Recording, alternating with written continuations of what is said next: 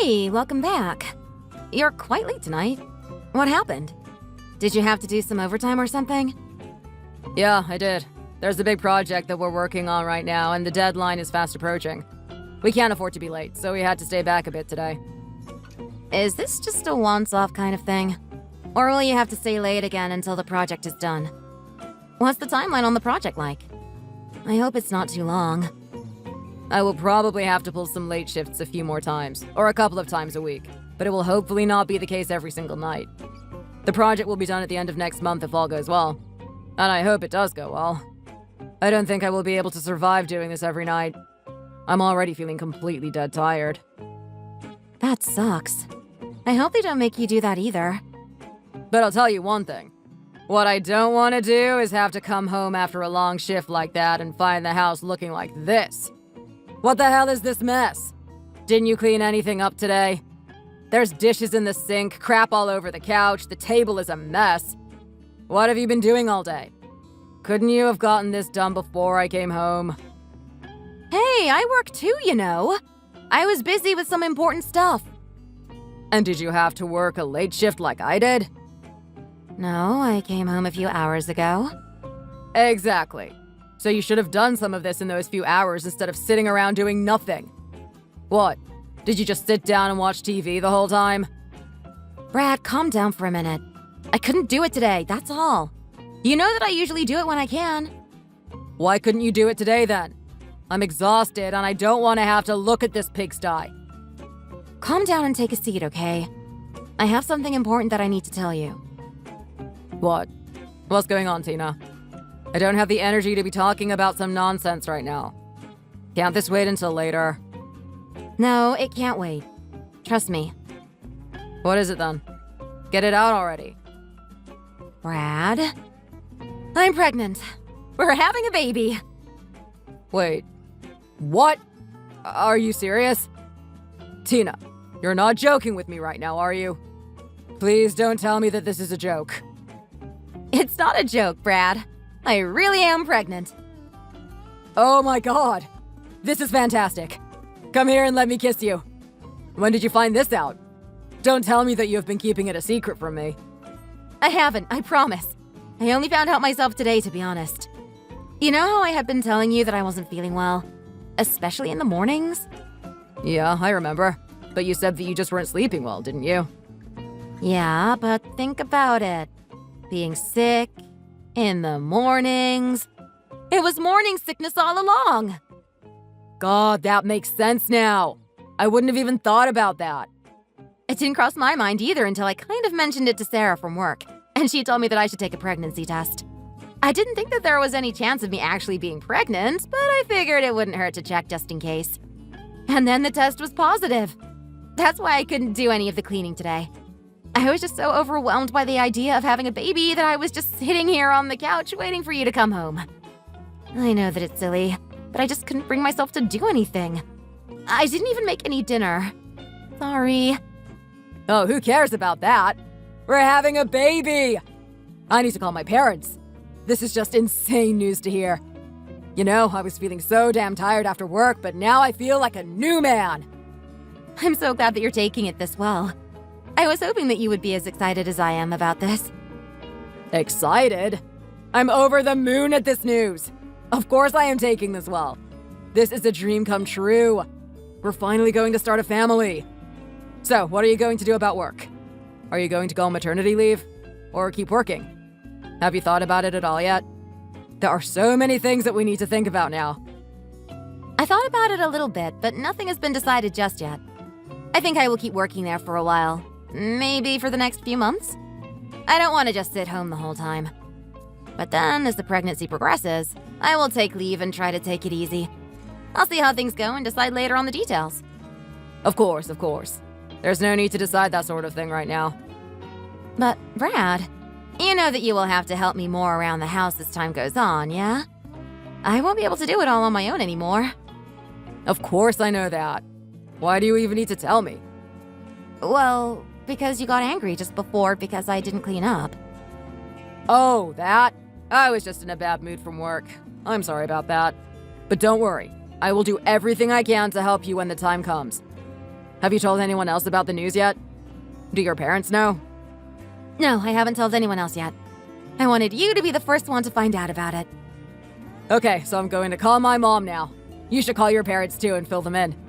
After we do that, let's decide on some takeaways so that we don't have to cook. How does that sound? Sounds like a great plan. Let's do it. Tina! Good afternoon. Do you have a second to talk to me right now? Sure, Catherine. It's my day off and I am not doing anything. What can I help you with? Perfect! That's just what I wanted to hear. You know that David is in the hospital again, right? Brad told me about it. It's his kidneys playing up again, isn't it? How is he doing? Will he be in there for long this time? He's not doing terribly, but obviously he's not doing the best either. He's been there for a few days now, and he might be there for at least another week. But it could be more. They're going to monitor him and see how his condition progresses. I see. Well, I hope he recovers quickly this time. He was in there for a while last time he got hospitalized, wasn't he? I don't think it's as bad as the last time. At least I pray it isn't. Do they know what's happening with him? Was there a flare-up in his condition? They think that it's most likely his diet. That was what happened before, but he has been pretty good recently about controlling what he eats. But sometimes it's hard for him to say no to something that he knows he shouldn't eat. It's most likely that he has been eating too much salt and now he's there again. I understand. It must be hard for him to limit his food like that. David was always such a gourmet.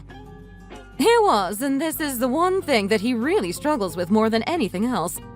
I'm sure that he must have been sneaking some snacks while I wasn't looking. I have been very strict with him ever since he ended up in the hospital last time.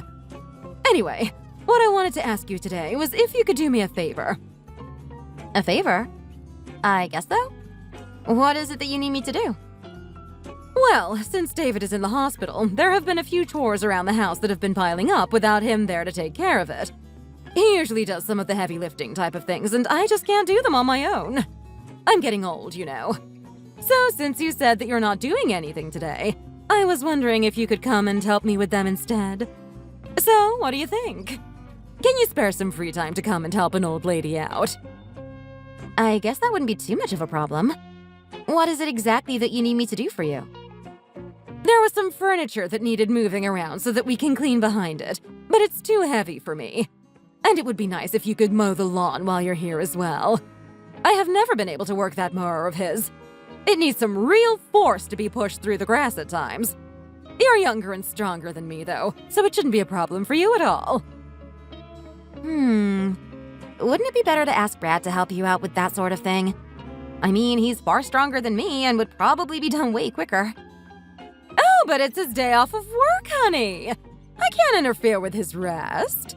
He told me that he has been working long hours recently and can only relax on the weekends now. I know that you will also be leaving work soon, so I thought it would be better to ask you for this favor instead. Besides, I haven't seen you in person since I heard the big news. I would love to be able to congratulate you in person. That's very sweet of you, Catherine. And you're right that Brad has been working long hours these days. He does deserve a break, especially while he can have one. Sure, I can help you out today. But I do have to say that I won't be able to do this for you in the future anymore. As you know, I am pregnant, and I don't want to be lifting or moving anything heavy. This time is fine, but it will probably be the last time for a while. Of course, of course. Don't you worry yourself about that. David will be back home soon enough as well, and I won't even need to ask you for help anyway. When do you think you will be able to come by? The sooner the better, I think. I would like everything done before dinner time. Just give me 20 minutes to get myself together and dressed, and then I will be out of the door. I can probably get to yours in just under an hour. Does that sound okay? It's fine, but don't be too slow, please. There's lots of things that need doing. I'll try to be there as fast as I can. I'll see you soon.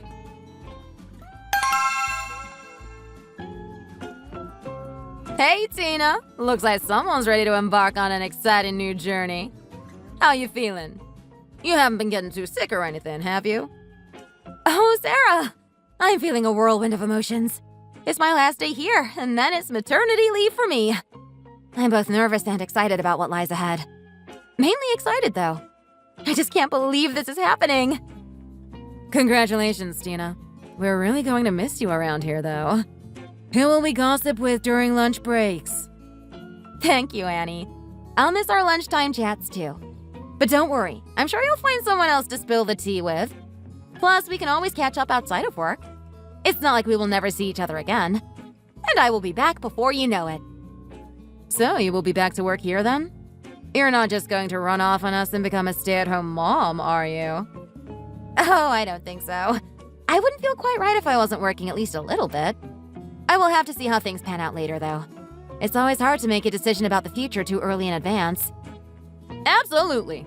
You still have time and you don't want to rush into anything either. We'll still be here, though. And speaking of catching up, have you thought of any baby names yet? Or is it still a work in progress? Oh, the baby names. It's been quite the debate between me and my partner. We've been going back and forth for ages. We're leaning towards classic names like Emily or Benjamin. But who knows? It might change again tomorrow. We're holding off on finding out about whether the baby will be a boy or a girl just yet. So instead, we kind of have some lists of names in the works. Oh, that sounds like so much fun! And then you have something even more to look forward to. Another surprise when you finally get to meet your little one. Classic names are always a safe bet, too. They never go out of style. But have you considered any unique or unconventional names?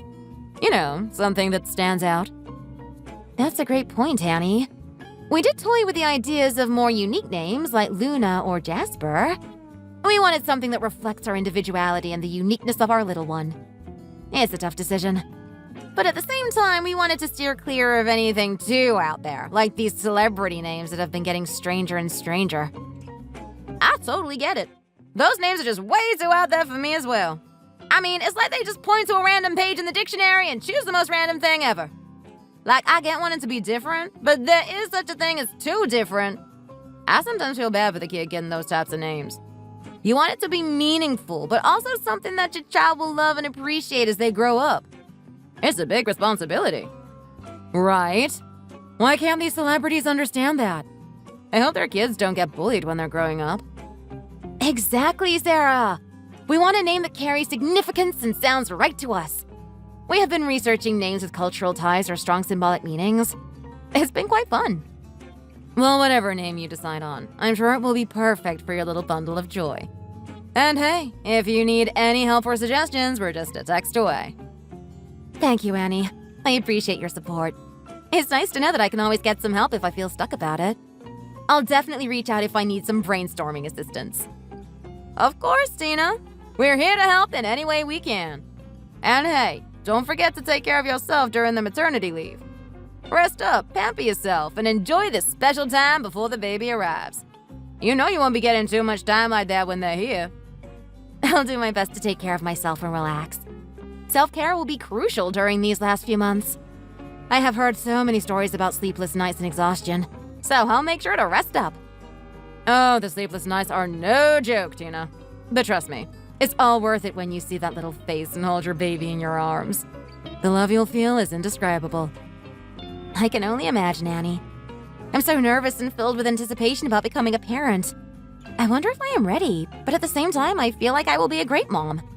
It's such a life-altering experience, and I'm grateful to have friends like you to share it with. We are grateful to have you as a friend too, Tina. You've brought so much joy and laughter into this office. It won't be the same without you, but we understand that this is an exciting new chapter for you. Thank you both so much. Your support means the world to me. I promise to keep you updated and bring the baby for visits once they're here. It's a little bittersweet saying goodbye, but I'm looking forward to this new chapter of my life. We'll be counting the days until your return, Tina. Take care. Congratulations again. And enjoy every moment of this incredible journey. Wait, before you run off, is your husband helping you out with the preparations around the house? Well, he promised he would, but honestly, he hasn't been as proactive as I hoped. I have been doing most of the organizing and setting up the nursery myself. But now that I am going on leave and I'm more obviously pregnant, I have faith that he'll step up. Fingers crossed. It's becoming more and more real for both of us, you know? I'm sure he will come around. You know, sometimes it takes a little while for partners to fully grasp the reality of impending parenthood. Give him some time, Tina. I'm sure he'll come around and start to help you. Where have you been, Brad? What the hell? You reek of alcohol! It's after midnight! What were you doing all night? I was just out for some drinks with some buddies of mine. What are you getting so worked up about? Did you forget that I'm pregnant, Brad? With your baby? You told me that you were going to spend more time with me and help around the house after I went on leave. You still haven't done any of that. It's not fair. What's the big deal? I said that I would help once you took leave and things were getting harder for you to do because of your belly. That hasn't happened yet. Today was my last day of work. It has happened. I'm on leave from now on. Is that today? You didn't tell me that. I didn't think that was happening for some time yet. Yes, I did. I told you that a ton of times. How did you forget about it? Well, I just forgot about it, okay? And it's your first day of leave. Or tomorrow is, anyway. Cut me some slack here. It's not like you needed me there or anything. I would have had the same day otherwise. I'm reminding you of what you promised me when I told you that I was pregnant. I won't be able to do everything on my own anymore. You're supposed to be there to help me through this. My friends at work were asking me about how you were helping me, and all I could tell them was that I hope you would start helping soon. I will start helping soon. This is just one night. You're acting as though I'm out drinking all the time or something. Why do you need to talk about me to your friends? This has nothing to do with them. You don't need to badmouth me to others, you know. I'm not saying anything bad about you. But they asked, so I answered them. I just want to be able to tell people that you're being wonderfully supportive. And I know that it's not every night, but it has been more often than before. First, you were coming home late because you had that big project. Now you're coming home late because you have been out drinking. You didn't even help me set up the nursery. I told you that it was still too early to set it up. I would have helped if you weren't rushing to do it. The baby isn't due for months into the future, and you're already obsessing about the nursery. You're going to work yourself up into a frenzy if you keep this up. I've been stressed because of all the late nights that I had to work before. I need to blow off some steam every now and then. I still have a life outside of the home. I don't see why I have to be back every night. I don't have a curfew or anything. I'm a grown man. You are a grown man, so I would like to see you have some responsibility for things that are happening in our lives. You're going to be a father soon. You promised that you would help me around the house. You need to keep that promise. It was just a few beers, Tina. Relax already. I will help you.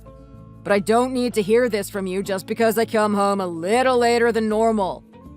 Was there even anything that you needed me to do? Not in particular, but I still want to spend time with you as well. I feel like we barely see each other nowadays. It's gotten even less since I told you about the baby. I thought you were excited to be a dad. I am excited to be a dad. But what am I supposed to do right now? The baby isn't coming for months and months still. I can't be a dad without a child, you know. You can still do your best to make me feel comfortable, though. I don't want to have to go through this alone. You shouldn't be prioritizing going out for drinks over me. Who said anything about prioritizing drinking over you? You just said yourself that there is nothing in particular that you wanted help from me with today. What would have been the point of coming home early today, then? I just wanted you to be here since I have left work. It feels like this is the next step for me on the journey to being a mother. I wanted you here with me. Then tell me that. I can't read your mind, and I told you that I forgot that this was your last day of work. Look, I'm tired now. We can talk about this tomorrow if you want to keep at it. But we won't get anywhere right now. I will be there for you. Today was just one day I needed to myself. I'm going to bed now. I'll see you in the morning. Morning, Tina! I left some stuff out on the porch for you. Please go take them to David in the hospital when you get the chance. But make sure that they're there before lunchtime. I made David something special so he doesn't have to choke down that hospital food. I'm sure that it will really cheer him up to see you as well. Thanks! Hold on a second, Catherine. Why do I have to do this? You can't just drop this on me last minute. Can't you do this yourself? There's a lot of stuff here. And I told you that I wouldn't be able to help you all of the time anymore now that I am pregnant. I need to try to relax and look after myself and the baby. Brad told me that you're on leave at work right now, so I figured you have a lot of free time. It didn't look like such a big deal to ask you to go and see your father-in-law who is sick and in the hospital. You know that David would have done this for you. Is this really that much to ask of you to do? It's not like I'm always asking you for things, and this is important. That's not the point. It's not that I don't want to do it for David. It's that you're dropping this on me without any warning. I told you that this wouldn't be happening, and you agreed on that. You said that you wouldn't be able to help all of the time. That means that you can still help out from time to time, doesn't it? And this is just one small favor. Run down to the hospital, say hi to David, give him the stuff, and maybe spend some time with him. Do you have anything better to do than that today anyway? Then why don't you do it if you say it's such a small task? David is your husband after all. You should be taking extra care of him while he is laid up in the hospital. I can't do it today. I'm really busy. I have to catch up with some friends for coffee. We haven't seen each other for a long time and I need to fit this in. You know how it is. It's important to see friends from time to time too. Even for an old lady like me. You can't visit your husband in the hospital because you're catching up with friends for coffee? Are you serious, Catherine? Don't you think that something like that could be put off until later? What's wrong with that? Do you want me to be all alone and isolated in my old age? Do you want to stop me from socializing with my friends? I didn't think that you were such a cruel woman, Tina. I am surprised at you. That's not what I am saying at all. Can't you take the things after? No, because then I wouldn't be able to enjoy myself. I would keep thinking about how I have something that needs doing. Surely you can understand something like that, can't you? I really didn't think you would be so resistant to helping me. Oh, whatever. Fine, I will take these things to David this time. But I really mean it when I say that I can't just be running errands all the time for you, Catherine. I need to keep relaxed as this pregnancy progresses. Surely you can understand me. You've gone through this before. I have gone through it before. Twice. Now say hi to David for me. Oh, and maybe don't mention that I'm out for coffee. He might get upset about it. Just tell him that I was feeling under the weather, so I sent you instead. That will work nicely. Sure, Catherine. I will do that. Thanks, Tina. Bye now. I gotta run. Hello, David. How are you feeling? Are you doing okay? Oh, Tina. It's so nice to see you. I didn't expect you to be coming in today. Where's Catherine? Oh, well, she was feeling a little under the weather, so I am here to drop some things off instead of her. Here they are. Should I leave them just here? Yeah, just drop them somewhere around there. Thank you for taking the time to do that. What's wrong with Catherine? Did she get sick? Is she okay? Oh, she will be fine. She's just not feeling at her best. I'm sure she will be right as rain before long, though. That's good to hear. Look at the two of us. I'm in the hospital and she's laid up in bed at home. This is what age does to you, I guess. I guess so. So, David, how much longer do they expect to keep you here? It shouldn't be long now before I am allowed back home. It's getting annoying having to come back here so often. It's becoming more and more common these days, even though I swear I keep following what the doctors tell me to do. Is there anything else that you can do for your condition? The main thing is just clean eating and balancing what I do eat. This time, I thought I was eating all of the right foods, but it turns out too much of even something that's considered healthy can be bad for me. My kidneys aren't flushing things out of my blood as they should. Can you believe that too many bananas can actually be bad? Really? That's shocking to me. I thought the potassium was good for everything. It is if your body is functioning normally. Turns out too much potassium in the blood can also be dangerous for a person. Well, I found that one out the hard way. But enough about me. I will be fine. How is the baby doing? Everything seems to be fine. I've had a few checkups and everything is as it should be. His belly is starting to get in the way, though. I suppose it's going to get even bigger from now on. Ah, that's right. But it's also a sign that the baby is growing as they should. I know, I'm not really complaining. How is Brad then? I hope he is making sure to help you out around the house. You can't be doing everything on your own now that there is a baby on the way. Yeah, he is doing well. Let's say that he has promised to lend a hand. Okay, well, he had better. Otherwise, you better tell me and I will sort him out for you. Thanks, David. I will keep that in mind. Anytime, Tina, anytime. Look, thanks again for coming by with these things for me. But I won't keep you any longer. I'm sure you have plenty on your plate right now. Thanks, David. I hope you get better soon. I will tell Brad that you said hi. That would be great. Thanks again.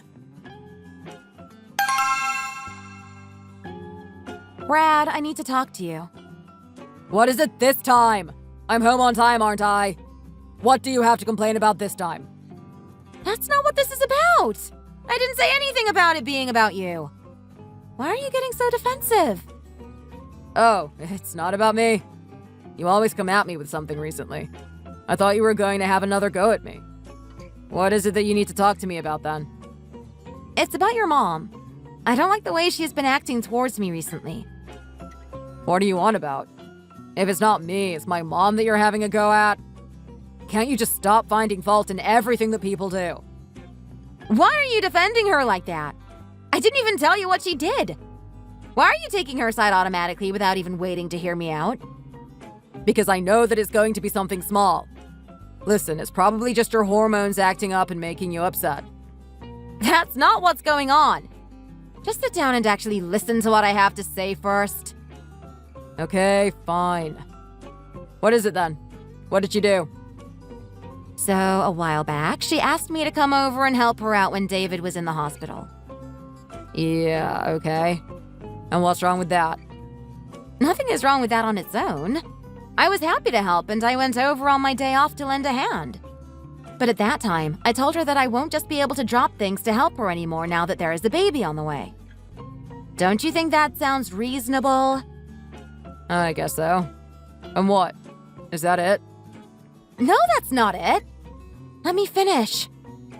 Well, today, she texted me this morning and told me that she had left some stuff on the porch that she wanted me to bring to David since he's back in the hospital. She didn't even give me a heads up or anything. Just dropped the things outside and told me to do it as though I have no choice. Okay. So she wanted you to visit my dad in the hospital. What's so bad about that? It's not a bad idea to go say hi every now and then. You know, he's probably getting sick of having to be there so often. That's not the point that I am trying to make. There's nothing wrong with going to visit him. But she's acting as though I am an errand girl for her. She's acting as though I have to do it. She doesn't ask me for a favor or tell me in advance. Just drops some things off and tells me that I need to go there by lunchtime. Don't you see anything wrong with that? I mean, not really. It's not like it's hard or it takes a long time to go and see him. The hospital isn't that far away from where we live. If it's not hard, then she should do it herself. It would be one thing if she asked me to come along with her. That would have been fine. I would have been happy to do so. Well, maybe she was really busy with something else and needed you to do this one thing for her. She wasn't busy at all. She told me that she was just going to catch up with some friends for coffee. That's still important for my mom to do, you know. She doesn't see her friends as often anymore. You know that happens when people get older.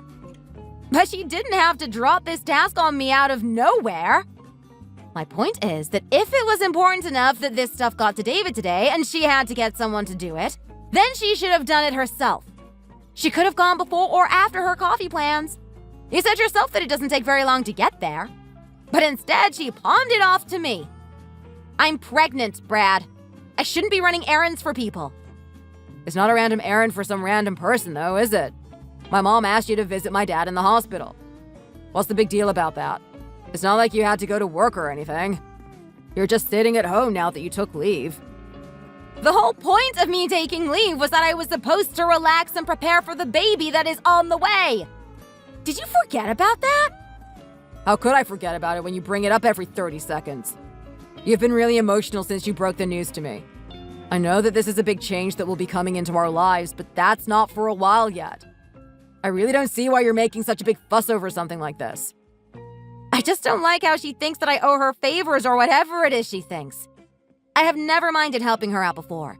I just want people to respect my boundaries this time around. This is a difficult time for me, and it's getting more tiring to even move around as it is. I want you to talk to her and just let her know that she shouldn't expect me to be doing this sort of thing for her at the drop of a hat. Do I really need to do that? If you don't like it, then why not talk to her yourself? I tried to mention it today, but she seemed to take it the wrong way. I'm not trying to start a fight with her or anything like that. I just want her to give me a bit of space and not drop things on me like this. She will listen to you better than she listens to me. I'm not asking you to make a big fuss about it.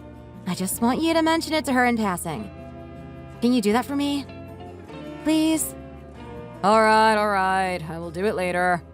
I don't see the point of it, though. Anyway, did you make dinner yet? Yeah, it's on the stove. Let's go eat. Don't forget to talk to her about this, though. I got it already. I will say something about it next time I talk to her. Tina! How's it going? Hope you're doing well. Listen, I have a big favor that I need to ask you to do for me. Really, Catherine? Again? I told you that I can't be doing favors for you all the time right now. Don't be like that. This one is really important, okay? David is coming back from the hospital today. Oh, really?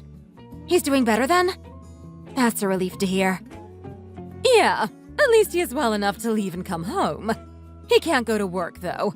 At least not for another week or so. Anyway, I wanted to make sure that he had a nice lunch and dinner to come home to when he comes back. I think he said he will be home at around 2 p.m. today. So I want you to pop over to our house and cook him up some food. Remember that he has all of these restrictions these days, so it's important that you cook the right thing. Catherine, that's way too much work for me. I don't know what he is allowed to eat and what he isn't. I might make a mistake and he will get sick again. This is something that you should be doing. You're his wife. Don't worry about a thing. I already bought all of the ingredients and wrote up some recipes for you. It's nice and simple, and you won't have to worry about putting anything in there that he can't eat as long as you follow the recipe. Why didn't you just do this yourself if you went to the trouble of buying the food and writing up recipes for me? That probably took longer than it would have taken you to cook it. I'm not at home at the moment, and I probably won't be back until late tonight. Why not? Where are you? A friend of mine offered to drive me upstate to a winery.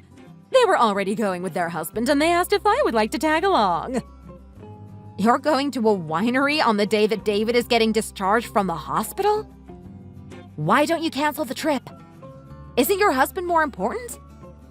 I had already made the plans, and I didn't know that he would be coming back. I only found out about it last night. Even he didn't know when he was being released. That's not my fault. You could have still canceled if you found out yesterday. I haven't left town for what feels like years at this point. I can't give this chance up. And anyway, we're in the car on our way right now. I can't just ask my friend to turn the car around and take me home now, can I? Catherine, you can't make me keep doing things like this. This is for David! Imagine how he would feel if he has to come home from the hospital and there is no one there to meet him and there is nothing that he can eat either. Then you should be the one there to meet him. That's what you should be doing and not me. This is just something small. Cook your father-in-law some food. I'm not asking you to move mountains for him. Anyway, I left the key under the mat so you can go right in. Everything is in the fridge and there is a note on the table that explains what you should cook and what he is and isn't allowed to eat. Thanks again, and I will see you later. Catherine! Welcome home, David. It's great to see you back home and out of the hospital. How are you feeling today? Tina? What are you doing here? I'm doing fine, though. But where's Catherine? Sorry, I don't mean to sound rude or anything. I was just surprised to see you here instead of her. Don't worry about it, David. I can imagine that you are surprised. Oh, she went away for the day. Didn't she tell you that? You mean she went to the winery after all? I thought that maybe she would have canceled that since she knew I was coming home. Oh, I'm sorry about that. But she still ended up going. She said something about not being able to cancel it on her friends, I guess. But let's not think about that right now. Take a seat! I've made you some lunch. You must have been getting sick of all the hospital food, right? I hope you're hungry. I sure was getting sick of it. It's not all that bad, but it does get tiring eating the same sort of thing over and over again. Actually, the worst thing is probably not being able to eat in your own home. It doesn't seem like a big deal, but there's something about it. I can understand that. Take a seat and let me plate some up for you. Thanks, Tina. Are you not going to join me? I don't really feel hungry right now, to be honest. You know, my appetite has been fluctuating a lot with the baby. I see. Well, I'll tuck in on my own then. It's really nice of you to have gone out of your way to do this for me. This is delicious. What's up with that look? Is everything okay? It's nothing really. Catherine asked me this morning to come and cook for you. Oh, you didn't volunteer for this then, I gather. I'm sorry that you had to go out of your way for me in this way. I'm afraid not. Don't get me wrong, I don't mind cooking for you or anything like that. But just between you and me, I don't like that she didn't tell me in advance or really ask me to do it. She just tells me to do it. I'm sorry about that, honey. She can be a bit bossy sometimes. But don't tell her I said that. I'd be in real trouble if she heard me say that. Don't worry about a thing. Your secret is safe with me. It happened again, Brad. You need to do something about this. I'm being serious. What did? What happened again? Your mom! She again asked me to do something for her with no notice. This time I had to go to her house and cook food for your dad, who, by the way, is back from the hospital. Oh, well, that's nice of you to do that for my dad. How was he doing then? That's not what I am saying at all. I told you that I didn't like it when she tries to force me to do these things. She's not forcing you to do anything. You could have said no if you're so against it.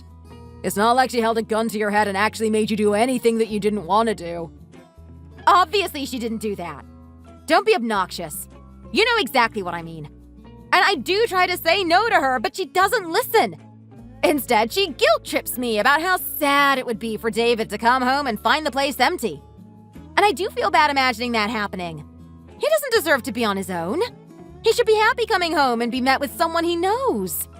But it should be his wife meeting him, not me. If she really felt sorry for him being at home on his own, then she would have made a point to be there for him when he got back. You were supposed to talk to her about this sort of thing. You told me that you would. So, did you? Did you even mention it to her like I asked you to do? Well, about that. I haven't had the chance to do it yet. What do you mean you didn't have a chance? You just have to talk to her for 5 minutes about it. That's all it would have taken. Couldn't you have found just a few minutes to bring it up? Well, I just didn't get around to it yet. I didn't do it on purpose, for God's sake. I didn't think I had some deadline that I had to meet with this. You just told me to do it at some point, and I was planning on doing it. You never do the things that you say that you will. I didn't give you a time frame because that would have been ridiculous. I thought that I could trust you to sort it out. You told me that you would talk to her and you didn't.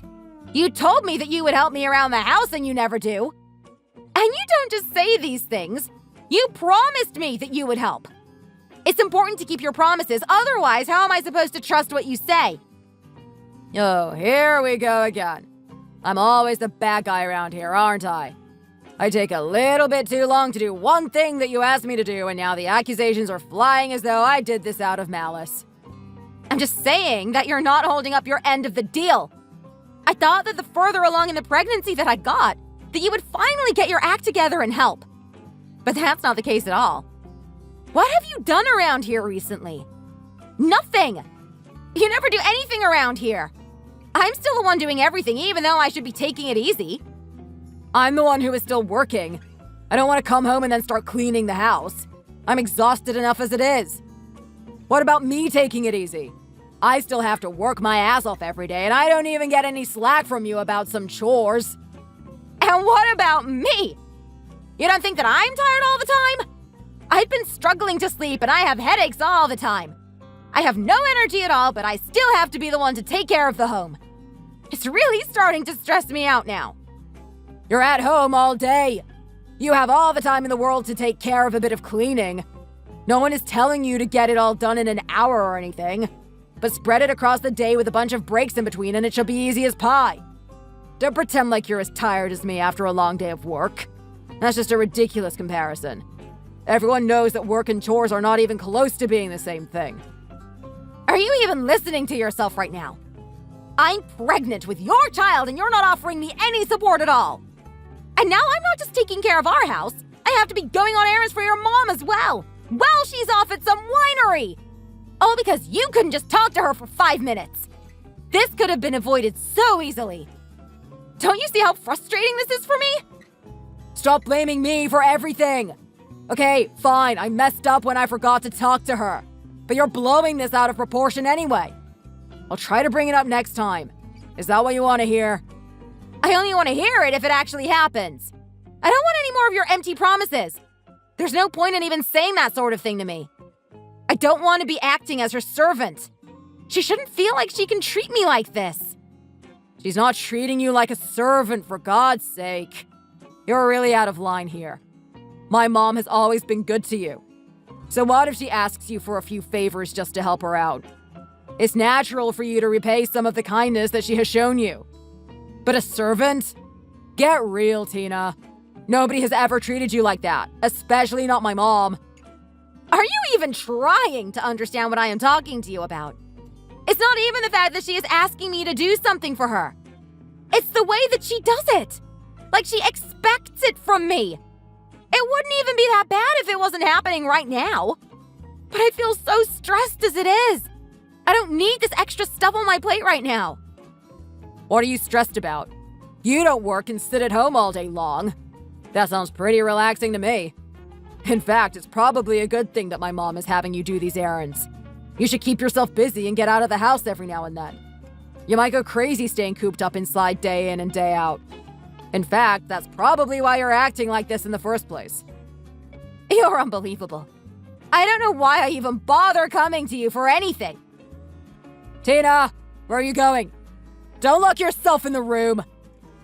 Tina, I was joking about you being crazy. Just relax. God. Hiya, Tina. I'm sorry I'm a little late. I forgot how bad traffic can be at this time of day. The Uber got stuck for ages at one point. Then I tried to tell him to use some secret shortcut that I thought I knew, and turns out it wasn't a shortcut at all. It's wild how fast things can change when you don't live in a place anymore. I grew up and spent most of my life in the city, but I move away for a few years and all of a sudden everything is different. And not even the big things. It's the small things that get to me the most. Maybe I'm just being sentimental though. That's totally fine, Haley. I'm not in any rush. Let's take our time to catch up. I know what you mean about the small things changing though. There used to be these big trees on a street on the way to my parents' house, but one day they got chopped down. When I got onto that street, I thought that I had taken a wrong turn or accidentally driven to a completely different spot just because the trees were missing. It took me a while to realize that everything looked strange only because they were gone. But how are you? I haven't seen you for so long now. How is Texas? How was the job? Oh, it's all going pretty well, I think. I mean, it kind of sucks that I can't visit family that often, but at the same time, Texas is only a few hours away on a plane. I guess I should be able to make it back home more often than I am, but there's something just so tiring about going through security at the airport and waiting for the luggage and all of that. I wish I could just teleport here and skip all of that sort of thing. Oh, I completely understand what you mean. Even if the flight itself is short, just getting to the airport and getting through all of the checks and everything ends up taking so much time. The flight might be only 2 or 3 hours, but the process takes almost an entire day. Yeah, I wish it were a bit more efficient. But there's no point dwelling too much on that. It is what it is. I shouldn't really be complaining about this at all. I still have the freedom to come back at least a few times a year. I kind of wish there was a super fast train between Austin and California, like the ones that I saw in France. They were called the TGV, and they were so quick. And there were none of those airport security hassles. I don't think we'll have anything like that anytime soon. I know. It's all just wishful thinking. But enough about me. What about you? How is the little baby? Are they kicking? Wait, I never heard if it was a boy or a girl. Oh, the baby is doing okay. Kicking from time to time as well, yes. I actually don't know myself at the moment. Brad and I decided to not find out until the baby was born. I figured it would be a nice surprise. I see. That's kind of fun. Then what about the name? Are you going to just wait to choose one? We have some options on a list. Some for boys and some for girls. Hopefully I will be able to narrow it down to one for each by the time the baby is due. Oh, that sounds like so much fun, too. I'm glad to hear that you've been keeping them written down then. Listen, I don't mean to be rude, Tina, but you look kind of tired. Have you been sleeping okay? I guess it's probably normal to be more tired when you're pregnant. I just wanted to check that you're doing fine. Yeah, I know. I have been seeing that clearer and clearer in the mirror each morning. I have been struggling to sleep well for a while now. I sleep here and there, usually short naps during the day, you know? But I can't seem to get a good night's rest. Is there any reason for that? Have you been to the doctor? My stupid brother better be pulling his weight around the house. Well, actually, I am afraid he isn't. And I think that might be part of the issue. What? I was joking about that before, but are you being serious? Brad really isn't doing anything to help you. Yeah. When I told him I was pregnant, he was so excited about it and promised that he would do everything he could to help out. But fast forward a few months and he hasn't done anything at all. It's the same as it always was before. Except that now these small chores make me really tired. I have brought it up with him a couple of times, but he gets so defensive about it and we just end up arguing. It's so exhausting that I have kind of given up even talking to him about it. Nothing changes when I do anyway. It just makes things worse for me, to be perfectly honest. But I am feeling really tired, so I am not surprised that you can see it obviously enough to ask me about it. I think it's the stress. I don't believe that big idiot. He should be there for his wife. I know that he has never been the kind to keep his house clean as a whistle, but I thought that he would get himself together when it's his pregnant wife who needs help. I thought so too, but I guess I was wrong. It's been a little jarring to see how hands-off he is right now. I didn't really expect him to act like this. Listen, I don't want to complain too much to you since this is your family we're talking about, but I brought something else up with Brad and he just thinks I'm overreacting. No, it's totally fine. Remember, I grew up with these people. I know better than anyone that they are not perfect. You can tell me anything. Thanks. Well, this is about Catherine. She's really been adding to my stress recently as well. Oh no, my mom as well? What did my mom do? She keeps asking me to do errands for her. And I don't mean she asks me if I could do it or whatever. She messages me in the morning with instructions and then she goes off somewhere and expects it to get done. I told her ages ago that I wouldn't be able to help her too much, but she completely ignored me and then tries to guilt trip me when I try to say no. Are you kidding me? She's really doing that. Can you give me an example? Yeah, sure. Not too long ago, your dad was coming back from the hospital and your mom asked me to be there at their house when he came back with some food ready for him. Did she at least help you cook? He needs to watch what he eats, and Mom is the one who knows that best. No! She wasn't even there herself. She went to a winery upstate with her friend. She did buy the groceries for me and wrote out instructions and recipes for me at least. What the hell? That's insane! Why does she expect you to do that sort of thing for her? I don't know. And poor David seemed really uncomfortable about it. I think he felt bad that I was doing these things for him. He was always surprised when I showed up at the hospital or at his house. I guess Catherine never told him about the plans either. I see. Dad would never be the one to make you do anything of this sort. He's always been the most selfless one in our family. And Brad told you that you were overreacting about all of this? Yeah. I asked him to just talk to his mom about it and get her to stop giving me these errands, or at the very least ask me in advance, you know? I don't want to wake up in the morning with more instructions about what I am supposed to do that day. It's been stressing me out thinking that there might be something random that I have to force myself to do the next day when I wake up. And did he talk to her about it? No, he didn't. He said that he didn't have the time, but I know that it's not true. I brought it up again, and he said that he would do it next time, but I'm not holding my breath. It wouldn't be hard for him to do it, but I know that he doesn't think it's a big deal in the first place and can't be bothered bringing it up, I guess. God, he's so useless! I don't know what you ever saw in that idiot. How hard is it to talk to someone? Listen, I know that they're my family, but I'm 100% on your side here, okay? I'm staying with Mom and Dad for a while. I'll be sure to mention it to Mom so that you can have a bit of rest. You can rely on me for that, even if you can't rely on my brother. Thank you so much, Haley. I really appreciate it. But please don't make it a huge thing. I don't want for this to turn into a fight. Sure thing! I won't bring it up unless she does something. How about that?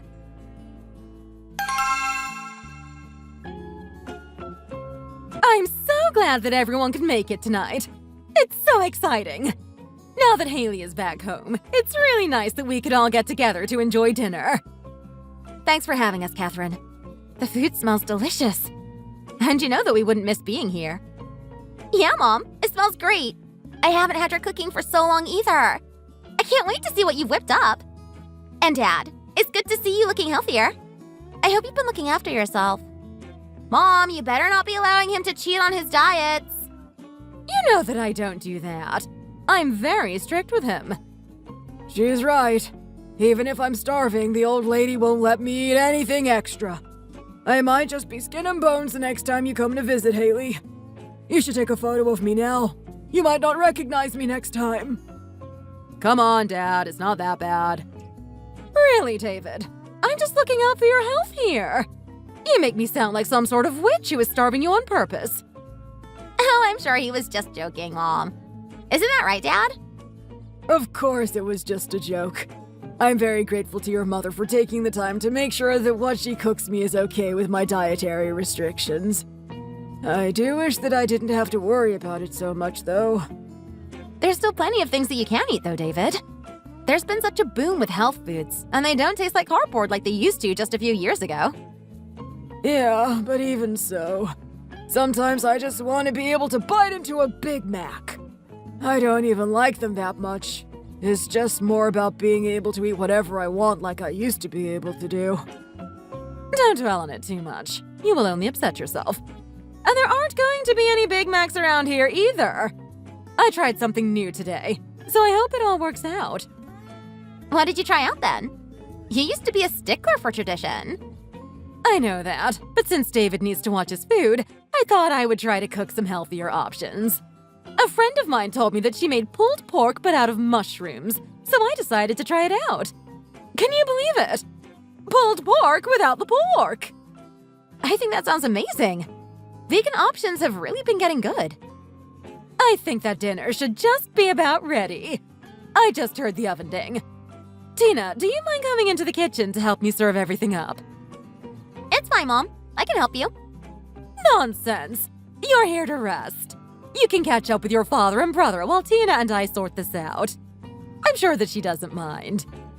No, Mom. I insist. I can talk when we're all sitting down to eat. Haley, just go with it. Tina can help Mom out just fine. Actually, Haley, if you wouldn't mind, I am feeling a little tired. Of course. I have plenty of energy. Mom, let's go. Haley, sit down. I didn't ask you for help. I asked Tina to help me. You and Brad are working, and she doesn't have anything to do all day. She can make herself useful sometimes. It won't hurt her. Excuse me, Catherine? What do you mean by I don't do anything all day? I still take care of everything around the house because Brad refuses to help me. Don't start this again. You're always going on about this. Brad is tired from work when he gets home. You can't expect him to then start cleaning the whole house now, can you? Actually, yes, she can expect that. Or he could at least lift a finger to help out. Are you forgetting that Tina is pregnant? She shouldn't be doing the same amount of work that she was doing before. she isn't. She doesn't work at all anymore. What are you talking about? Are you really that stupid, Brad? Your wife is pregnant and you don't even want to make things a little easier for her? Haley! Don't talk to your brother like that. He's not stupid. Clearly he is. Or just so uncaring that he can't even put in some effort. I wasn't going to do this here, but Tina told me what you have been doing. Brad doesn't do a single thing to help her out, and Mom, you keep asking her to run errands for you. What are you talking about?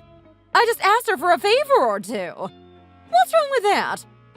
You don't mind, do you, Tina? Well, I did try to tell you not to ask me for things anymore. See? You should be the one who understands her the most, Mom. You've been pregnant and you should know how it is. Exactly! I have been pregnant twice, and I was still fine to help people out when they asked me for a favor. I didn't need to sit around the house all day and pretend that I am queen of the castle. I don't do that. And I don't sit around all day. I'm the only one getting ready for the baby that is on the way. Everyone, please, calm down a little bit and let's enjoy this dinner. Honey, I'll come and help you in the kitchen. Let's drop this. Sit down, David! You're unwell! Tina, are you really going to make your sick father-in-law do this while you sit there? Mom! Stop that! I told you that I will help you. Now get in the kitchen. Tina, stay seated right there. You don't need to move. I'll take care of it. No, Mom, don't start. Just get in the kitchen and let's plate up the food. Thanks, Haley. Don't mention it. What the hell was that all about? Did you really need to do that? What are you talking about? Did I need to do what? You know what I mean.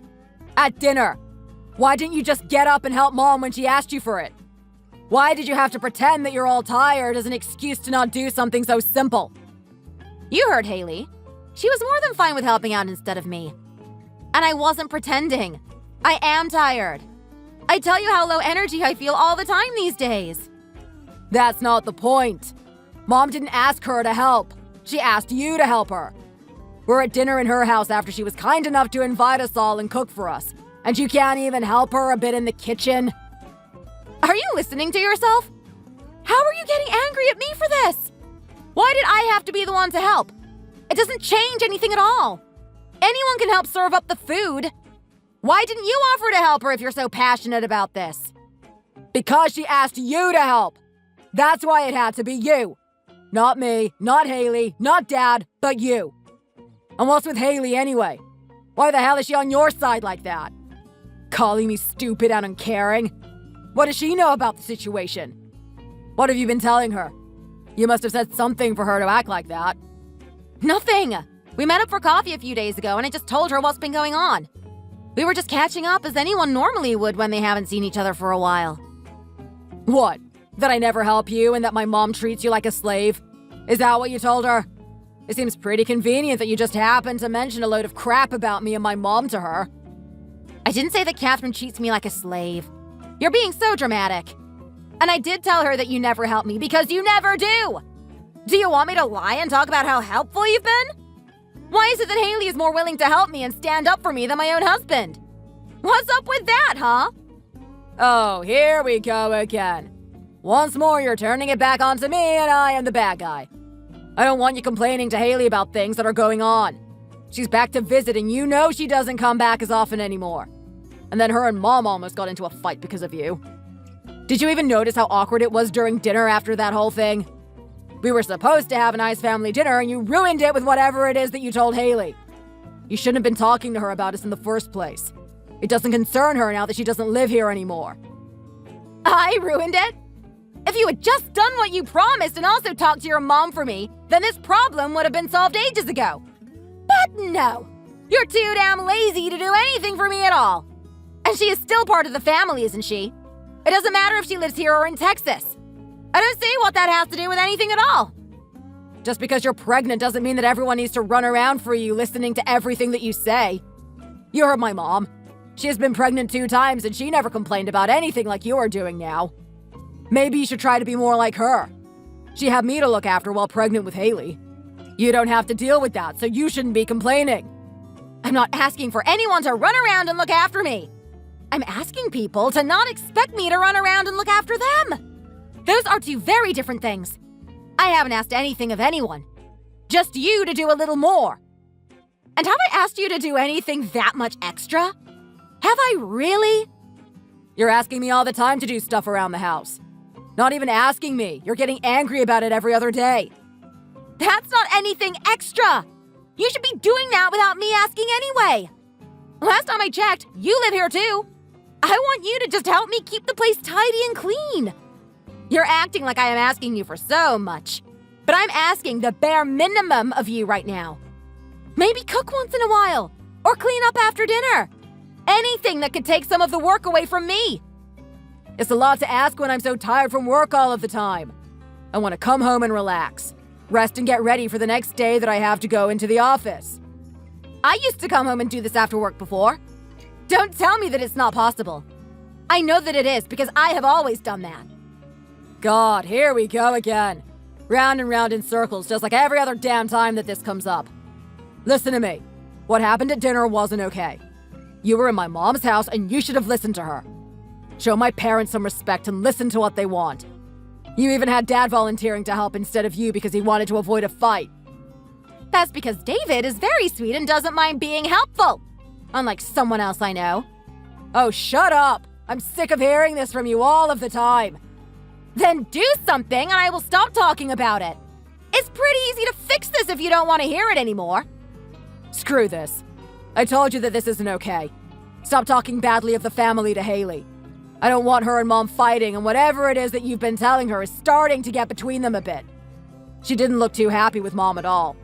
She doesn't even have to say anything. I can tell by the look on her face. She always looked like that when the two of us would have fights when we were kids.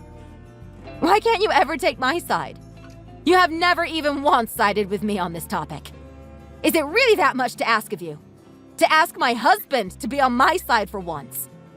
It is too much to ask when you're being so unreasonable. God, I am so sick of hearing about this all of the time. Now we're done talking here. I have work tomorrow, so I'm going to bed. So everything that you have been describing to me, the headaches, the inability to sleep, and all of these types of problems really sound to be a stress issue. It can be quite common for women to get stressed at this stage of the pregnancy, but it is very important to try and relax as much as you can. Any extra stress can sometimes have harmful effects on the growing baby. I figured it would be the stress. I have done my best to try and relax, but I'm still unable to do it. The best thing that I can recommend is to talk to your partner and have them take on more of the load at this stage. It really is essential for you to reduce your stress levels as much as possible. The birth itself could be more difficult for you if you go into it with all of this extra stress. I don't know if that will be possible if I am being honest. Isn't there something that you could at least prescribe me to help me with the lack of sleep? I'm afraid that this isn't an option. While there are some sleeping pills that are potentially minimal in their effects on the baby, there is always the possibility of there being long-term effects down the road.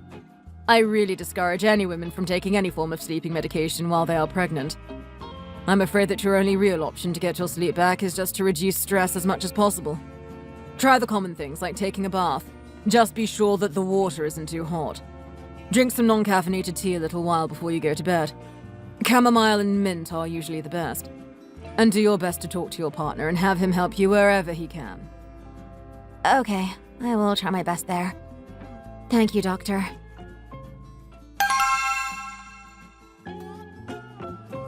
Where have you been?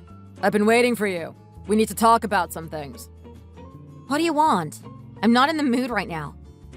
And Catherine, what are you doing here? What do you mean? Is there a problem with me being here?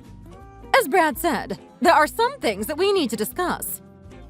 I told you before that I didn't appreciate how things played out at dinner a few days ago. You have been saying bad things about Mom to Haley. She got even angrier at me after you left. She accused me of treating you like a servant or something like that. I couldn't believe what I was hearing. I have never done anything like that, and I don't appreciate you telling my daughter that I am doing something of the sort. You pretty much are. I didn't even say it that strongly, but to be honest, both of you are. The baby is coming in a few months, and none of you have even done the slightest to help me through this. You're exaggerating too much. I have gone through this, and it's not as bad as you're making it out to be. I was able to still look after the entire house by myself, and when I was pregnant with Haley, I had little Brad to look after as well. I managed to do it all on my own. I don't know why you feel that everyone should bend over backwards to assist you. Really, it's quite selfish. You can't even look after yourself properly by the looks of it. You look terrible, you know? It's important to still look somewhat presentable. Selfish? You think that I am the one who is being selfish? While you were out at wineries and coffee dates, I was the one looking after your husband and visiting him in the hospital. You message me in the morning with some random demand that I have to fulfill, and I am the selfish one? Have you lost your mind, Catherine? Tina, don't talk to my mom like that. She's right. You're expecting so much from everybody, and it's frankly unreasonable. It's not unreasonable at all. You promised me, Brad. You promised me that you would be there to help me through this pregnancy. And I believed you. What an idiot I was. And Catherine, I know I look terrible. And do you want to know why? It's because of you two and the stress that you are causing me. I just went to the doctor today because I can't sleep properly. He told me that it's from undue stress and that I need to rely on my partner to help relieve some of the burden that is on me. Guess I'm out of luck there, though, aren't I? I come home and look at what I am met with. What am I supposed to do when my partner is the main burden? I don't think the doctor has a prescription for a problem like that. Watch what you're saying, Tina. You're stressing yourself out. I haven't been doing anything differently to how things were before. And that's the main problem. You are supposed to be doing things differently because the entire situation is different. I'm not even asking you for much and you still won't agree to help me. I'm asking for the tiniest bit of help. Just something to make it easier for me, but no. No, you're the one who is tired. You're the one who doesn't have the energy to even talk to me after work. But I am still the one who has to run around for your mother doing errands and keep everything running smoothly. I'm sick of this. I haven't slept properly for weeks now and it's killing me. You know what? I'm leaving. I don't want to see your faces anymore. Get out of my way, Brad. Don't you dare touch me right now. Tina, where the hell are you? I let you go before because you were being emotional, but you have to get over that tantrum already and get back home. There isn't any dinner, and I have been waiting for you to come back and cook something for me. Is that all you have to say for yourself? You ambushed me with your mother and proceeded to accuse me of being the problem. And now you think that I should come home and cook you dinner. Cook it yourself. Go hungry for all I care. I'm not your damn servant. Grow up and act like an adult for once in your damn life. I told you to watch how you talk to me. You already stormed out of the house in the middle of a discussion, and now you're telling me that I need to grow up?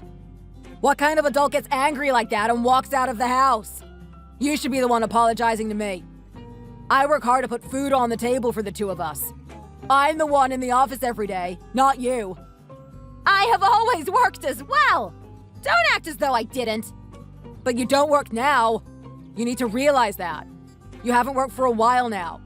You should have plenty of time to do everything around the house without too much trouble. Instead, you complain non-stop and try to palm it all off on me. I won't accept that. It's not right. What isn't right is that you won't support your pregnant wife. Is this what it's going to be like when the baby is here as well? Am I going to have to raise it all on my own? That's a completely different conversation. Why would you even bring that up right now? Of course, things will be different when the baby is actually here, but the baby hasn't been born yet. It's stupid to even mention something like that. Oh, so I'm being stupid now, am I? It's so lovely to see how you actually view me. That's not what I said. I didn't say that you were stupid, but you are acting stupid. Don't try to twist my words around to make me sound worse. I don't have to twist anything around for you to sound worse. I'm not being stupid. I'm desperate here. I wanted us to work on this as a team, but you have left me out to dry all on my own. I asked for so little, and you couldn't even give me that. Instead, you teamed up on me with your mother and made things even worse. And you promised me before that things would be different and nothing changed. Why would they when the baby finally comes? Drop the whole thing about my mother already. And of course things will be different when the baby comes. I already said that it's a completely different situation. The problem here now is that you are my wife and you just ran out of the house. I don't even know where you are. You need to get back here already. You're stressing yourself out way more than you accuse me of doing. You haven't cooked anything for dinner and you have been driving a wedge between my mom and my sister. That's just not on. Get back here and do what you're supposed to do. I'm not coming home. Not tonight. You can sort yourself out this time. Surely you're big enough to be able to look after yourself for at least one night, right? Then where the hell are you going to go? What's gotten into you? You never used to argue with me this much. I'm telling you, it's just the hormones. That's why you're viewing everything in this stupid way. As though everyone around you is your enemy or something. No, I am not seeing anything differently because of any hormones. I'm staying with my parents tonight and that's it. I'm not coming home tonight. I need to finally be somewhere where I can try and get a good night's sleep. Don't text me anymore. Tina, don't you ignore me. Listen to what I am telling you to do. Come home now. Tina, this is getting ridiculous now. You need to come home. It's been 2 weeks already and you should have gotten over this by now. There's no point in dragging this fight out over such a long period of time. It's not good for anyone. Not for me, for you, or the baby. Gotten over what? That my husband doesn't respect me enough to care for me? That he just wants me around to be his maid and clean up after him? Is the house getting messy and that's why you want me back there? Is that it? It must be. This is the only time you have ever shown concern for me or the baby. That's not the only thing, but now that you mention it, all of the cleaning is starting to pile up. The longer you leave it, the more work there will be for you to do anyway. Just hurry home before you make it worse on yourself. I'm sure your parents are getting sick of you being there as well. I knew it! You're completely unbelievable. You only ever think about yourself. I just knew that you couldn't possibly be concerned about anyone but you. Well, you know what, Brad? I'm not coming home. Not now or ever. Got it? What is that supposed to mean? You have to come home sometime. This is where you belong. You can't just stay away hiding from me forever. You need to end this already. Why do I have to go back to a house where I don't get the slightest respect? Can you tell me why I should do that? Why do I have to do that? Because you're my wife and this is where you live. What kind of stupid question is that? Did you really need to ask something that obvious? I might be your wife now, but that's going to change very soon. I want a divorce, Brad. I can't do this with you anymore. I never expected you to be so callous, but here we are. What did you just say? You can't be serious. You want a divorce because I didn't help you clean? Are you actually insane? What kind of reason is that? That's not the reason. Not the whole reason, anyway. The reason is that you couldn't even try to help me a little when I was basically begging you for some support. I told you so many times that I was stressed, that I needed to relax a bit. I couldn't sleep half the time. And you didn't listen to me once. You didn't lift a single finger to try and help me. What kind of husband are you? What do I need you for then? You're pregnant with my child. You can't just leave me for some silly reason like this. I told you that you were just overreacting and here you go again. You can't actually be serious about this divorce. I am very serious, Brad. This wouldn't be something that I would joke about or say unless I meant it. Maybe you will believe me when I serve you with the divorce papers? Well, I have already gotten in touch with a divorce lawyer. The papers should be ready before too long. Wait, you're actually going to go through with this? That's what I have been saying, isn't it? Don't do this, Tina. It's not right. Okay, I will admit that I could have done more. But I can change that now, can't I? I will do more now and when the baby comes as well. I promise. And why should I believe you?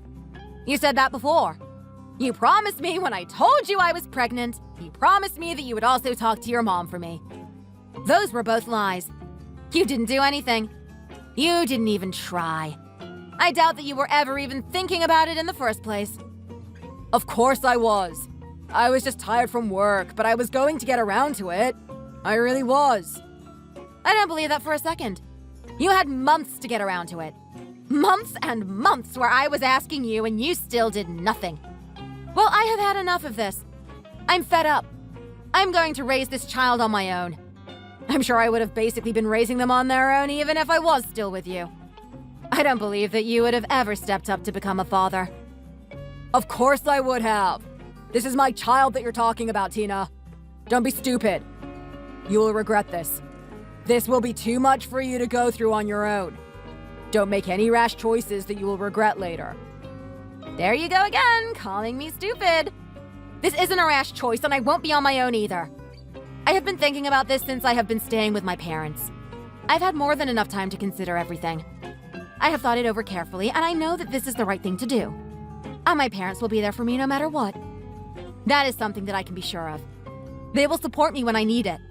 They will be there for me when I need it the most. Isn't there anything that I can do to change your mind? Just give me a chance to prove to you that I can change. There's nothing that you can do to change this. Nothing could make me change my mind anymore. You had so many chances. If you were ever going to do something, you would have done it already. Now I am tired and I don't want to talk to you about this anymore. It's over between us. You will be hearing from my lawyer soon enough. Goodbye, Brad. Hey, Tina. I just wanted to say that I am sorry that I wasn't able to be there for you while you were going through this decision, but I had to fly back. I'm proud of you for making that hard choice, though. And I think it's the right one. My brother never deserved you in the first place. Thanks, Haley. I couldn't have done it without the lawyer that you recommended, though. I was so lost that I don't know how I would have even gone about finding one on my own. Having one at the ready was such a lifesaver for me. Don't even mention it. I'm glad that I could have done something for you, even while I wasn't there. I'm always so grateful for how much support you showed me. Guess what? I have some good news for once. Really? What happened? I finally decided to ask the doctors whether the baby is a girl or a boy. Oh, what? I thought you were going to wait until the baby was born to find out. What made you change your mind about it? That was the plan all along, but I threw that out the window. I wanted to know so badly. After all that happened, I thought that I wanted to choose the name and have that be a comfort to me. I guess that makes sense. And then? Which is it? A boy or a girl? It's a girl. I'm going to have a beautiful baby girl. I'm so excited. Congratulations, Tina! And I am sure that she will grow up to be a wonderful woman, just like her mother. I can't wait to meet her. I can't wait for you to meet her either. You have to let me know the next time that you are in town so that I can introduce her to you. Did you decide on the name yet then? Or are you going to hold off on that one until you see her? I did decide on the name, actually. I decided to name her after you. I am going to call her Haley. Not too long after, I gave birth to Haley, a beautiful little girl. My parents were there to support me through the birth, and I am still living with them after. I felt like such a relief when I went to stay with them. They took so much of the burden onto themselves and allowed me to rest in the last stretch before the due date. I realized that this is closer to what it should have been if Brad had tried to help me even a little. Instead, I had been a huge ball of stress, completely unable to relax for even a second. Even after I had served Brad the divorce papers, he tried a few times to call me and even showed up to my parents' house to convince me to forget about the divorce. But I had already made up my mind, and my dad had to drive him away and tell him to stay away for good. After that, most of our communication was only done through lawyers. I was given full custody of Haley, and Brad was ordered to pay child support.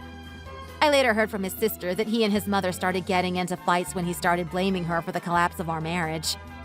I find it funny that he essentially discarded me and everything I said to him in order to stand up for his mom, and now he's turned on her and ruined his relationship with her by making it all out to be her fault. While Catherine certainly did play a part in it, Brad had every opportunity to make things work and chose himself not to take those opportunities. Even the fact that he can't accept responsibility for his own mistakes even now makes it perfectly clear to me that I made the right choice in divorcing him.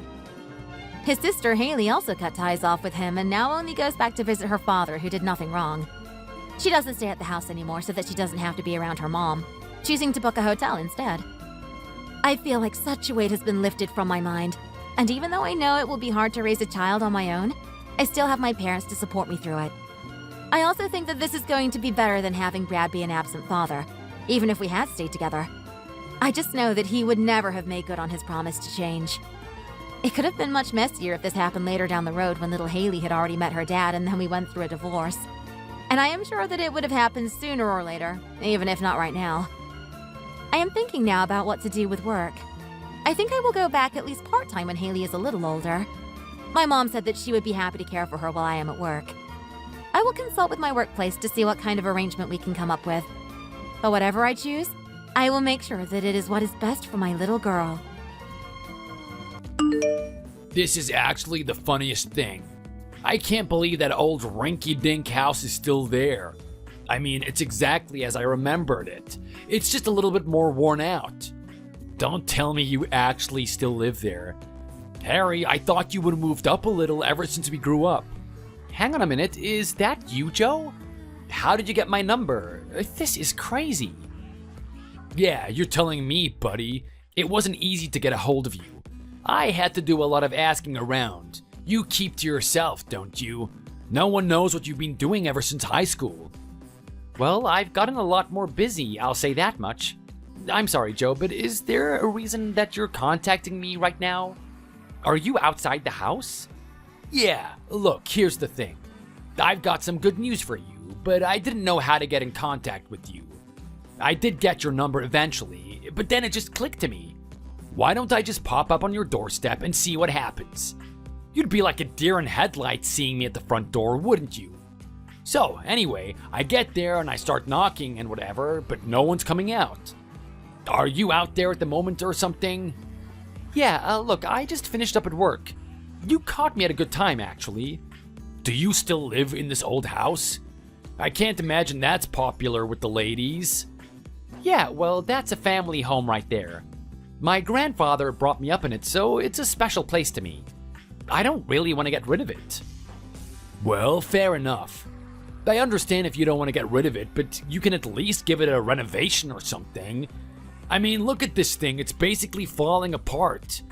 You must go to sleep with an umbrella hanging over your head. There's no way that a house like this could prevent something like rain from getting in. Well, don't be fooled by its appearance. It does the job. It shelters me enough. Besides, there are other things I need to put my money towards right now. I don't really have any intentions of renovating the house. Well, let me tell you, buddy, you're gonna start regretting that decision at some point. How's it going with the ladies? I'm sorry, what did you say? Come on, don't act so shy. I'm talking about the girls. Did you manage to improve from high school? I swear, the orangutans that go around scratching their own behind have a better chance of finding a partner than you. Well, sorry to disappoint you, Joe, but I've got no issue on that front. I'm not particularly looking for a partner at the moment, but if I was, I'd be confident that I'd be able to find one. Yeah, right. You've got the social skills of an 8-year-old. There's no way you could get any. Go try and bring a girl back here. You couldn't do it if your life depended on it. And even then, let's imagine what you would do if you did that. I'm pretty sure that she'd be running away at the sight of this thing. I mean, Jesus, it looks like you perform some type of weird rituals in there or something. I'm a fully grown man and it scares the hell out of me. Well, what can I say, Joe? Each to their own. At the end of the day, it's just a house to shelter me. I sleep in there, I do my cooking in there, and then I go out. That's all I need to do. I don't need to be fancy or anything. What a dismal way of thinking. That's exactly what I expected of you. It seems like you haven't changed over the years. I have to say, I'm really disappointed in you, Harry. I mean, I thought after the life you lived and all the things that you saw, that you would actually strive to be something better. Wait, what are you talking about right now, Joe? Well, come on. I know what type of upbringing you've come from. Everybody knew that you were the poor guy in school. You were the loser that everyone made fun of. What the hell is that supposed to mean? Okay, come on, you have to admit it. You weren't the popular guy in that school. You were at the bottom of the rung. I don't even think that I saw you talking to a girl while we were there. I guess you just accepted that you're a loser and that it doesn't matter how much effort you put in, you were always going to stay that way. Okay, who the hell do you think you are? Joe, why are you telling me about this right now? Well, I'm just saying I gave you a taste of what life could be like. I mean, think about it. Everyone knew the type of guy that I was in school. Of course we did. You were the type of guy that was arrogant and didn't have any true friends. What are you talking about, Harry? Don't you remember what I was like in high school? I would walk around and it was just hard to get people off of me. I could never get any time alone. I swear, I went to the toilet and people still followed me in there. If that's not the definition of popularity, I don't know what is. Don't think of yourself too highly, Joe. Did you ever think as to why people are crowded around you like that? Because of my amazingly addictive charisma, perhaps? Yeah, right. People don't like an arrogant personality. It's just because of your money. Everyone knew how well off you were. They knew that if they were getting into your good books, you'd be able to offer them really unique opportunities like having a party on a yacht. I'm telling you now, there are some people out there that don't just look at the external. They care about what's on the inside. And I saw you at school, and I didn't think much of you. Oh yeah? Big talk coming from a little man. That's okay though. The peasants need to delude themselves that the king is nothing special. If they didn't do that, they would have to actually realize how pathetic they are. You're not above everyone. Joe, your money doesn't mean anything. Strip away the money, and I don't know what is left over. You've got no skills. You've got nothing special about your personality. You're as insipid as they come. How dare you talk about me that way? Do you have any idea who I am? Do you have any idea the type of person I've become? I am not like you, Harry. I don't just accept my current position and be satisfied with that. I strive higher. I've strived to be something more. Maybe you could take a lesson or two? Okay then. Well, I'm very curious to see how you've strived higher, Joe. Did Daddy earn a little bit more money? Maybe he opened up a second company for you to leech off of. You're a pretty boy with a trust fund. That is it. There's nothing special about you. I don't know about that, Harry. I mean, let's put our resumes together. Let's put yours up first. Okay, so poor guy that lives in an old rinky-dink house that his grandfather used to own. Most likely working at a factory that puts together the parts of the car that I drive. Embarrassingly low social standing. No woman. Probably drives around in a Nissan. That's even if he has a car to begin with. I bet your circumstances are even more miserable than that. You don't actually, ride a bike to work or something. Oh, shut up, you. So, let's put a word to the type of person that you are. Harry, I'm gonna choose the word slave. You live your life not getting any benefits at all. You don't have wealth, you don't have power, and you don't have a woman. Your existence is there purely to serve other people. What a load of crap! You don't know who I am. You don't know the things that I have done. You're just making assumptions right now. Well, I'm making a pretty accurate assumption. The fact that you still live here tells me a lot about you. I know it's really harsh for me to tell you this, but I think you need to hear it. Whether you like to believe me or not, I actually had high hopes for you. I thought you would be disgusted with the position that you're in. I thought that you would hate being poor. Because of that disgust with your current circumstance, I thought the moment we graduated high school, you would strive to be someone bigger, someone more powerful. Probably not as awesome as me, but somewhere close to it. I don't get what is awesome about you to begin with. Joe, you don't have any achievements. You're riding on the coattails of your dad. A person like that isn't someone I consider worthy of my respect. And you know what? I'm hearing a common theme in the things that you're saying right now. How come you keep saying that I'm poor? You don't actually think that I am poor, do you? Oh, here we go. Is this the part where you're gonna start bluffing to me and saying that you're actually a really rich guy? Come on, you can't hide that from me. Well, look, I'm gonna admit that I wasn't the most popular in school. I wouldn't say that I was bullied or anything, though. I was kind of just your average guy. But for you to say that I was poor is a really interesting statement. I mean, where did you get that idea from in the first place? I don't remember telling anyone my financial situation. Come on, just take a look at the house that you live in. Isn't that proof enough of it already? Okay, but this house is a special situation. This was my family home. This is my grandfather's house. Yeah, but let's face it, your family home doesn't exist. Your family was probably out in the streets and you had no choice but to move back in with your grandparents. That is not the case at all. I had something terrible happen in my life and I had no choice but to live with my grandfather. That's it. To say that I'm poor just because of a house is ridiculous.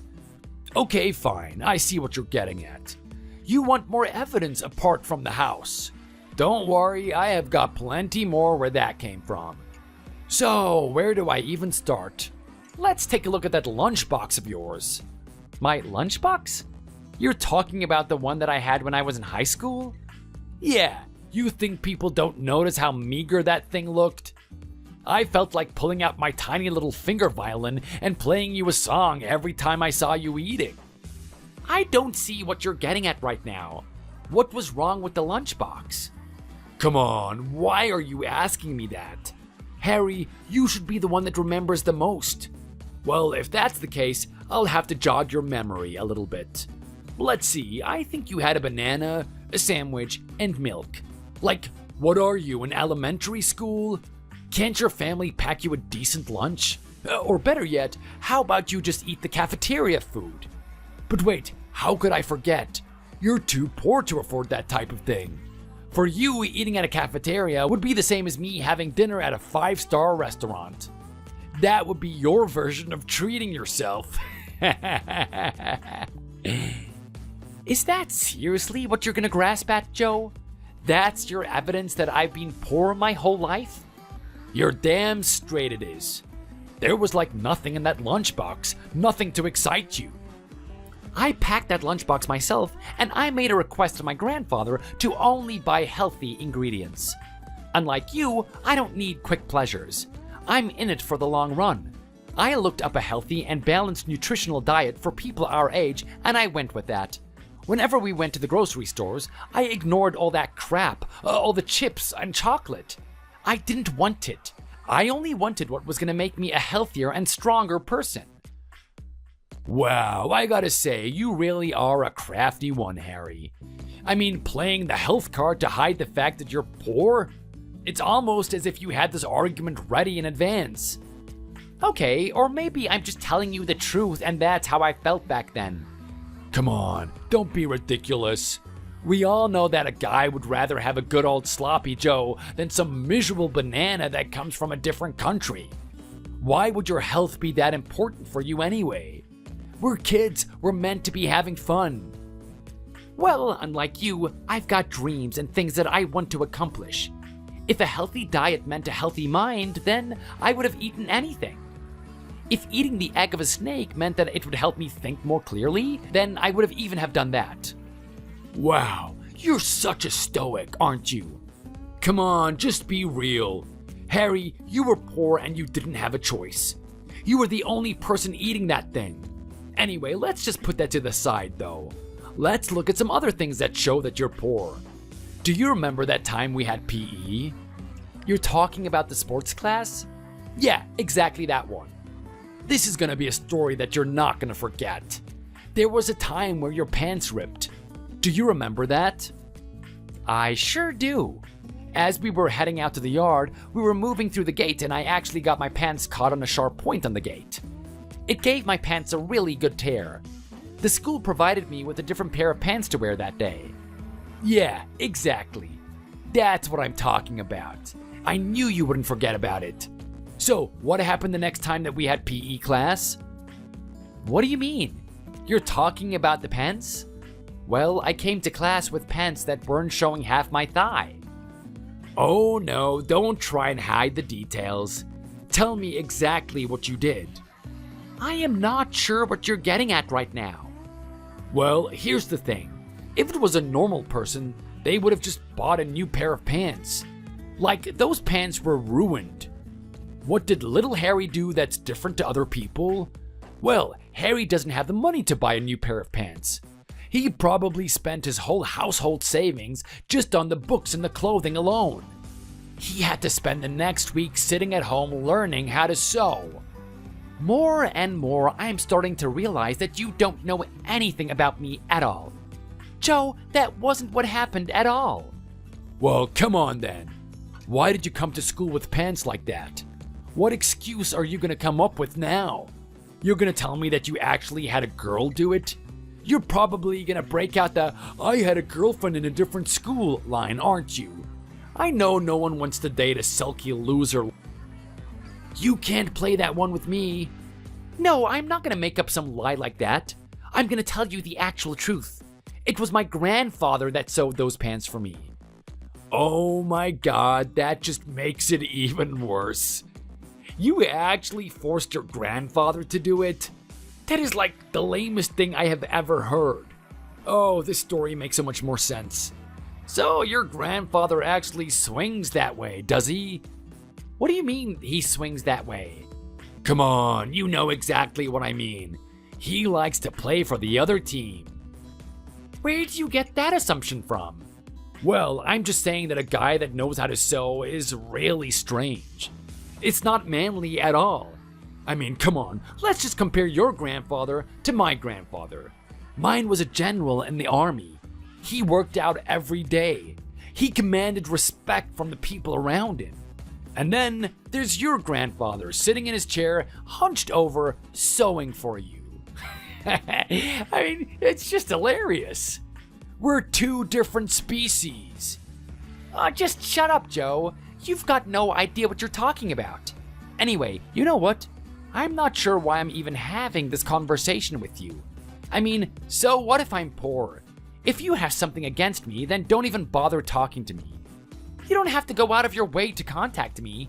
You didn't even have to come to my house. Don't you have anything better to do with your life? You're supposed to be this rich guy that can do whatever he wants, right? Well, go then. Go travel the place. Go to a different country. Don't bother me with my day and interrupt all the things that I have to do. Whether you like to believe it or not, I actually have a lot of things I need to put my attention towards. I don't need to sit here defending whether or not I'm poor. Well, looks like I touched a nerve. You really are defensive about this type of thing, aren't you? Harry, I'm not being defensive. I'm just getting really annoyed right now. I don't need to sit here and listen to you. Now, you're an old acquaintance from high school, so I figured why not give you a little bit of my time? But if this is all you're gonna use my time for, then I'm gonna have to leave you. See you later. Whoa. Hold your horses there, buddy. We haven't even got to the brunt of what we need to talk about. What is there to talk about? If you're gonna preface our conversation by insulting me, then I'm not gonna listen to what you have to say next. Okay, look, you want me to apologize for everything I said? Fine, I'll apologize, I'm sorry. It's just for old time's sake, you know? I mean, we always used to play around like this, didn't we? Did we, actually? I have had barely any interactions with you, and all of them have been negative. Every time I've talked to you, there's been this atmosphere of you putting me down. Now that you actually got my WhatsApp, you're allowed to just insult me to your heart's degree? I am this close to blocking you. Hey, come on, don't do that. We don't need to go to such drastic measures. There's a reason why I'm contacting you. There are two reasons, actually. First, I wanted to see where you got yourself in life. Secondly, I wanted to see where you can get yourself to. What are you talking about right now? Well, here's the thing. People like you annoy the hell out of me. I mean, you're living in the worst circumstance possible. Don't you ever feel like doing something to escape from the life that you have? Don't you want to taste what's really out there? Of course I do. Everyone does. Exactly. And it's for that reason that I'm going to be inviting you to my wedding. I'm sorry? You're getting married now? What does you getting married have to do with anything? Well, allow me to explain. Pull up your chair and have your eyes on me. I'm about to bestow some wisdom on this child. Here's the thing. The person that I'm getting married to is not just your average girl. I've had enough of those. You can only eat a cheeseburger so many times until you want the premium deluxe burger. Okay.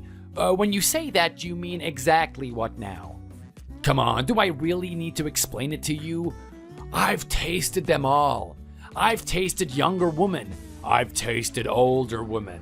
I've tasted people from this country, and I've tasted exotics from other countries. I want something special.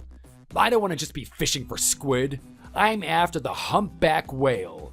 You only get a couple of those. Okay, and this is to say what exactly? I'm a very studious guy. I do my research. I'm on Instagram all the time. I'm looking for some good talent. Someone that just knocks your socks off, and I have finally found her. A precious little flower coming out from India. She's half Indian, half American. She's a big-time model. And I'm pretty sure you would have heard of her. She's on magazines all the time. Okay, and I'm assuming this model is someone that you're going to be marrying then. Exactly. It seems that she's been doing a lot of her work here in America. I was able to get into contact with her on Instagram, and we've been rolling the ball very quickly. I only met her 1 month ago, but she's already realized the future that I can offer her. I kind of feel sorry for the girl. I'd rather get physically tortured than put up with your arrogant attitude for the rest of my life. Yeah, well, that's because the way you view me is through the lens of jealousy. She's viewing me through the lens of admiration. I mean, I can read a woman's body language quite well. She is over the moon for me. Okay, so you're marrying this fantastic model. What does that have to do with me? Well, I don't know, Harry. How about you tell me? I'm giving you the opportunity to see someone who's truly beautiful in the flesh, and who knows, she's probably gonna bring her friends as well. Do you think she's gonna hang out with some ugly mutts? Of course she's not. Beautiful people keep beautiful company. Now, I know a guy of your stature doesn't even have the slimmest of chances of being able to hold a conversation with them. But at least I'm gonna give you a little bit of eye candy. Okay, and you want to do this why exactly? Well, here's the thing, Harry. If you actually did what I wanted you to do and become successful, I'd like you to be there to enjoy my marriage with me. We could celebrate my success and the life that I'm gonna have from this point on. You could even be my friend. Okay, and if I didn't become successful, why would you invite me? I'm gonna do that so you realize what you're missing out on. Consider it punishment, if you will. And it's not just you, if I'm being honest. It's most of the people that we went to school with. Are you serious right now? You've invited people from school? Of course I have. I've been telling people that they need to work harder. I want them to look at their pitiful, miserable lives and start regretting what they've done. People need to realize that they're a slave and they need to do something about it. You really do amaze me, Joe. I mean, how can you have this high opinion of yourself when you haven't even worked for what you have? You got the lucky draw of the cards of being good looking and having a father that worked hard in his life. Any fortune that he's earned, you're claiming it as your own. Don't you see that as really hypocritical? What are you trying to say? That if I wasn't in your position, I wouldn't work hard to build myself up? Get out of here. I'm telling you, I could be born a homeless child in some slum city, and I would still be here today marrying this beautiful woman. Yeah, okay, buddy. So look, I came to your house to invite you personally, but you weren't there.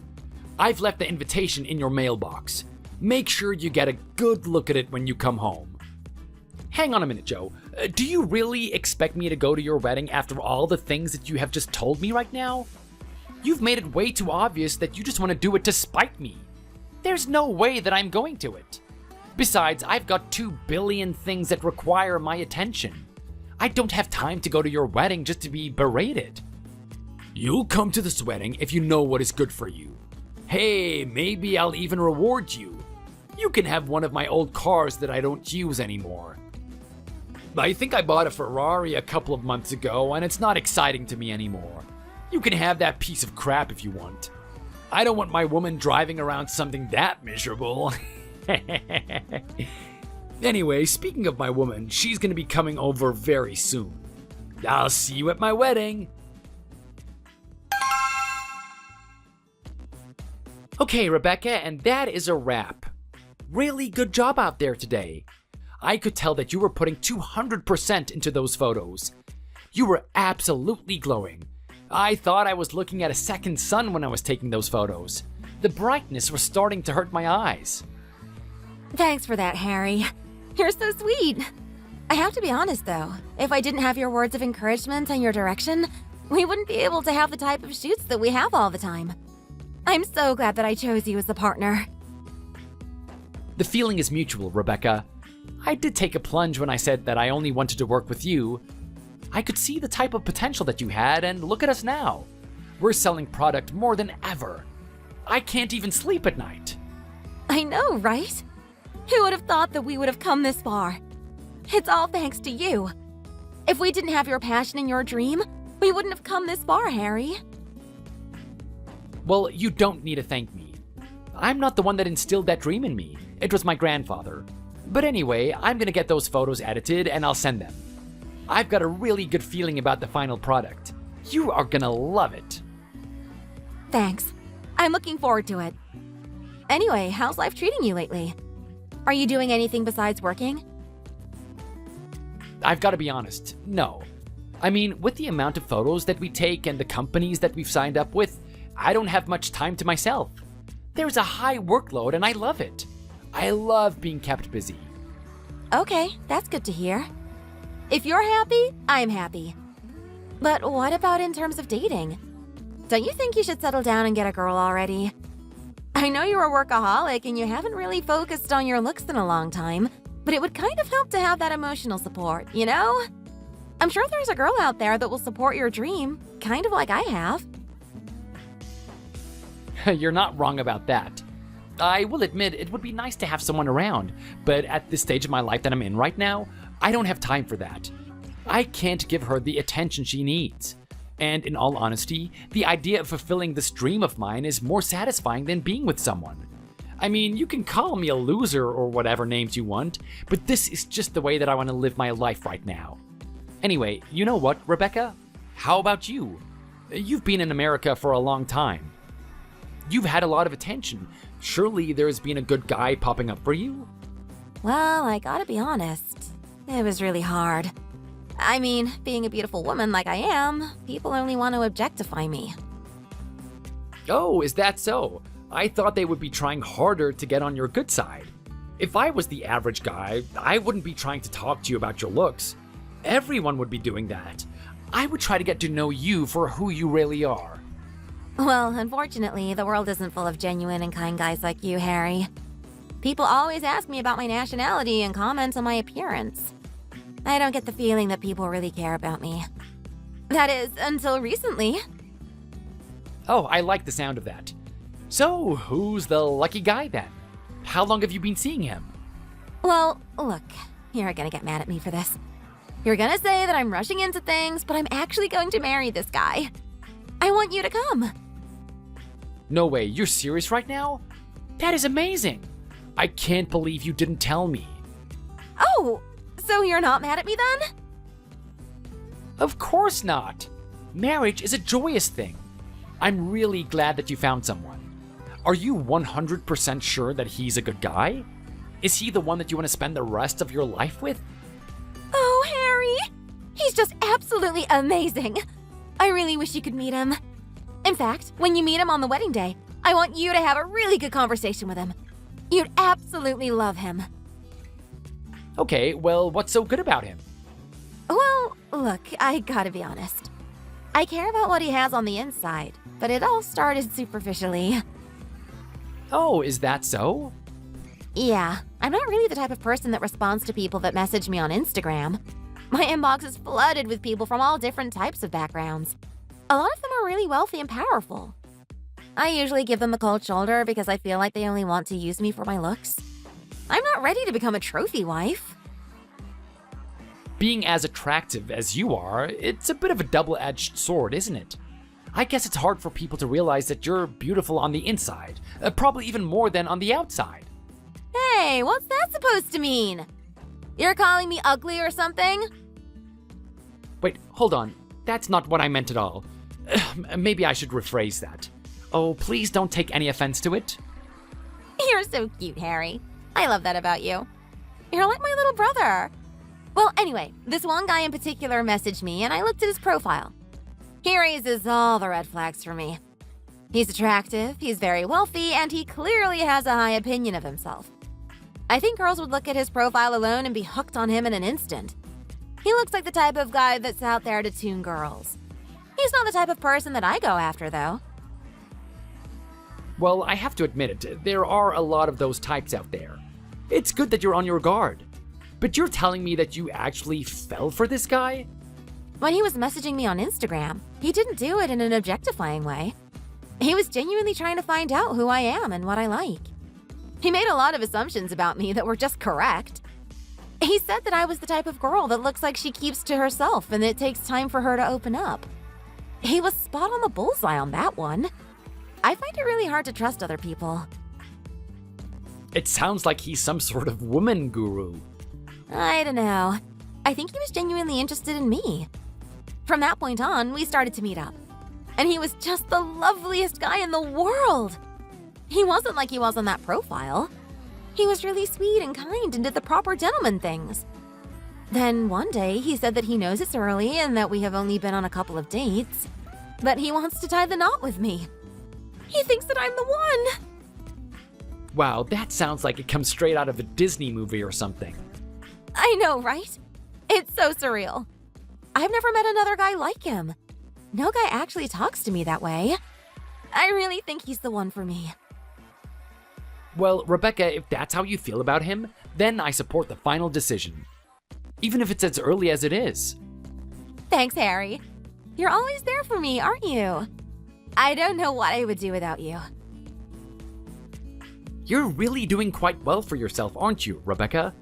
I mean, you've got a modeling career going really well, and now you're married to some prince with a lot of money. Okay, well, hey, let's get one thing straight. I like him for his personality.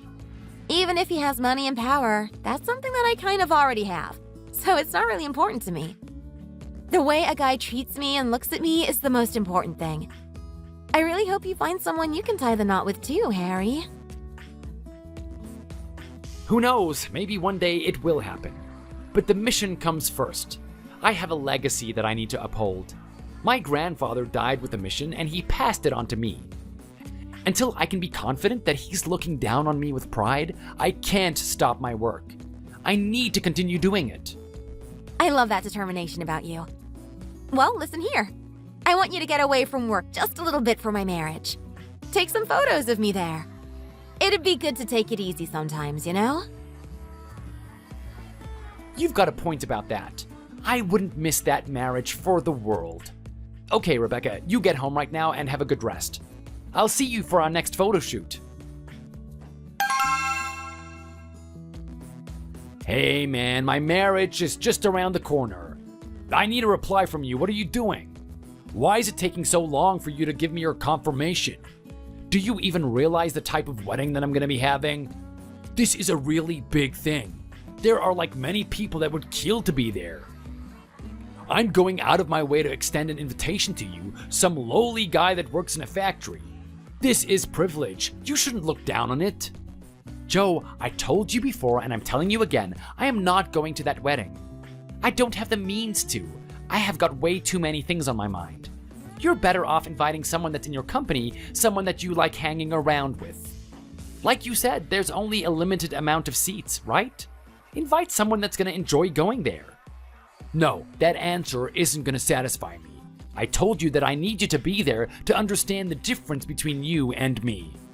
Look, I understand well enough. You've already gone on about it. You flaunted your success in high school, and now you're trying to convince me here on WhatsApp.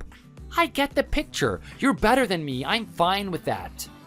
If you really understood the picture, then you would be putting in the effort to be like me. I don't know what you're supposedly busy with, but it can't be more important than my wedding. Putting a couple of nuts and bolts in a car is insignificant compared to two people that are perfectly right for each other getting married. What are you talking about right now? Joe, there are a billion different marriages out there. Do you expect me to go to each and every one? I am not going to the wedding. This just doesn't make any sense. I mean, you looked at the invitation, right? The venue that we have is absolutely gorgeous. It feels like it came straight out of a movie or something. We have the best venue with the best food and the best company that you can find. Who would pass up on something like this? This has to do with something about you being poor. I know it does. All this has to do with is me being committed to my mission. My wealth has nothing to do with it. Yeah, right. I'm pretty sure you're just a little bit worried that you're gonna feel out of place. I mean, let's take a look at the facts. You've never had to wear a good suit in your whole life, have you? You're a little bit worried about the type of people that are gonna be there. Let me ask you a question, Harry. Have you been working out ever since we finished high school? Well, no. Like I've been saying, I have been very busy. I've got a mission I want to fulfill. And I'm not doing anything that strays away from that mission. Here we go again. First, you were trying to hide the fact that you were poor by saying that you had a healthy lunch. Now you're trying to hide the fact that you're too lazy to go to the gym because you have some sort of mission. We both know what type of person you are.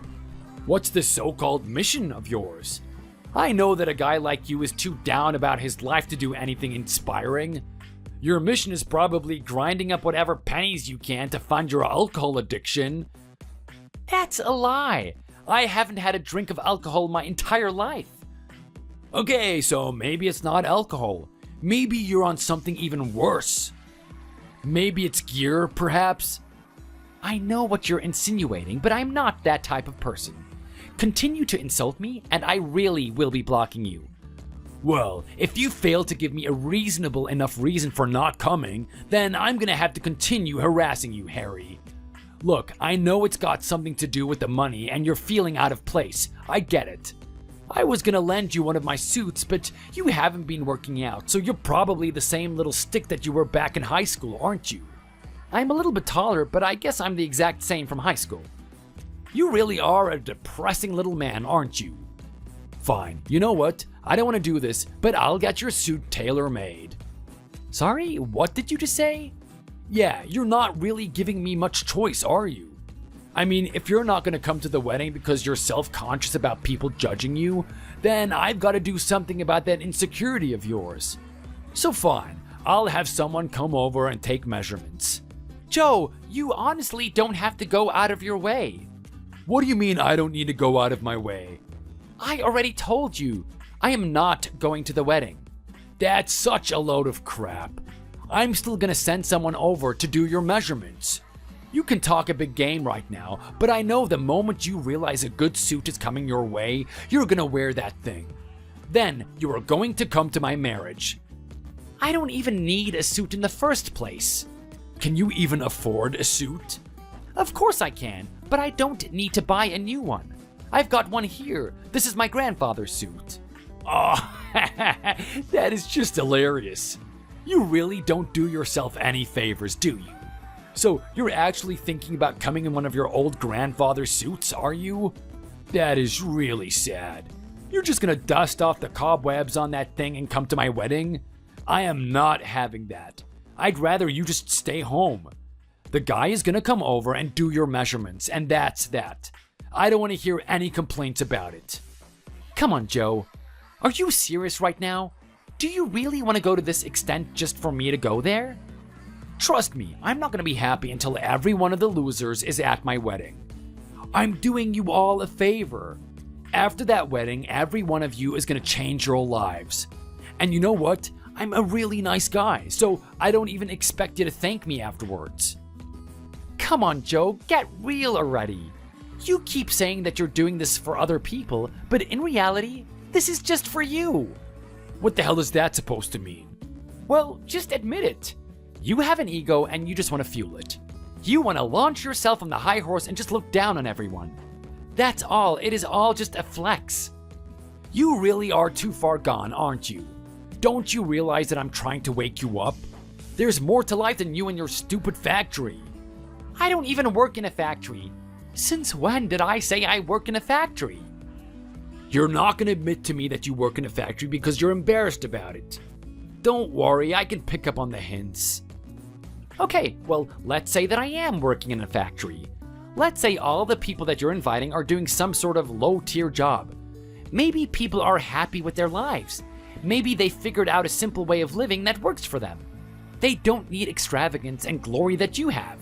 At our age, I wouldn't be surprised if some people have families. They're probably working an average job, supporting their family, and just enjoying their time with their children. What is so bad about that? What do you have against that? What I'm trying to say is, why not have all of that and have the excitement of being able to do whatever you want? Why not be like me and have an amazing trophy wife that people can look and go, wow, what an awesome guy?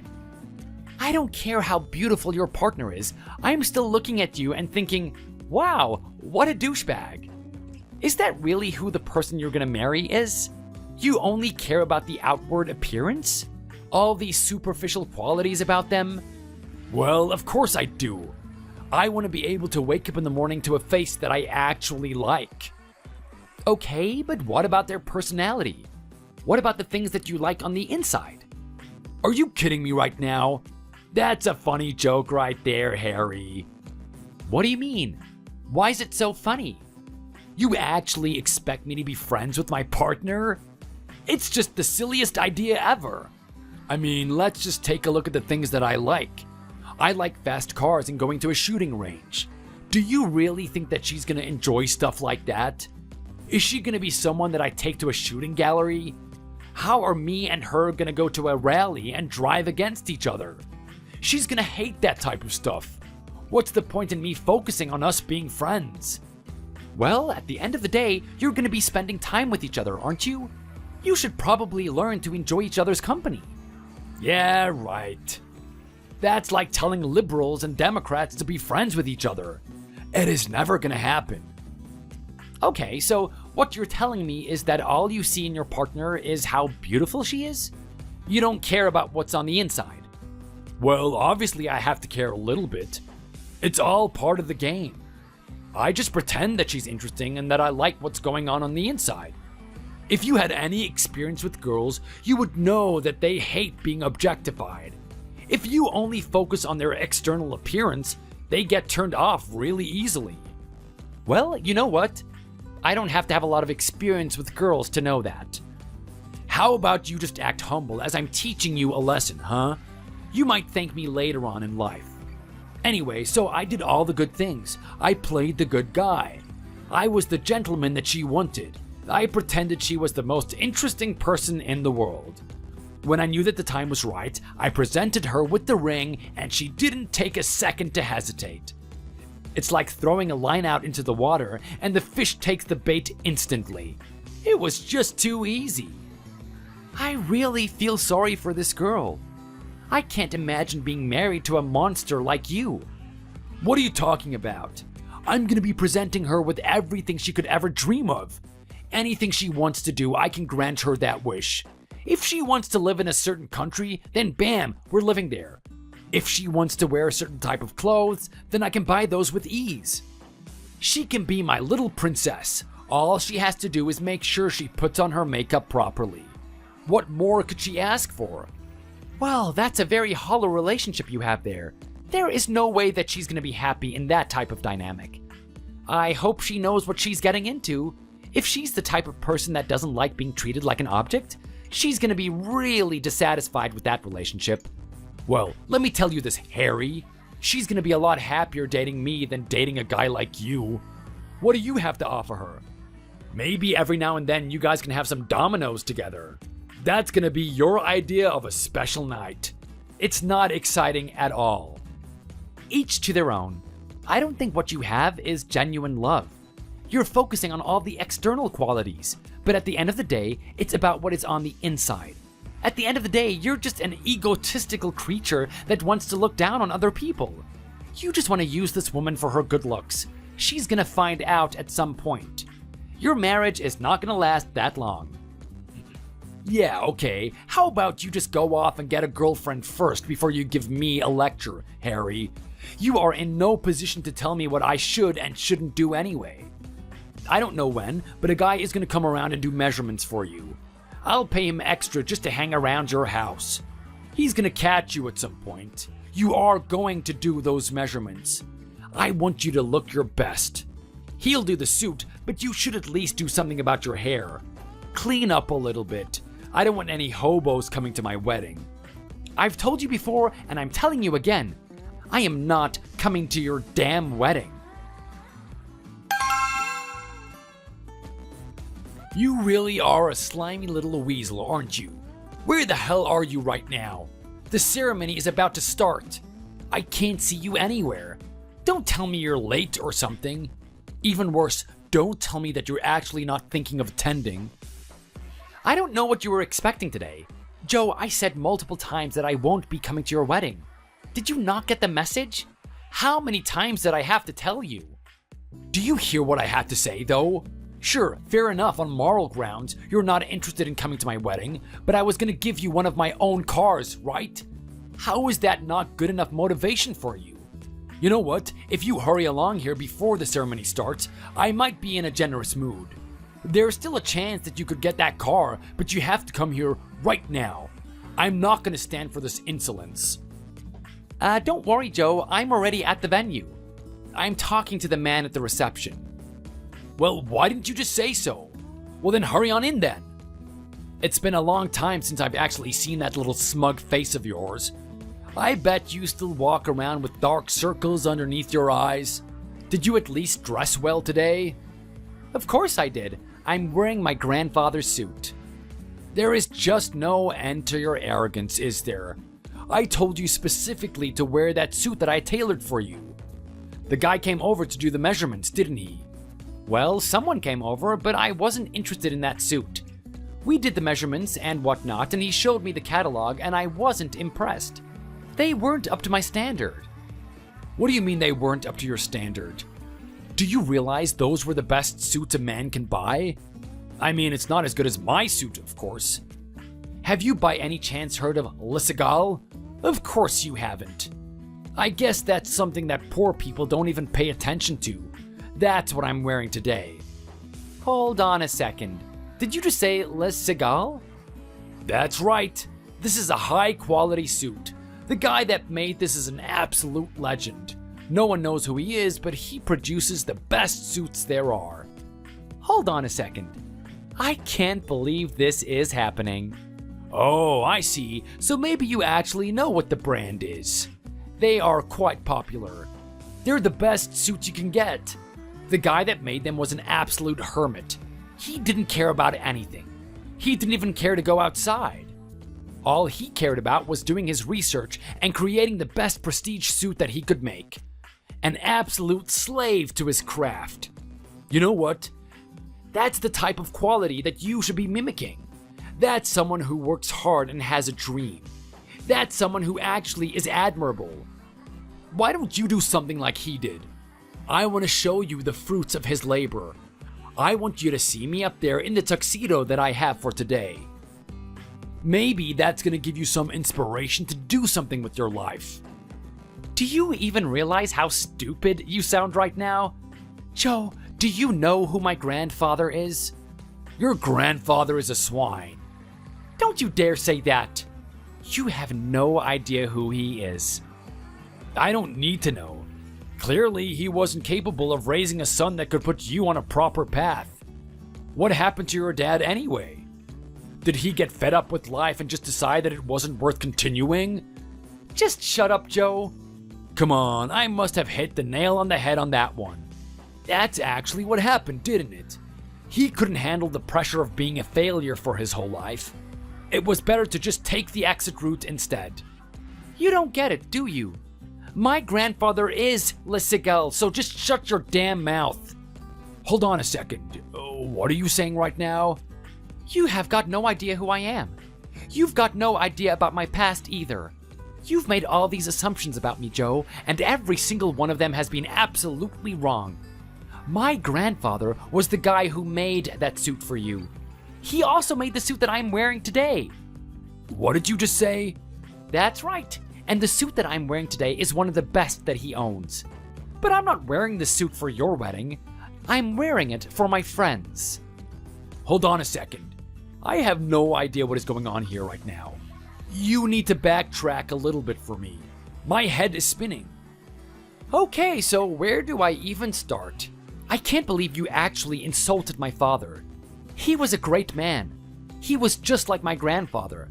My grandfather passed his dream on to my dad, and he was working hard at it.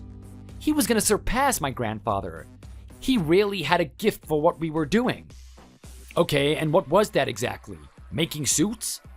Yes, well, first it started off with a product that we made. My grandfather knew his craft quite well and took great pride in his work.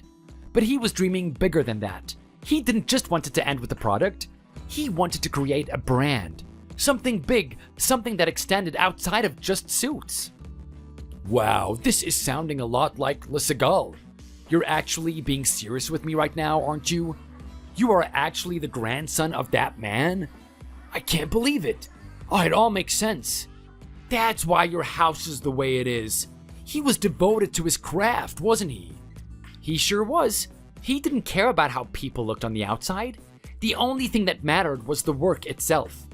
Unfortunately, there were not enough years in his life for him to continue it. He had to pass it on to his son. Okay, so what happened there then? I'm guessing your dad found it tough handling the pressure and decided to, hick. Why are you assuming that my dad killed himself or something? That's not what happened at all. My father had cancer. What the? He passed away when I was in high school. I was really distraught about that for a long time. I found it hard to bring myself to school. He was an amazing man and I respected him. He really believed in my grandfather's dream. He wanted to be the one that brought it to fruition. My dad was still learning as much as he could from my grandfather. Whatever knowledge he had, he did his best to pass it on to me. And I took on the mission when he died. Oh man, this is too much to take in. It's part of the reason why I didn't care about making friends with people at school. It's why I spent most of my time in my book doing sketches. I was going to extend beyond suits. I was going to do women's clothing as well. I was going to find a way to market our product to more people. I am now creating new designs and doing my photography. Are you serious right now? You're not just some loser that works in a factory? I was so sure that you were just someone that was dejected and had no hope for your own life. That's why you kept to yourself all this time. It didn't look like you had any ambition to strive for anything higher. That's not true. I had a goal and I was working towards it. Everything apart from the goal was just a distraction. So right now, I'm fulfilling my grandfather's dream. I'm extending his clothing beyond suits. I've modernized his style. I've captured a female market as well. I've done all the branding and the marketing on my own. I found the talent on my own. Give it a couple more years and you're gonna see my stuff all over the place. It's still gonna be the same brand, Le Seagull, but with my face on it. This is unbelievable. I never knew that you were this type of guy. I was seriously mistaken about you, Harry. And you know what? Allow me to apologize. I'm really sorry for the way that I spoke to you. With that being the case, now that you're here at the wedding, I think that you should just come on in. You're not going to be out there for me to spite you anymore. You're going to be there as one of my own. Someone that I respect. An equal. I'm going to have to pass up on that one. I'll be doing something different with my time. I'll be taking the bride today, and we're going to have that day to ourselves. Hold on. What did you just say? Okay, you've got your own brand and everything, and that's cool, but don't just think that you can take my woman away from me. No, I think I can actually. As it happens, the person that you're marrying today is one of my models. Hold on, what did you just say? That's right. Here's the thing. I threw away your invitation, and I didn't really look at it. I am really close with my model, however, and she told me that she was going to have a marriage at this venue. She is one of my best workers. She has an amazing personality, and she worked really hard to sell our brand. I'm really grateful for everything that she has done. I was more than happy to come to her wedding. Hold on a second. You're telling me that your model's the same person that I'm marrying today? That's right. Her name's Rebecca, isn't it? Crap! It is her, so what? You think just because she's your model, you can just take her away? She is not working right now. No, that's true. But I messaged her that something urgent happened and that she can't marry you today. Her and I are very close, so she's gonna hear me out. When she hears what I have to say about you, there is no way that she is gonna marry you. What are you talking about? You can't take my woman away from me. She'll never do that. After she sees the things that you've sent me on WhatsApp, I'm pretty sure she will. Anyway, I'm happy that I didn't get to see your face today. Good luck trying to find another woman too, fool.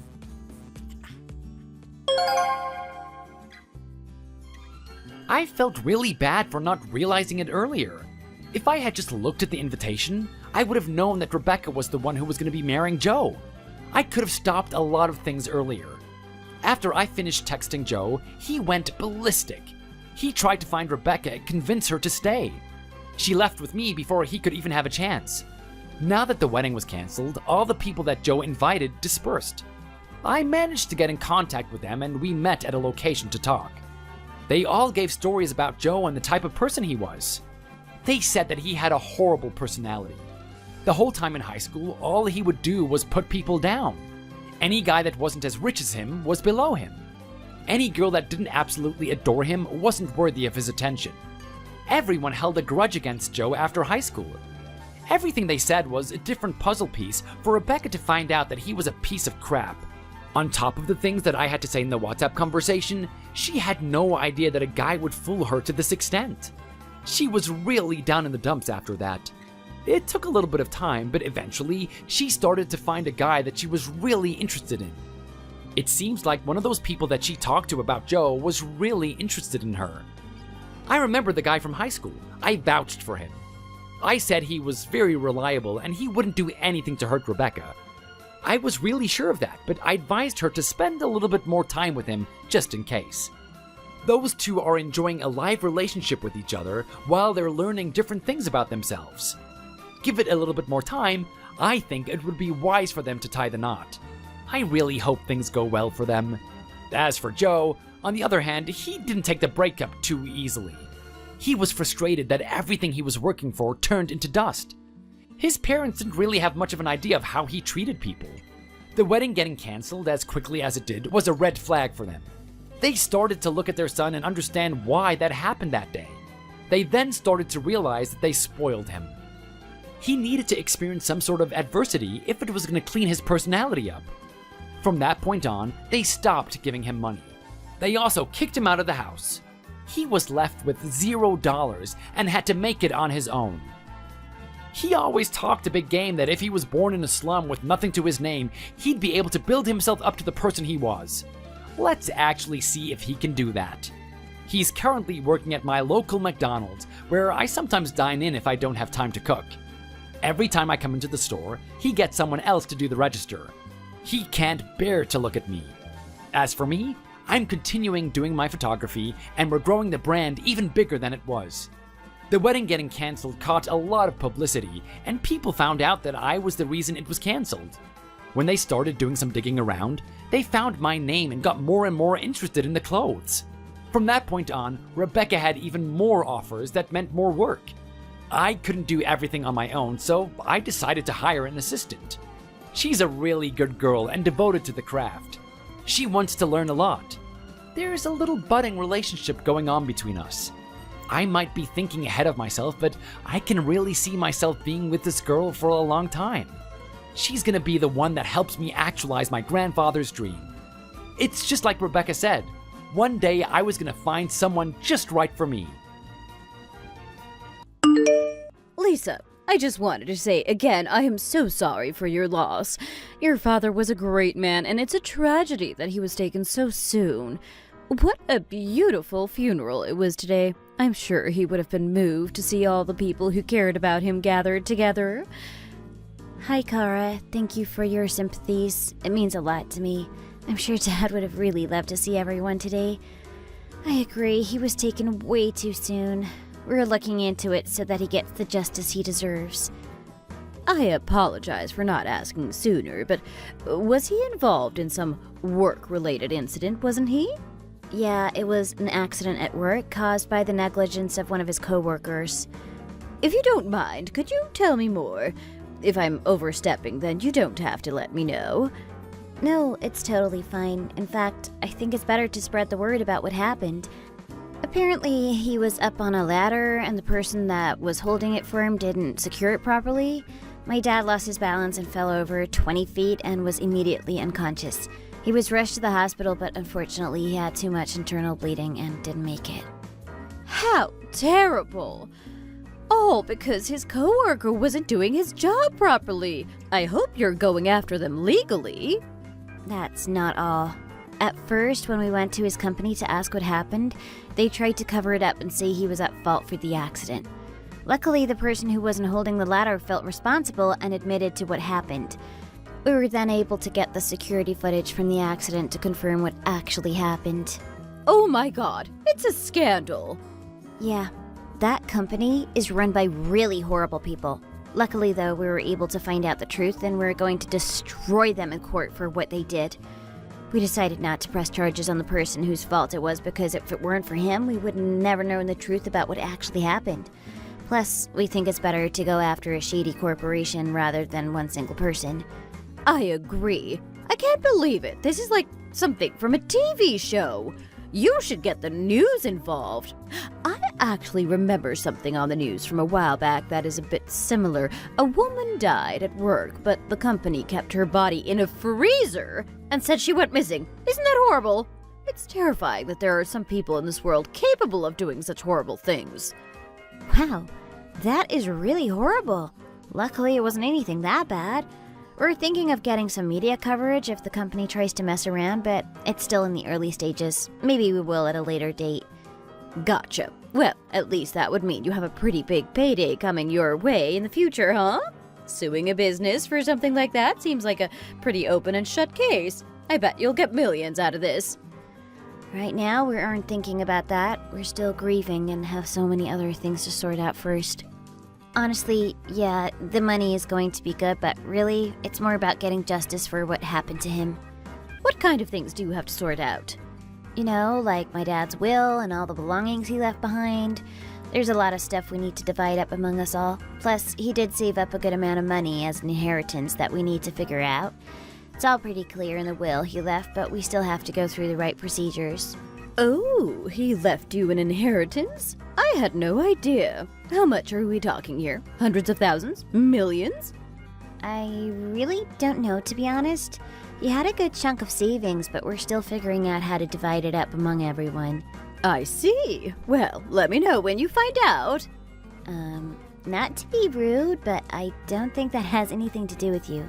Even when we do settle everything, we aren't planning to use the money for anything unless it's an emergency or something serious. Ah, yes, you're right. I apologize. It was none of my business. On a related topic, I wanted to talk about the money you've been sending over for support. Oh, did you not get it this month? I told Gary to send it earlier in the week. I can ask him to check on it for you. Oh no, I got it. It's just that, unfortunately, it's not going to be enough for this month. This month's bills are really piling up, and I think only $1,250 is not going to work. I don't really like how you said only $1,250, as if that's some trivial amount of money. I'm sorry, but we really don't have any extra money to spare. But you just told me you're suing the pants off some evil company and you're getting an inheritance. It sounds like you do have the money. I don't really like the fact that you suddenly need more money right after I told you about those things. It's actually just the opposite. We just paid in full for my dad's funeral, so money is pretty tight at the moment. I'm sorry, but we just can't do it. I also want to remind you that we're only going to be supporting you for 3 months, like we agreed. But do you really even need support from us, though? Your husband is still working, isn't he?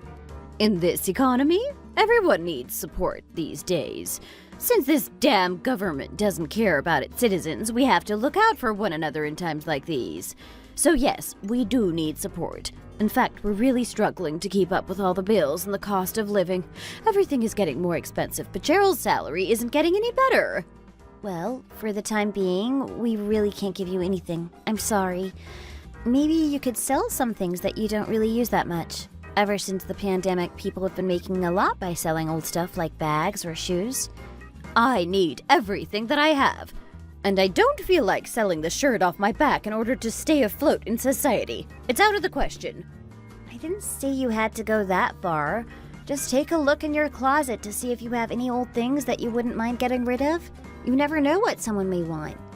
I'll pass on that, but thanks for the suggestion. I think it would be much more streamlined to get financial support from you.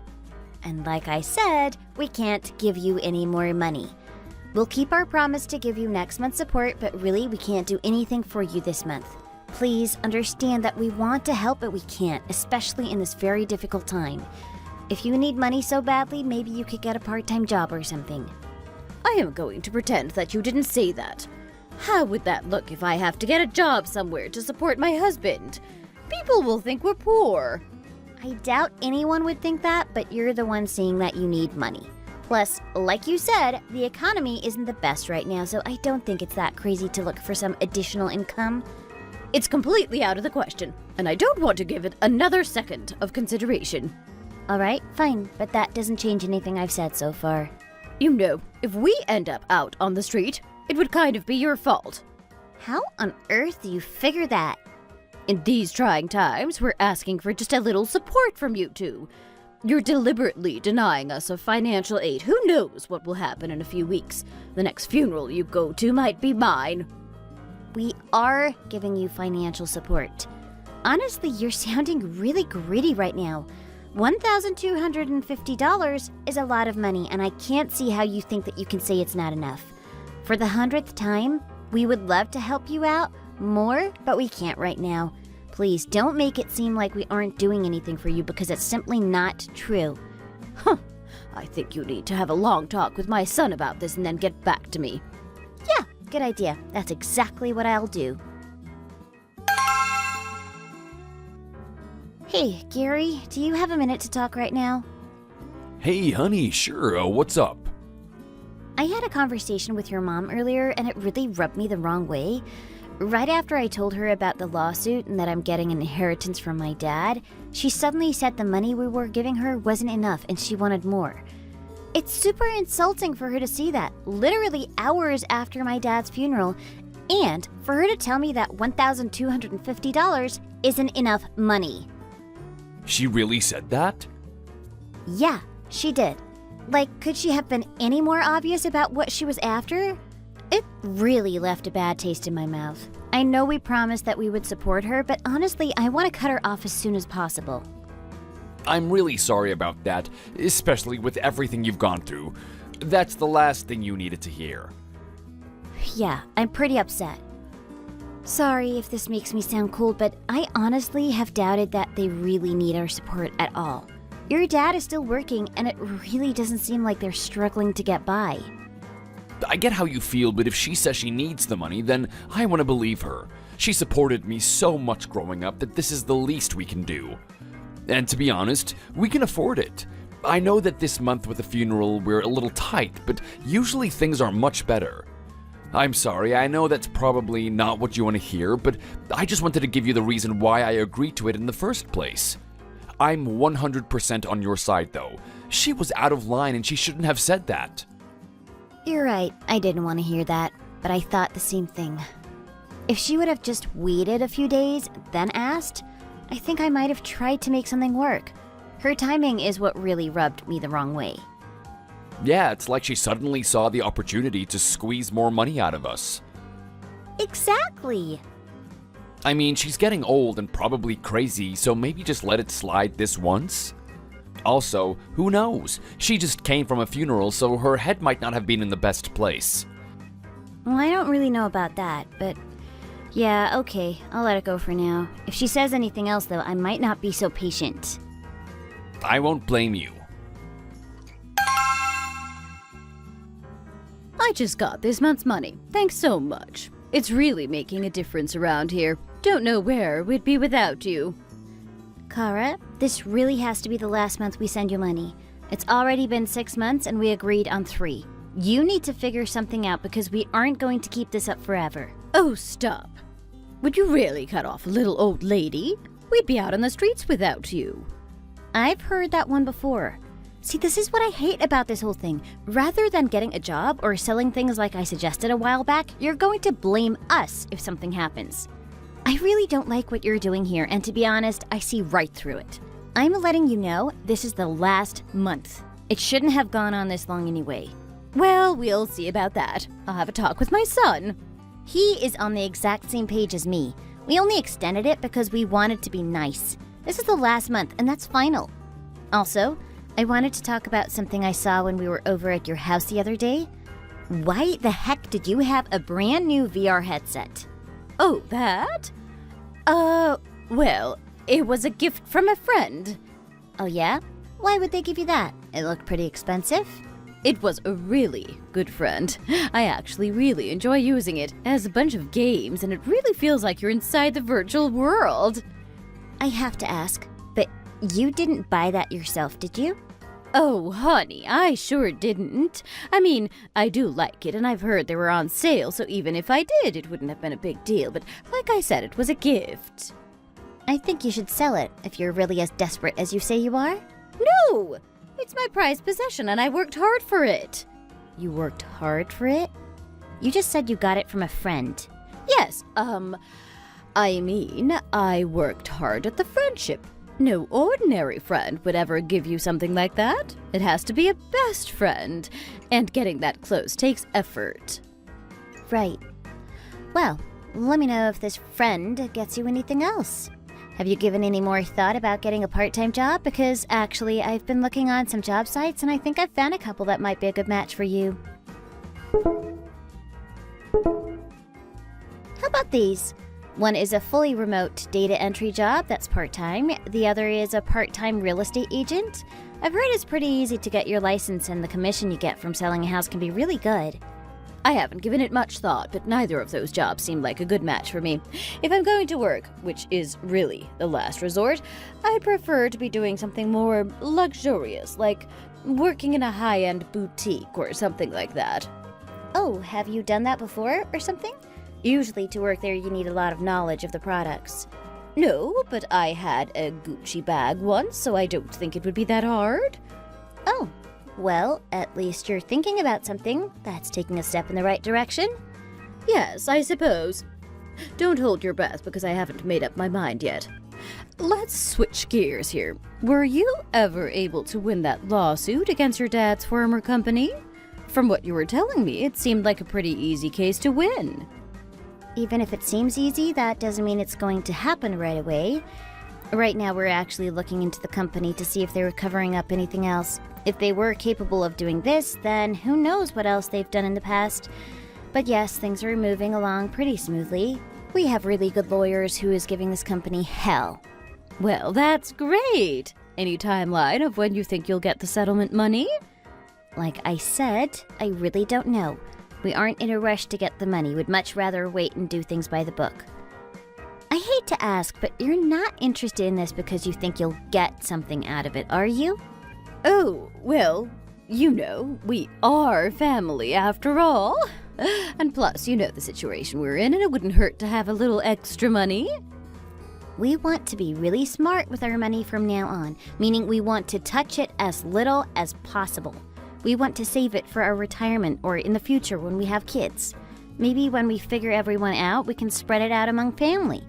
But it's not something we can say right now. Sorry, but don't get your hopes up. So there's a chance, though, right? I really don't like how obvious you're being. Lisa, I really need your help. It looks like my car is in bad shape. What happened? Are you okay? You didn't get into an accident, did you? No, it's nothing like that, but I think my car is on the way out.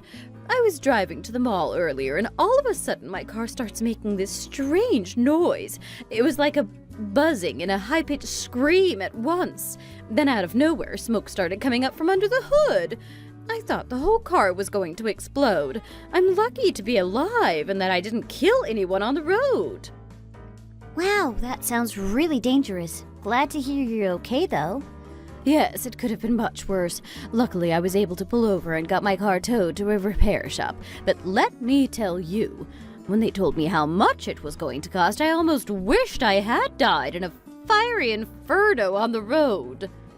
How much did they say it would take to fix? Over $12,000. Can you believe it? Well, yeah, car repairs can be expensive. They said I needed a new carburetor. Defibrillator? I don't really know what is it, but they said it would cost a whole lot of money. You know how we've been struggling lately, and there's no way I could pay that price. I see where this is going. Just come out and say it. Well, I was hoping you could help me out. I was honestly thinking about getting a part-time job soon, but now that's out of the question without a car. We're absolutely not giving you the full amount, so get that out of your head right now. Actually, my brother's a mechanic. I can ask him to take a look at your car for you. He's told me that some mechanics really prey on people who don't know much about cars. You could go in for an oil change and they tell you need a completely new engine. Not saying that's what these people are telling you, but it never hurts to have a second opinion, you know? Oh, he is? Well, isn't that just something? But I think it would be best to have the shop my car is at now just fix it. But why? You could be saving literally thousands of dollars. Plus, my brother is a good guy and he'll tell you what's actually wrong with it. No, that's fine. I'm just gonna have this place do it. He's actually my sister's friend's brother's cousin's boyfriend, so don't worry, I'm in good hands. Well then, could you at least send me a picture of it? I want to show him and see what he thinks. No can do. They told me to stay away from the car because apparently it's very dangerous. They say it could blow at any time. So, can I count on you for that money or what? I gotta know soon, otherwise they say they're gonna bring my car to the junkyard.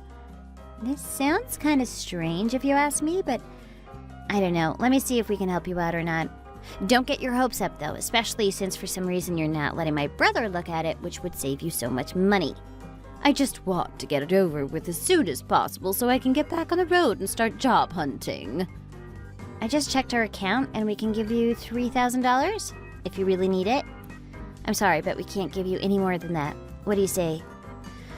That will have to do, I suppose. Thank you, Lisa. I really appreciate it. Sure, I'll transfer the money to you now. Hey, I just had a kind of weird conversation with your mom. Have you talked to her? No, I haven't heard. What did she say? Well, first of all, she said her car nearly exploded while she was driving earlier. Apparently it started making a weird noise, then spewing out smoke. Holy crap, I didn't hear anything about that. Is she okay? Yeah, she's fine. She said she was able to get it towed to a repair shop. This is where it gets kind of strange. She told me the repair shop was trying to quote her $12,000 to get everything fixed and that she would never be able to afford it. But when I brought up how my brother is a mechanic and I could get him to take a look at it, she flat out refused.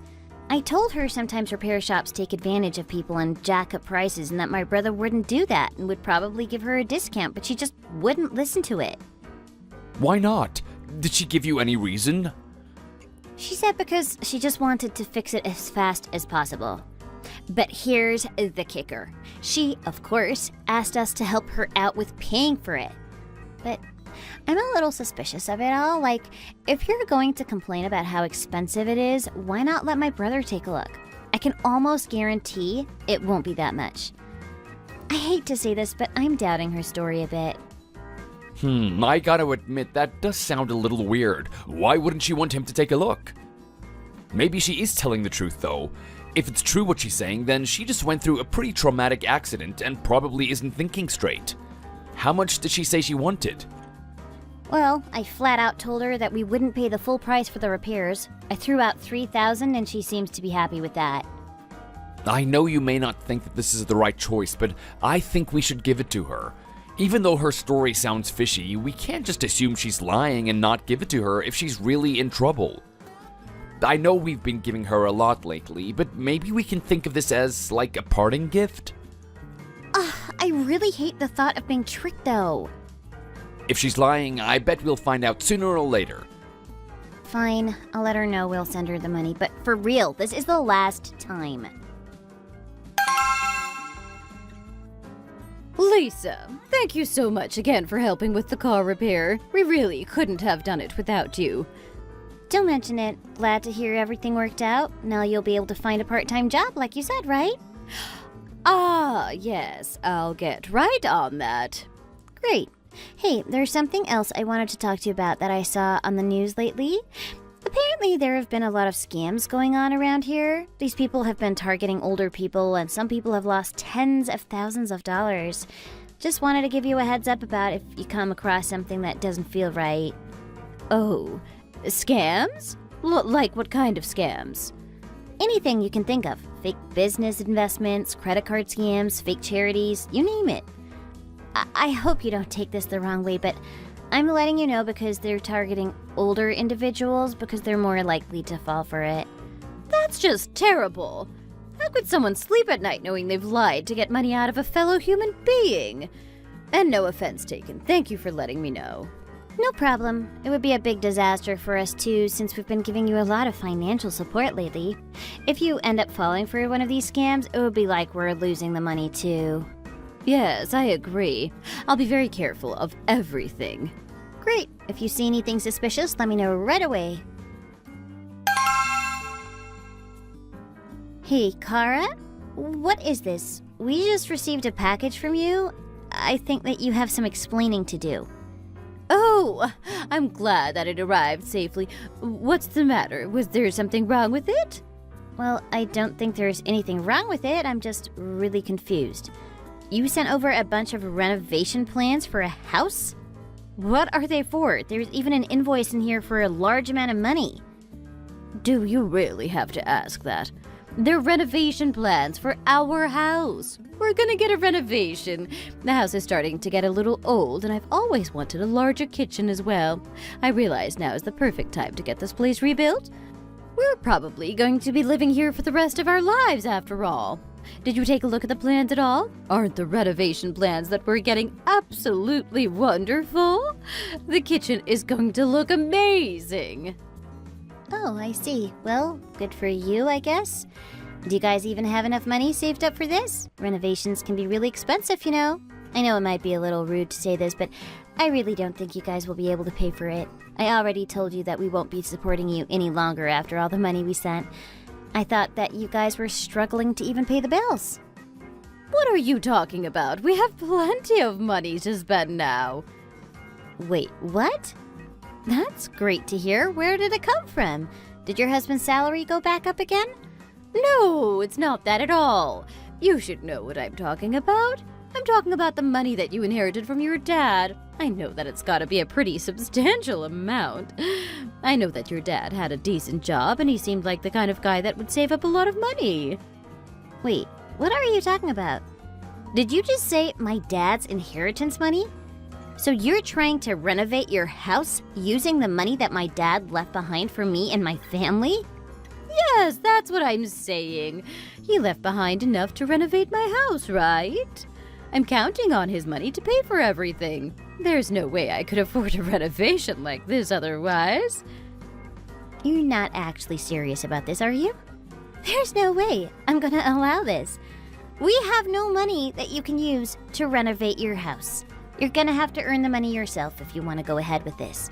I'm sure that you're gonna be perfectly fine without renovating that house anyway. I actually thought this through a lot. I'm really good at cooking food, right?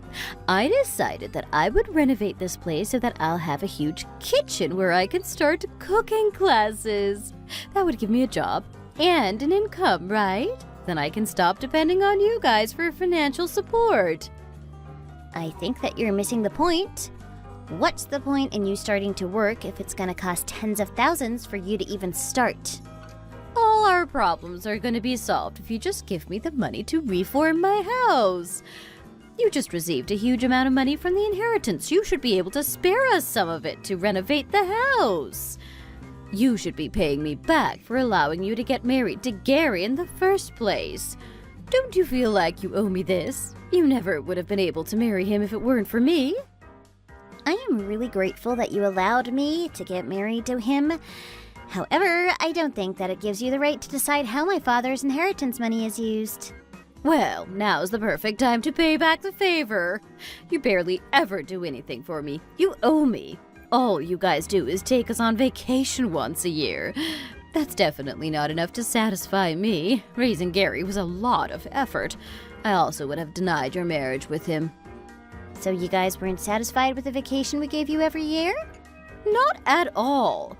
Now's the perfect opportunity for you to pay me back. You have lots of money on you right now. Stop being so stingy and give me enough to reform the house. I'm sure that your late dad would be happy to know he's helping me out.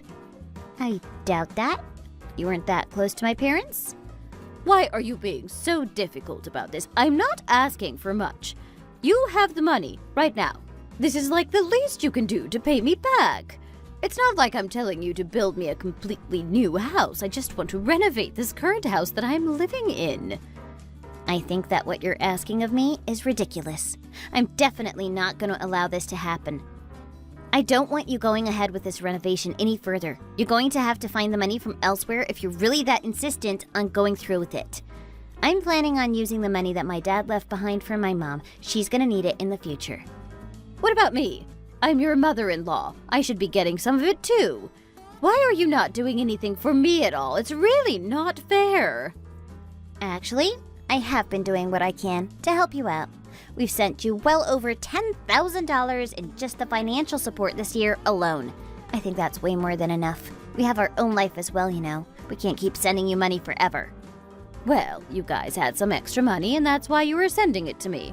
Look, I promise that I'll never ask for financial support ever again if you can pay me to renovate my house. Renovating a house is a lot of money. I took a look at the plans you sent me and I can see that it's going to be very expensive. There's absolutely no way we can pay this for you. I am not going to be taking no as an answer. I'm going to make you pay for this no matter what. Would you prefer to send us financial support till the day we die, or would you prefer to pay for the renovation costs? Which option are you going to choose? I am not going to be choosing either option. Oh, just unbelievable. So you're just going to abandon us then? We're going to be so poor that we can't even afford to eat or pay the bills. I am your mother-in-law, you know. How can you treat me like this?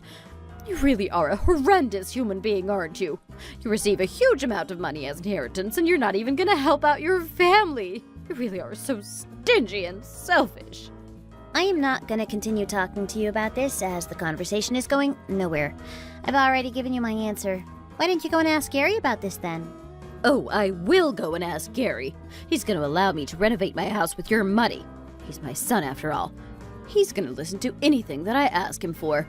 Also, the renovation has already been decided. I've already signed the contract for it too.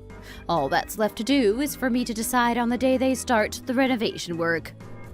So the renovation has already been decided? I guess you never cared about my opinion from the very start. It's not like I don't care. I would have loved if you had voluntarily given me the money for the renovation. I really think we could have gotten along better if you had have done that. I gave you the opportunity to repay me for everything that I had done for you up until this moment. I guess that was a waste of time and effort. Anyway, the renovation is going to happen whether you like it or not. I'm leaving the rest to you. Wait, hold on a minute. We really can't pay for this. I'm not going to believe anything that you say. You just received a huge inheritance and you're being very stingy with it. You definitely have the money to pay for it. Also, there's more to life than just money. You're not going to find happiness if money is all that you focus on. I'm giving you a chance to put some of that money to good use. You really should be thanking me for this. Hey, Lisa, you've paid the fee for the renovations to my house, right? Yeah, I suppose you could say that. I paid the amount needed for a home renovation. Okay, that's good to hear. The renovation company also told me the same thing. I wonder what's going on then. The renovation was meant to start first thing this morning, but the workers still haven't arrived at my house. What are you talking about? The renovation workers have already arrived at my mom's house. Wait, what did you just say? Your mom's house? Why would they be going to her place? That's because we decided to renovate my mom's house. I used up almost all of the inheritance that I received from my dad on it. You're joking, right? We agreed to renovate my house, not your mom's house. This isn't even a funny joke. I'm not joking about this at all. Me and Gary have decided to move in with my mom as she was going to be all alone. We decided that it would be a good idea to renovate the house so it would be big enough for us to move into. What are you talking about all of a sudden? You guys are moving into your mom's place? I never heard about any of this. Gary always told me that he would never consider moving in with anyone else. He was saying that he didn't ever want to move in with you. He never said that he didn't want to move in with my mom. Stop messing around with me like this. Hurry up and tell the workers to come to my house. The renovation plans that I sent to you were for my house. I've already agreed on a contract with the renovation company as well. Today's the day they start the renovation work. Actually, today's the day they start the renovation work on my mom's house. They're never gonna start the renovation work on your house until you pay them. You still haven't paid them the money, right? Why would I pay them the money? I thought that you had already paid them for me. That's what we talked about last month. Don't tell me that you forgot about our promise already. I never promised that I'd be paying for the renovation of your house. You were just trying to force it onto me. Gary also contacted you to say that we weren't going to be paying for it. Why in the world did you think that the renovation at your house would start today when it hasn't even been paid for? Well, I was told by the renovation workers that it had already been paid for. That's because they were talking about the renovation fees from my mom's house. I already told them that you had gone crazy and that they shouldn't believe anything that you say to them. I also told them that you didn't have the money to pay for the renovation that you ordered from them. However, you actually gave us an idea to renovate my mom's house instead. I had a long discussion with Gary, and this was the conclusion that we came to. I won't have to worry about my mom becoming all alone now. Well, I never heard about any of this. You should have told me about it. You never heard about it because we kept it a secret from you, intentionally. Why would you guys make such an important decision like this without talking to me about it first? Why should we have to talk about it with you first when you don't do the same for us? You went ahead and tried to get your house renovated without letting us know about it at all. I deserve to hear about these things first. I wanted to renovate my house as well, you know. It's not fair that your mom gets to have her house renovated before me. We're not stopping you from getting your house renovated. You just need to pay for it yourself. I never would have contacted you about it if we could pay for it ourselves. This just isn't fair at all. What's not fair about this at all? We paid for the renovations ourselves. We haven't done anything wrong at all. You being so biased toward your own mother. This is some serious favoritism that you're showing.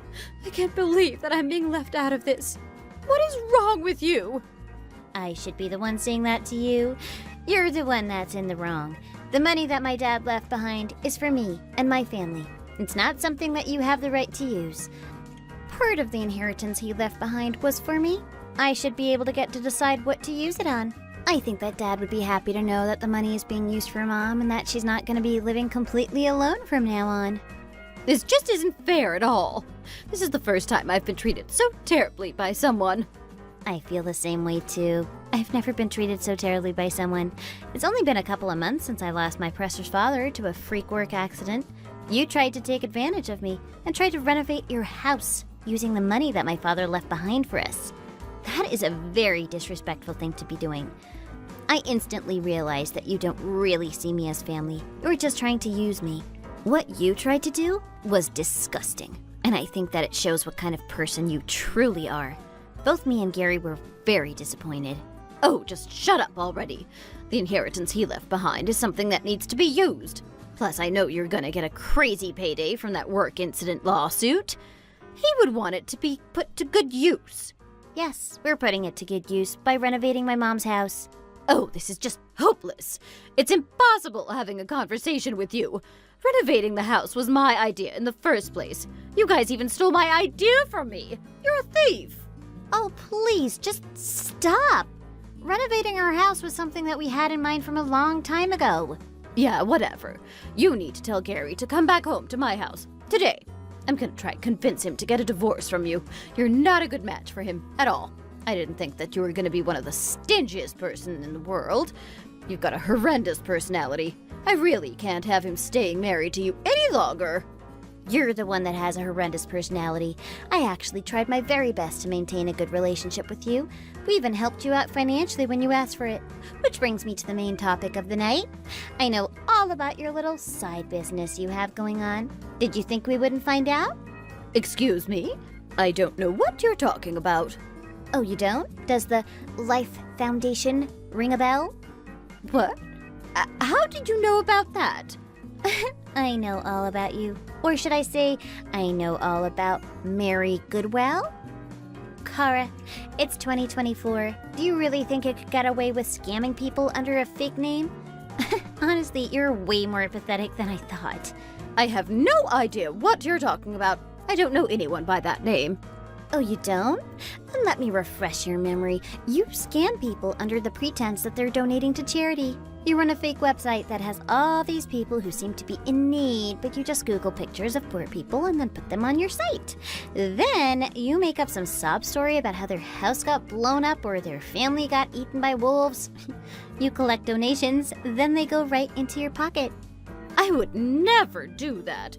How dare you accuse me of doing something so terrible? It gets better. Or should I say, it gets worse for you. I've cross-referenced all the donations this site has gotten for each person and compared it with deposits in your bank account. Timmy Waters got his toes blown apart by a chlorine bomb. He needs money for surgery. Raised $1,284. Then mysteriously you put in a deposit for the same amount the day after donations closed. The Watkins family need a new home after a stray dog carried a Roman candle in its mouth into the house and burnt it to the ground. Raised $12,400. Then you got that deposit into your personal account. The list goes on and on, as do the deposits going straight into your personal bank account. Shouldn't charities like this have a business account? Never heard of it going into the founder's pocket like this. How on earth do you even know about this? Did you hack my bank account? No, you can thank your husband for that. Once I confided in him about the money we were giving you, he brought up how you were oddly making a lot of money out of nowhere. He told me you said it was because COVID made the stock market go wacky and I'm investing like crazy. But really, you were just straight up stealing people's money. My husband is in on this? I can't believe he would rat on me. It's better than being accomplice to your crimes. But how did you even find out where the money was coming from? It was literally the biggest stroke of luck ever. There's this new trend on TikTok where you reverse Google image yourself to see what kind of pictures are out there. I did it to a few of mine, then wanted to see it for other people. I did it for yours, and halfway down the page, I saw you in one of those white robes that cults wear with a band of flowers around your head. I couldn't help myself and clicked on it, which brought me to your insane charity page. You can't prove that that's me. Yeah, kinda already did though. How can you explain those exact deposits going into your account? If it wasn't from those donations, where did it come from? Like I said, I was playing the stock market. Those were all of my investments. Oh yeah? What are some of the companies you've invested in? Like Tesla and Apple and stuff? Yeah, right. If you can show me your trading history. If not, then we'll be going to the police with this. What? You're going to rat on me? Of course we are. You scammed thousands of dollars from people who thought they were doing the right thing. Why wouldn't we call the cops on you? Oh yeah, I gotta ask you one other thing. Remember a while ago when you said your car was busted? That was a lie, wasn't it? Not that it makes a difference now because we already gave you the money, but I'm just curious. That whole thing didn't happen, right?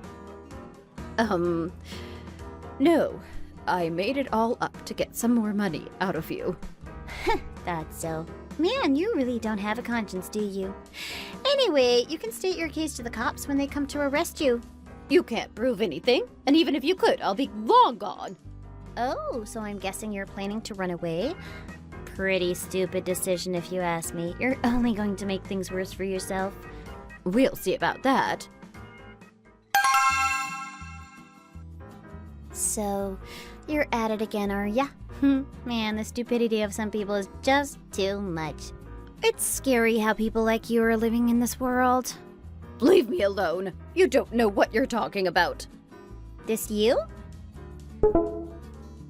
Kinda hard to tell, and I respect the effort you disguise yourself, but man, AI matching is too good these days. I literally did the exact same thing I did to find you the first time. I see you've stepped up your game with the insane things you're having people donate for. Emily Jones ate a popsicle too fast and fell into a coma. Is currently at $982.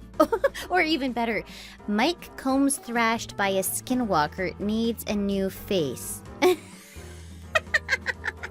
don't know who's dumber, you or the people giving you money. How people choose to spend their money is none of my business. Actually, it is literally your business. Your model for a business is scamming people. But don't worry, this time we made sure that you won't be able to run from us. Oh, there's no way you found me. I'm way far away from you idiots. 117 Turkey Lane, Montgomery, Alabama. No, that's not where I am. Oh, dang, then I guess I told the cops to surround the wrong house. Just in case, could you check outside of your window to be sure? There are police everywhere. How did you find me? The internet is wild these days. You can find whatever you want, including people. But honestly, it wasn't that hard. We traced the IP address from the website you were running and were able to find your location. I can't go to jail. This is crazy. No, what's crazy is what you were doing to people and that you thought you could actually get away with this. If I were you, I'd go turn yourself in peacefully. If only you had just stopped being so greedy and taken the money we were giving you. It didn't have to be like this. You should really take these last few moments of freedom to reflect on what you did to get yourself here. You are truly a horrible person, but even people as soulless as you can redeem themselves and turn their lives around. But Lisa, I've already reflected and know what I did was bad. I don't need to go to jail. Yeah, right. Save it for the judge, you fraud. Things really took a wild swing for Kara. When I first heard about her scamming people, I thought it was some kind of mistake. As it turns out, though, it was unfortunately true. After she was arrested, she was charged for scamming all the people she tricked and was sentenced to 8 years in jail. Of course, she had to pay back all the money on top of that. An unspoken victim in all of this was Gary's dad. He had been working this whole time but was constantly lied to by Kara. She told him they barely had enough money to survive, all while Kara was scamming people on the internet. He felt so responsible for not seeing the signs. We did our best to comfort him, but he still blamed himself for everything. He's such a good man, and we felt so bad for him, which is exactly why we bought him a brand new house. Luckily, all of this was happening while the lawsuit was going on we launched against my father's company. In the end, they were found liable for what happened and were forced to pay us a settlement well into the 8-figure mark. We used that money to buy him a new house close to us. Ever since the whole car repair incident, I've really been careful about giving her any more money, and especially with talking about this lawsuit. We knew from the beginning it was going to work out in our favor, which is why I never brought it up again. A few months have passed since the whole fiasco and things have settled down. My mother loves her new renovated house, and Gary's father is doing well with life on his own. I think it goes without saying, but he obviously filed for divorce from Kara. Good for him. He's finally past that chapter of his life. She's up for parole in a couple years, so we'll see if she has some time to reflect on her actions. Knowing her, though, I wouldn't bet on it. Ooh, I'm so excited right now, but I'm also a little bit nervous as well. This is such a big day. What are you nervous for? There's nothing to be nervous about. Everything is gonna be just fine. Just pretend that it's a very normal dinner with my parents. I mean, it kind of is, except for one small detail. But nothing else will be different. Hey, are you gonna call the news of our engagement a small detail? Cut that out. This is a big thing for us to tell them. You know that's not what I meant. Calm down. I meant that this will be the only thing that is different at this dinner. Everything else will be just the same as every other time that we've had dinner together. Those were all fine, weren't they? Yeah, of course, they were all fine. So there is absolutely nothing for you to be nervous about. Just relax and enjoy the night as you normally would. Yeah. I know that there isn't that much different, but still, I just can't get the butterflies out of my tummy. What if they react badly? Maybe they were only being nice to me because they were pretending and didn't think that we would actually be getting married. They might not be happy to find out that their son is actually going to marry me. Oh, cut that out right now. Why would that ever happen? My parents love you, and you know that they do. I'm telling you that everything is going to be absolutely fine. You're the one who's just working yourself up and worrying over nothing. It's going to be perfectly fine. They'll be happy to hear that I finally popped the question. I guess you're right. I don't know why, but I just keep thinking that something bad will happen. I don't even know if your dad actually does approve of me. Oh, he does. Trust me. I never mentioned it before, just because it felt like an awkward thing to bring it up, but he told me a bunch of times that I should hurry up and put a ring on your finger before someone else comes along and snatches you up. He might not show it that much, but he will actually be incredibly happy to hear the news. Really? He said that? Who would have guessed that? Well, that makes me feel a little better then. Yeah, he really did say that. I'm more worried about when we announce it to your parents. Have you seen the way that your dad looks at me sometimes? I always get the feeling that he's silently judging me, and any wrong move I make will be enough for him to kick me out of the house. Now you're the one who's working yourself up over nothing. My dad also just doesn't know how to be open and tell people that he likes them. He's always showing it in very weird ways. They're not obvious at first, but once you know him well enough, you will be able to tell. I guess that's good to know. I'll have to keep an eye out for these signs. Oh no, it's not like he ever shows those sort of signs around you. Wait, what? Are you kidding me? Yep, I am. He actually does. Don't do that to me. You're gonna give me a heart attack and send me to an early grave before we can even have our wedding. Oh, don't be so dramatic. You're one of the healthiest people I know. Nothing is going to make you kick the bucket just yet. Yeah, you never know though. Stranger things have happened in this world. We're almost here. Feeling a little more settled down? I sure am. I know that I was just being silly before. Your parents will be just as happy as we are to hear the news. I'm not sure that anyone can be as happy as I feel right now, but they might come close. Oh, wait, I forgot to tell you something. Really? What did you need to tell me? There's one more detail about this dinner that will be different to normal. And what might that be? Remember how I mentioned that I have a younger brother? Yeah, you told me that he had been away for a while traveling the world. Where had he been again? He was all over the place, but mainly in South America. I haven't seen him for a few years. He left right after he finished college. Anyway, he's back. He'll be joining us today. I'm sorry, it totally slipped my mind. It's strange that you'll be meeting him for the first time on the day that we announce our engagement. I'm sure it'll be fine though, right? He's not a mean type of guy, is he? No, not at all. I'm sure he'll just sit there and not say too much. That's how he used to be, but I guess I'll also see if his travels have changed him at all. Before we go in, how do I look? As handsome as ever. And me? Like the most beautiful girl in the world. Let's go.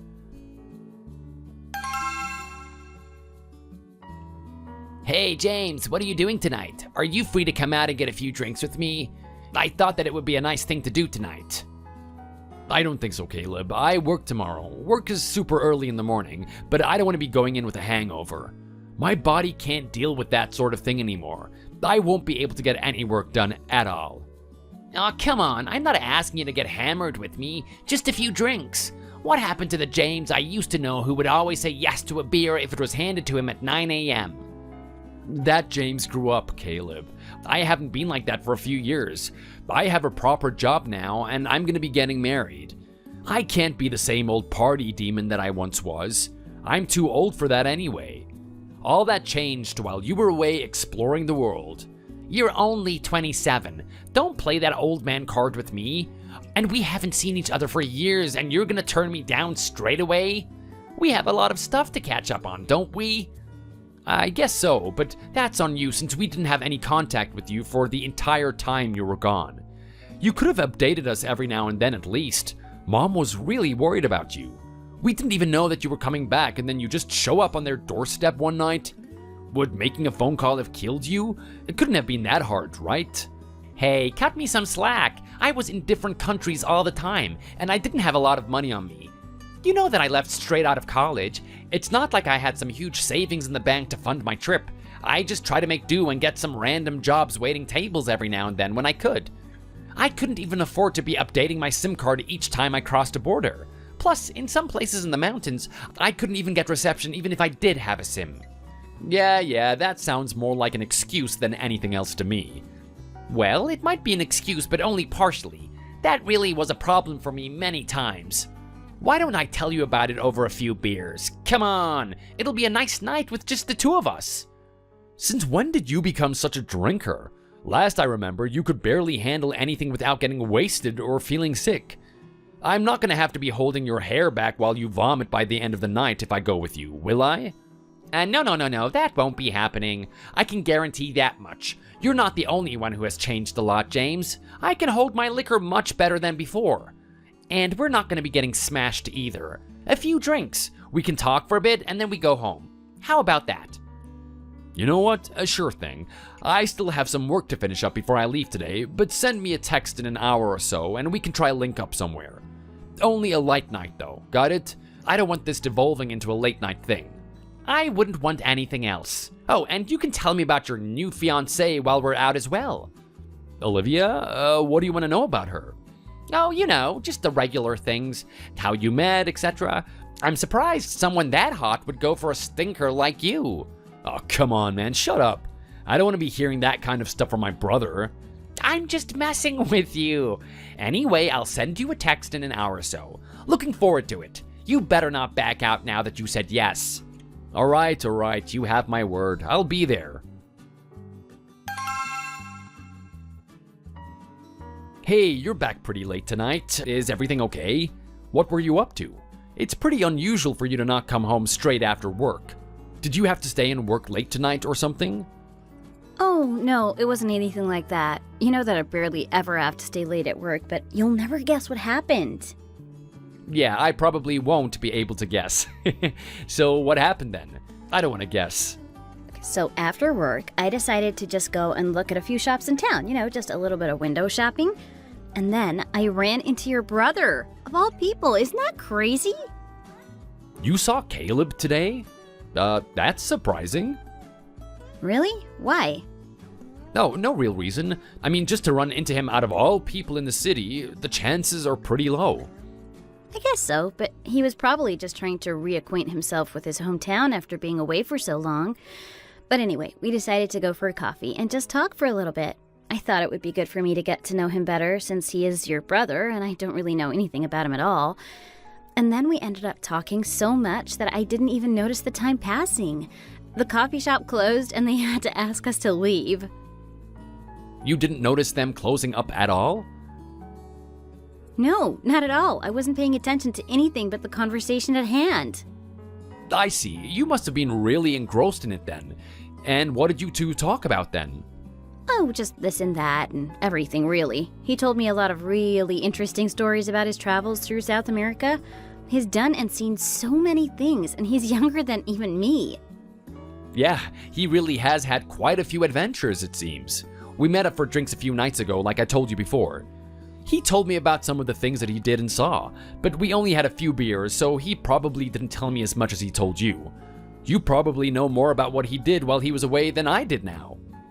You should ask him about it some more when you get the chance. It really was riveting to listen to him speak. Hey, by the way, you haven't been to any countries that you haven't told me about, have you? Any adventures or anything that you've been keeping a secret from me? No, of course not. I mean, I haven't actually left the United States before, and I wouldn't have kept it a secret if I had. There are no secrets between us. You know everything about me.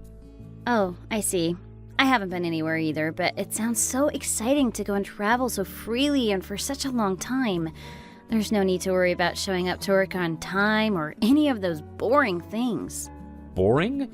I would say that's a pretty normal thing. Maybe not the most exciting, but definitely normal. Yeah, but now it seems like it's too normal. Why haven't you been anywhere? Is there any reason for that? Any reason for that? I don't think that there is any reason in particular. I guess I just didn't really see the point of spending so much money to go and travel. Although I had thought about going somewhere after I graduated college, but then I went straight into a job and then somehow there was no more time to be thinking about that sort of thing. And what about now? Do you think about going anywhere now? Why would I want to leave now? I mean, I have everything I need here. A job, a house, my family, you? I suppose. What about you? Is there anywhere that you want to go that's outside of the US? Well, now that I've heard all of these stories from Caleb, I really think that South America sounds amazing. Maybe Peru. No, Chile. Oh, I kind of want to see it all now. It just all sounds so new and exciting. There must be so much out there that is completely different from what we have here. Yeah, it's probably very different, but remember that different doesn't always mean better. We'll go somewhere on our honeymoon, though. Have you thought about where you might like to go for that? A honeymoon trip isn't the same, though. That's too planned, I think. But I haven't thought that far ahead just yet. Let's think about it more later. Yeah, we still have all the time in the world to decide on that. We haven't even had the wedding yet. Actually, do you want to talk about that a little bit?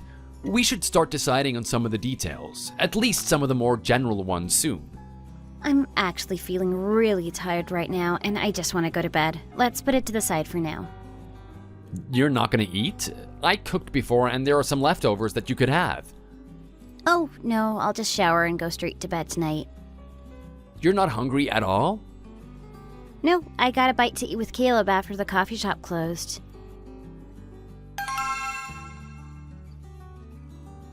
Hey, you're back really late again. What is going on? Don't tell me that you ran into Caleb again. No, nothing like that. It's just work. We've been so busy lately, and they're pressuring me to stay back late. They shouldn't be doing that. You should stand up for yourself and tell them no.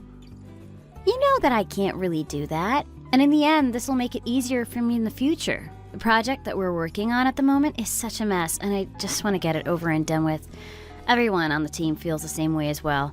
If we work overtime and push ourselves now, then we can finish it sooner.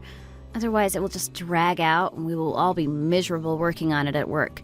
And the sooner we can get it done, the sooner we can move on to another project. That's better. What is so bad about this project? It's not like you to complain about work. I don't think I've ever heard you say anything like this before. It just seems so poorly organized compared to other projects we've done in the past. The client tells us what they want, and then we do it. We wait for their response, and they're often very late or unclear with their replies. Then they come back and tell us that they've changed their requirements, and we have to change a bunch of stuff and send it back to check with them. Then it just repeats like that a few times. I think we have finally gotten to the actual final iteration of the project. At least, I hope so. But the base work is done each time they change it, right? It's not like you have to start from scratch. I would rather just start from scratch. Sometimes going back and changing only certain parts actually makes the work take longer. We have to make sure that any changes then make sense throughout the whole project. If we miss something, then we look bad, so there's a lot of checks that need doing as well.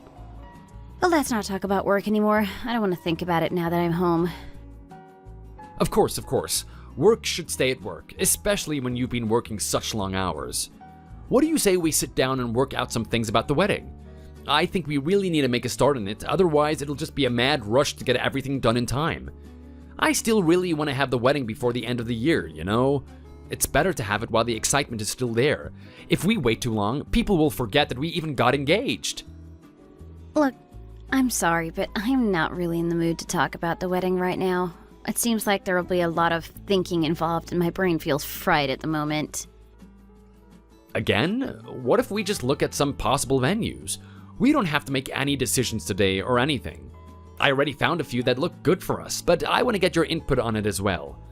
It wouldn't be right for me to make any decisions about this without you knowing about the options. James, I'm sorry, but not tonight, okay? We still have a lot of time to sort this all out, and I just can't think straight at all right now. It would be better to wait until I have finished this project at work so I'm not feeling so drained when we can make these decisions. Wait until the project is done to even start thinking about it? I don't know about that, Olivia. I mean, how much longer is that project going to be going on for?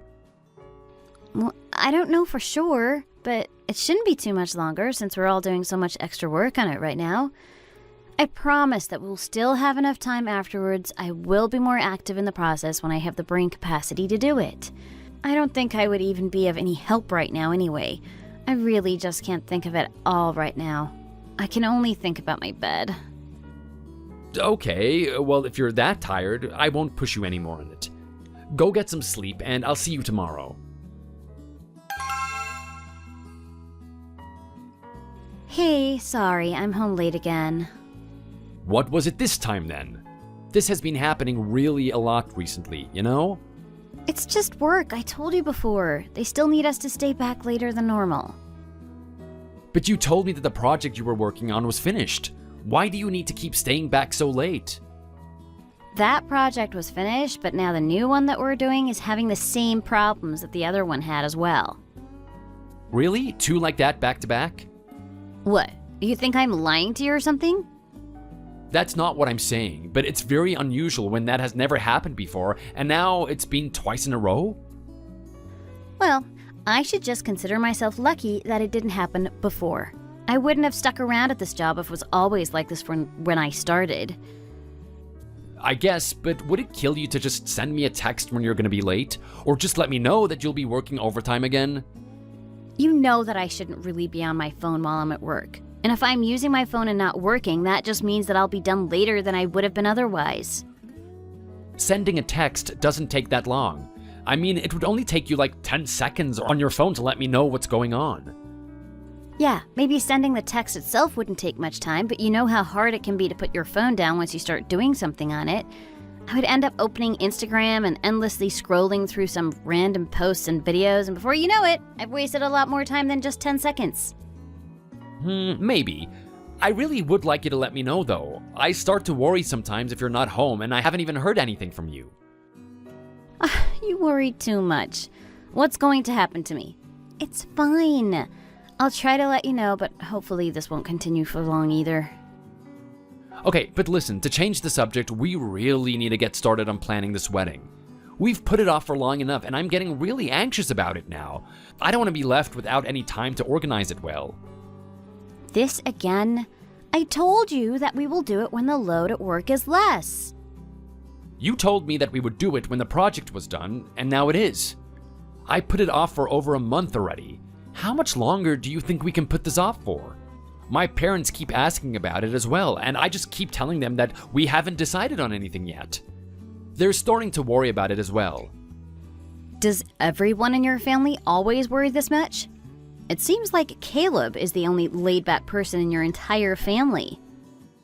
What? Why do you bring up Caleb? Nothing, it's not important. Anyway, if you're so stressed about the wedding, then why not just get started and plan it without me? What? You don't want to be involved? This is your wedding as well. How can I make these decisions without the input of the bride? You're the one who's always planning and organizing stuff for us anyway.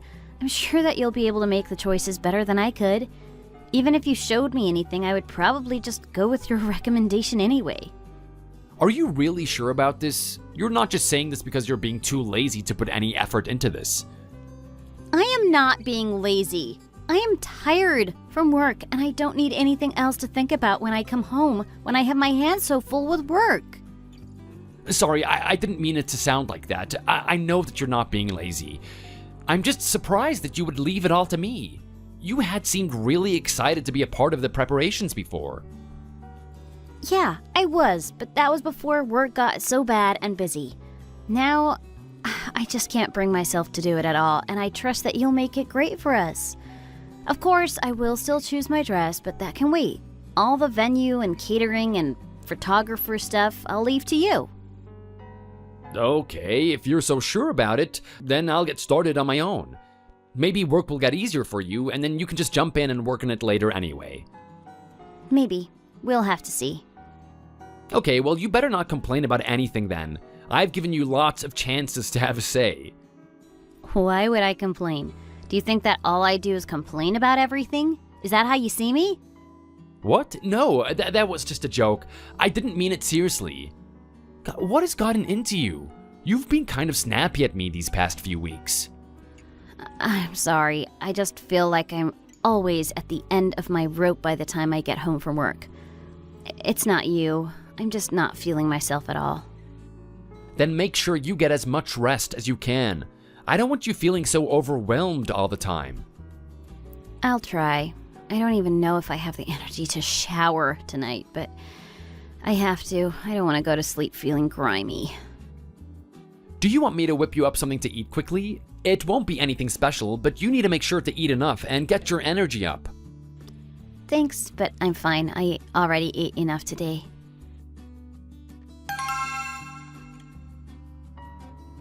Hey, James, how's it going? Any changes in your life so far? How are the wedding plans coming along? Caleb, this is a surprise. I've barely heard from you since that time we caught up for beers, but that was about 2 months ago. I almost thought that you had gone off to travel somewhere again without saying anything. Do you really think that I would do something like that? Yeah, I do.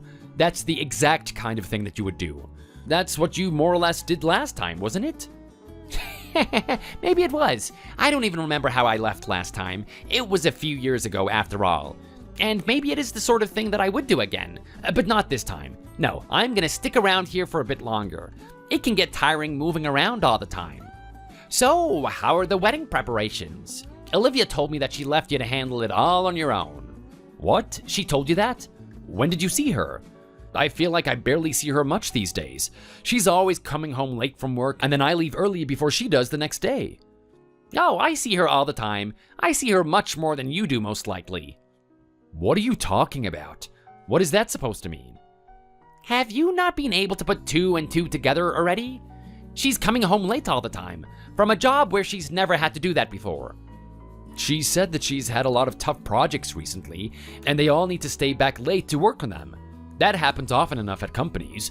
There's nothing strange about that. Sure, but now she isn't even interested in the wedding plans all of a sudden.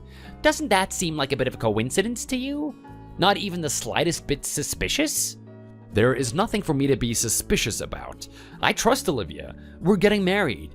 I need to trust her, otherwise there's no point in being together. Seriously, Caleb, what the hell are you trying to get at with what you're saying?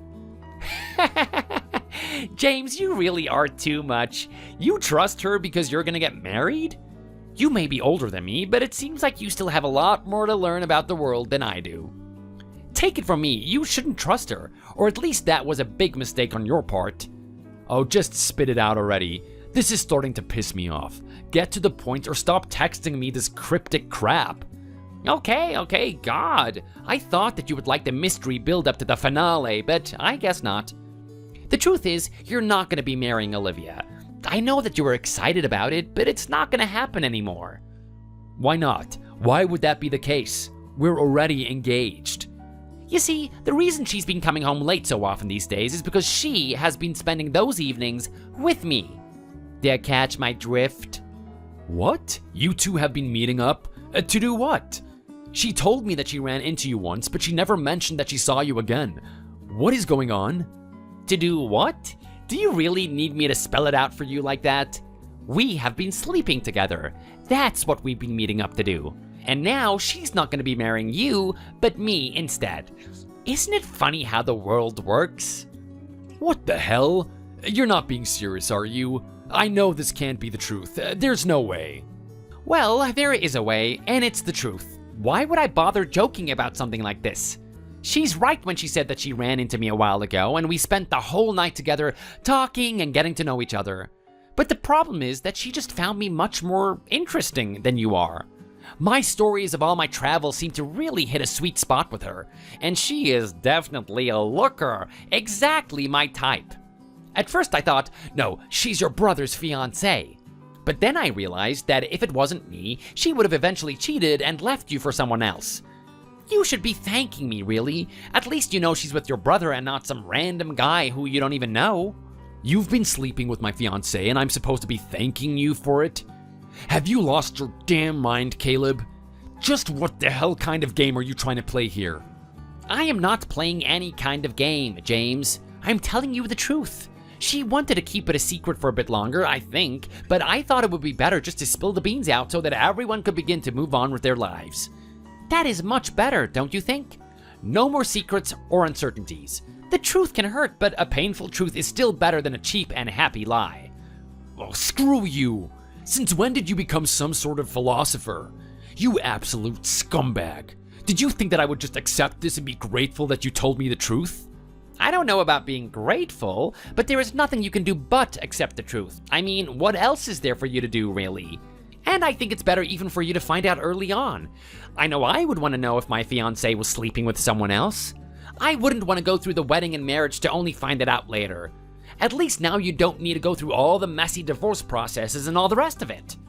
It might hurt, but finding out now has still saved you at least a little bit of time and effort. Oh, this is just unbelievable. My own brother, my own damn brother is doing this to me. What the hell is wrong with you? Didn't you have enough girls to yourself in whatever country you were wondering about in all those years? Maybe, but that's not the point, is it? This isn't something that I'm doing to spite you or whatever. I think I really do like Olivia a lot. Enough to marry her instead of you, so you can rest easy at least knowing that this isn't just some little fling. And that's why I'm asking you about how the wedding preparations have been coming along. What the hell does that have to do with anything? It doesn't matter how they've been coming along if the wedding is going to be called off now. I did put a lot of time and effort into trying to make it a spectacular day, but it was all for nothing. I can't believe that you two were doing something like this behind my back while I was working hard and trying to do all of this on my own, thinking that she was having a hard time at work. Well, don't you worry. Here is the neat part. You don't have to throw all those plans in the trash. Think about it. The wedding is still more or less with the same people. Sure, the groom will be different, but the family of both sides is still the same. That means that the guest list doesn't even have to change too much. Just the friends that you were going to invite can be replaced with my friends. What are you talking about now? Can't you ever make sense from the jump? I don't want to be trying to decode what you're trying to say right now. I've just found out that my fiancé has been cheating on me with my brother. Do you think that I can think straight right now? I thought that this was pretty self-explanatory, but I'll make it even simpler for you then.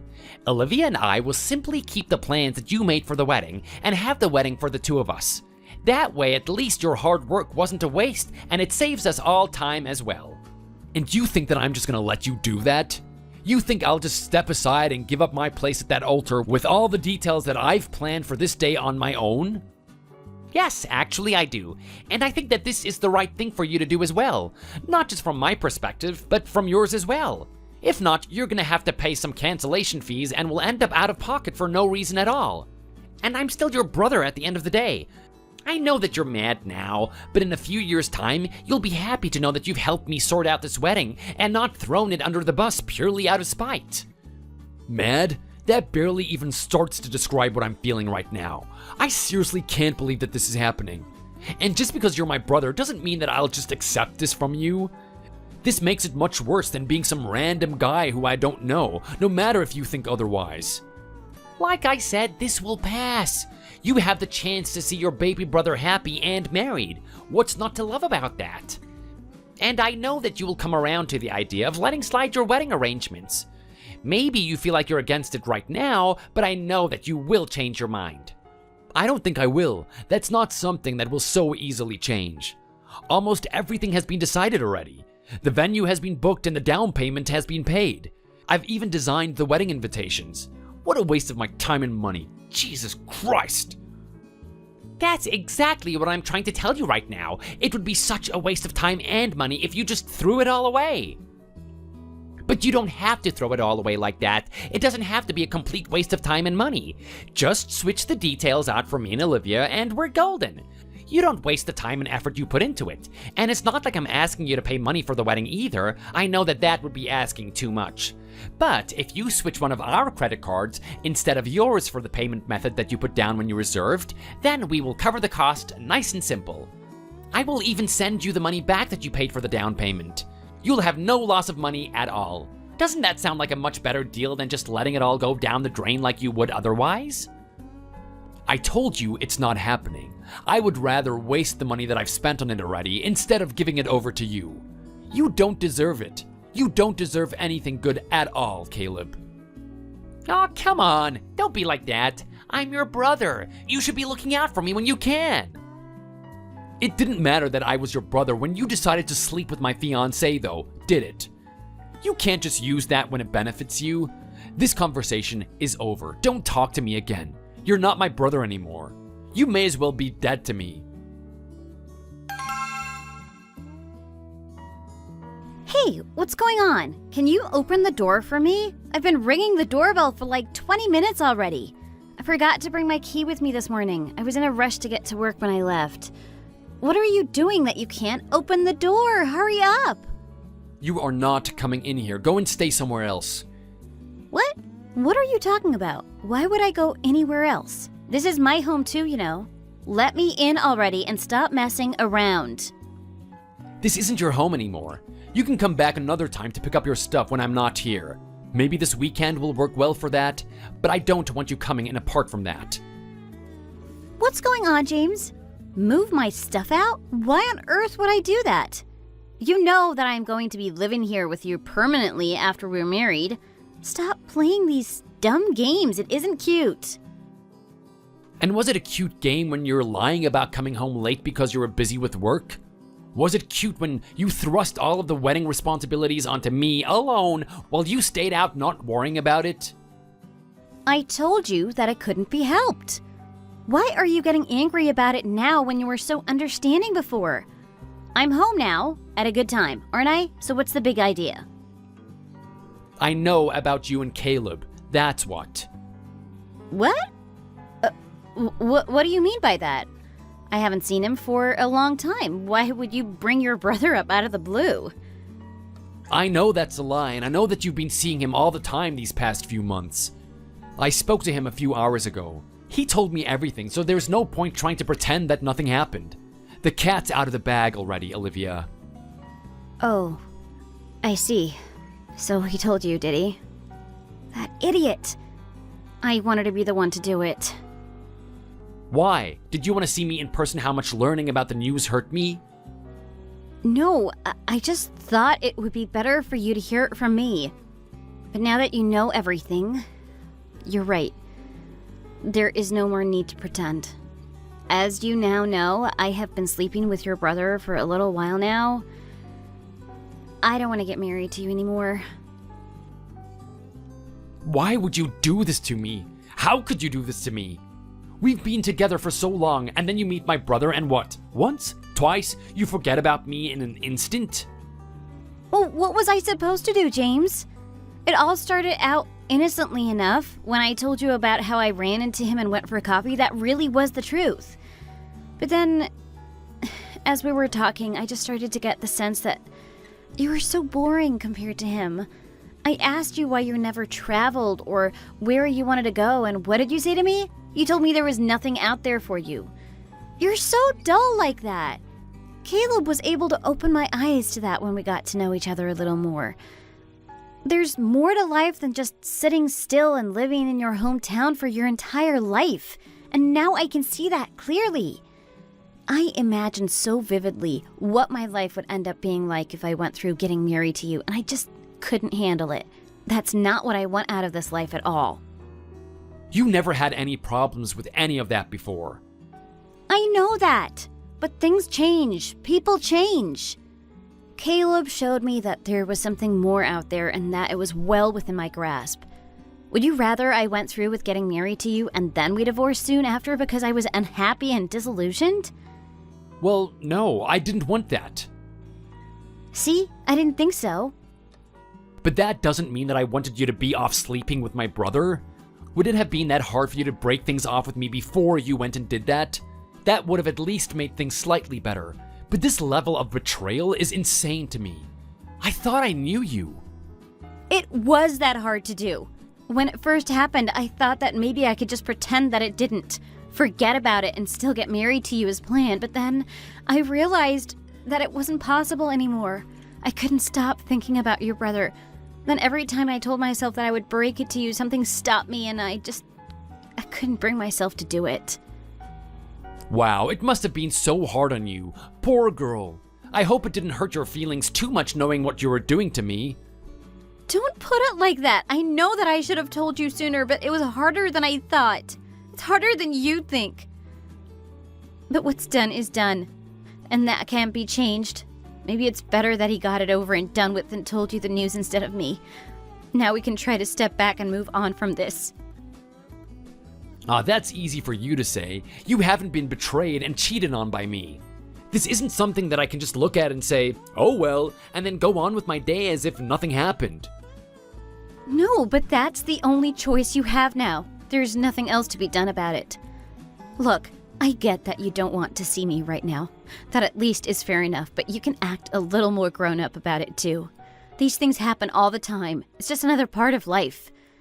I won't come back here while you're still around. Leave the key somewhere for me to find so I can pick up my stuff this weekend. Then I'll be out of your hair and we can move on. I will leave the ring for you as well if you like. Good, at least you're not delusional enough to think about keeping it. I'll be getting that back if it's the last thing I do. I just told you that I will give it back, didn't I? Don't start acting as though I'm trying to keep it and you need to force me to hand it back to you. Leave the key for me and I will leave the ring on the table for you when I leave with my stuff. That way we can get everything done without even seeing each other. How does that sound? Go to hell, Olivia.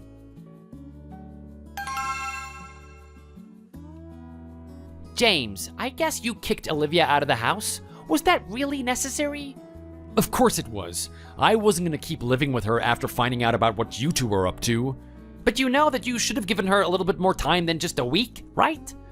It wouldn't change anything. She wasn't supposed to come in when I was in the house, and we decided between the two of us that I would leave the key for her to come and get her stuff. She was fine with it herself, so I don't see why you feel like you need to come and complain to me about any of this. Okay, fine. I just thought it would be nice for you to give her a little bit more time to sort herself out. She's been living in that house for a long time. It's not that easy just to pack up and move out on such short notice. Too bad for her. That was the only way things were gonna happen. Whatever. Anyway, the main reason I'm messaging you is to ask you whether you thought about what I said earlier or not.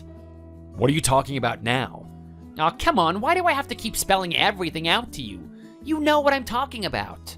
No, I don't. Will you enlighten me about it? God, I know you're just doing this to be difficult, but fine. I'm talking about letting Olivia and I keep your wedding arrangements for ourselves. Did you think more about that? Oh, is that what you're talking about? Well, actually, yes, I did think about that. Okay, and what did you decide? You'll be happy to know that I decided to let you have your way with this one. What? Really? Yeah, I realized that you were right and that I shouldn't waste the money that I spent. At least this way, I get something back from it. I knew it! I just knew that you would see things my way. You have made the right choice there. And guess what? I'm actually gonna make this deal even better for you. What do you mean by that? How are you gonna do that? Well, I booked most things, but there are still quite a few things which haven't been decided yet. They were in the works already. So I figured that I would sort all of that out for you as well. Really? I mean, I don't think you need to do that much. What you've done is enough already. No, I insist. I mean, it'll be easier for me to do it now anyway. I have it all in my head, and I've been in talks with all the relevant services. And it's not like Olivia was really gung-ho about the whole organizing thing anyway, and I imagine that you would be better. I guess you are right about that. So, all I need is for you to give me one of your credit cards, and I will contact whoever needs to be contacted and confirm everything for the big day. Are you really sure about that? I don't know about giving you one of our credit cards. Why not? What do you think I'm gonna do with it? I don't know. You could try and buy a bunch of stuff with it to get back at us. I'm not gonna do anything childish like that. I'll only pay for the wedding arrangements. And you were the one who suggested giving me one of your credit cards in the first place. I suppose that is true. Well, it will have to be Olivia's. I don't have one of my own. Okay, well then you'll need to give me her card then. Don't worry, I will only pay for the necessary things for the wedding and nothing more. I have your permission to do that, don't I? I'm not going to be doing any fraud here. That's the last thing I need happening in my life. Yeah, I get it. Okay, that sounds like a plan. When should I give it to you? Just leave it in my mailbox or under the doormat. That will be easiest, and then I can grab it when I come home from work. I also want to get this stuff handled as soon as I can so that I don't have to think about it anymore. Okay, well thanks for that. I'll come around soon to place it there. Listen, I knew that you would come around to the idea. It just makes sense, doesn't it? Yeah, Caleb, you're right. It does just make sense. Hey, Philip, it's James here. How have you been? It's been a while since we've spoken to each other. James, how is my future son-in-law doing? It's been a while. Too long, really. I've been doing well. Excited as ever about the wedding. None of the invitations have gone out yet, have they? We haven't gotten ours, and I hope you didn't forget about us. I would never forget about you, Philip. But the wedding is actually the reason that I'm messaging you right now. There has been a slight change of plans with that, if that's what it can be called. What do you mean by that? A change of plans with the wedding? Oh, what's going on, James? Don't tell me that you're getting cold feet. That's not at all what happened. But look, this is very hard for me to tell you. But the wedding between me and Olivia is off. The two of us are no longer getting married. What? Why not? What on earth could have happened between you two? Like I said, this isn't easy for me to tell you as her father, but Olivia was having an affair with my brother Caleb. No, that can't be true. You must have made a mistake somehow. I'm afraid there is no mistake at all. I heard it straight from both of them. She kept it from me for a few months, but then my brother told me about it last week or so. So, unfortunately, the wedding is off, but not because I got cold feet. James, I am so sorry to hear that. I don't believe that girl. What was she thinking? I'm gonna have a talk to her. I don't know if that's really necessary, Phil, but thank you so much. The thing is, the two of them decided to get married instead. So, I suppose you still will be getting a son-in-law anyway, and it'll be around the same time as we plan to get married. They're kind of just hijacking the plans that I made for the wedding day. What do I need a son-in-law like that for? We've known each other for years now, and I was so happy that my Olivia found someone like you. And now she's thrown it all down the drain for some stupidity? I don't even know what to say. I didn't raise her to be like this. It's okay, Philip. It's not your fault at all. I just wanted to let you know about what happened. It's been hard to tell people about it. I'm still in a little bit of shock, and it's difficult for me to go from being excited to getting married to telling people that it's not happening anymore. Of course, this must be a very difficult time for you. But listen, I'll be here for you if you need to talk about anything.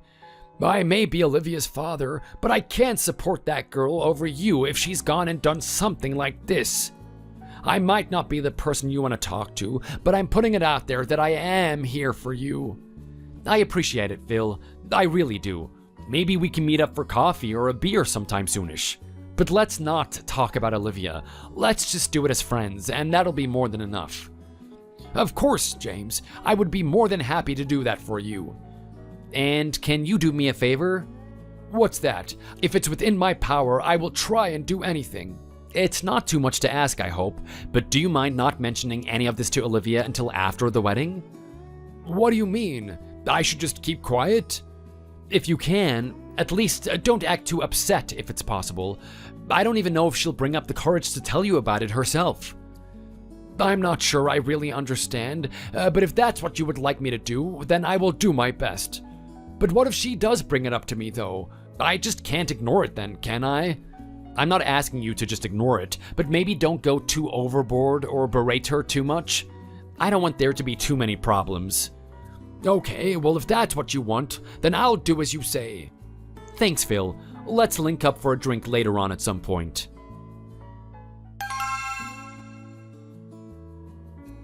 James, where the hell are you? The ceremony is gonna start soon and you are nowhere in sight. I'm out for drinks right now. A bit of day drinking never hurt anybody, right? You could have been drinking here. It's the wedding day. You should be here right now. Did you really think that I would be there to see you marry the woman I was supposed to be marrying? I'm your brother. Of course I thought you would be here. You still had an affair with my fiancé, brother or not. I was never gonna be there. Even inviting me was a stupid idea on your part. Then what about Mom and Dad? They're not here either, and neither are Olivia's parents. To be honest, there's almost no one here at all, and the venue is so huge and everything so beautifully set up. What's the point if no one is here to see it? Well, I'm not surprised that there are a bunch of people who wouldn't want to participate in a wedding that's taking place under these circumstances. I agree with them. It's better not to get involved as much as possible. I don't know about everyone else, but I know where Mom and Dad are. Where? I've been trying to get in touch with them, but they aren't picking up their phones. Can you get in touch with them and tell them to get here as fast as they can? They're with me right now, and so are Olivia's parents.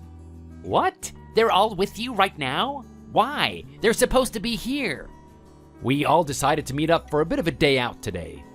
The original plan would have had us all together on this day in the first place, so we thought it was a good idea to keep at least that much intact and try to enjoy ourselves. So you're out stealing away our wedding guests? Is that what you're telling me right now? You stole my bride, and I am not stealing the guests, but you can think that way if you want to. They chose themselves to be here with me instead of being at that cursed wedding. You should have told them to come. What's the point if our parents aren't here? They're supposed to be the most important guests. It's basically just the two of us and the staff right now. It is embarrassing. Well, then you can enjoy all the food and drink on your own. There should be more than enough for the two of you. Maybe you can at least let some of the staff enjoy it as well. Enough for the two of us? It looks like there is enough here for at least 100 people or more. I know that we invited a bunch of people, but even if they had all come, this would be too much. It should be the best day of your life, shouldn't it? Don't be cheap on such a special day, Caleb. I'm not being cheap. I just didn't expect this sort of thing. I half expected you to not even book anything to try and ruin the day. I told you that I wouldn't do that, didn't I? I booked everything as I promised, but that's all the involvement that I will have. Now, you should stop texting me and go back and talk to your wife. Isn't the most important thing that you're there together? The photographers are there as well, right? So you can get a whole bunch of nice photos with just the two of you. I don't like this. Just tell everyone to show up as soon as they can. We can hold off the main ceremony for a bit longer, but that's it. 1 hour tops. Get them here any way you can, please.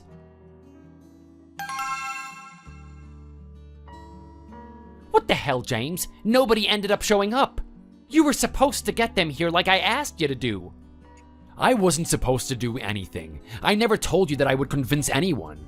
That is not my job. They all made their own decisions, and that's that. You should have not been such a scumbag if you wanted people to enjoy the wedding with you. But they're family. This wasn't what was supposed to happen, and I can't get in touch with Mom and Dad still. I went home to talk to them, but they're not there. The lights are off and my key doesn't work anymore. On top of all of that, all my stuff was on the front porch. What is that supposed to mean? I think that means get the hell out of our house. It seems clear as day to me that that is what they're trying to tell you. You mean they're kicking me out of the house? But I'm their son. How could they do that to me? And you're my brother, but you still betrayed me in the way that you did. I told you not to use the idea of family only when it suits you. There are some things that aren't easily forgiven, and this is one of them. But you seem to get over it pretty quickly. I thought it was all okay when you agreed to keep planning the wedding. Did you really think that I had just gotten over it? Of course I didn't. But I thought that I would leave you a nice parting gift before I cut you out of my life forever. The wedding was nice, but what's this about cutting me out of your life? You don't really mean that, do you? Come on, James. I can't lose my whole family over this. You can, and you have. Mom and Dad told me today that they will no longer consider you their son after what you did. And the wedding wasn't the parting gift that I was talking about at all. That can't be. You're completely throwing me under the bus. And if the wedding isn't the gift, then what is? I didn't get anything else from you. These are the consequences of the actions that you chose to take. Now you have to live with them. Oh, and the gift is something that you will find out about later. You can ask Olivia about it, but I'm sure she'll start screaming about it before you even need to ask. What did you do? What the hell did you do? Don't worry so much about it. I didn't do anything that I wasn't supposed to do, and nothing I wasn't asked to do. But I won't spoil it here and now. After all, the best gifts are always surprises, aren't they?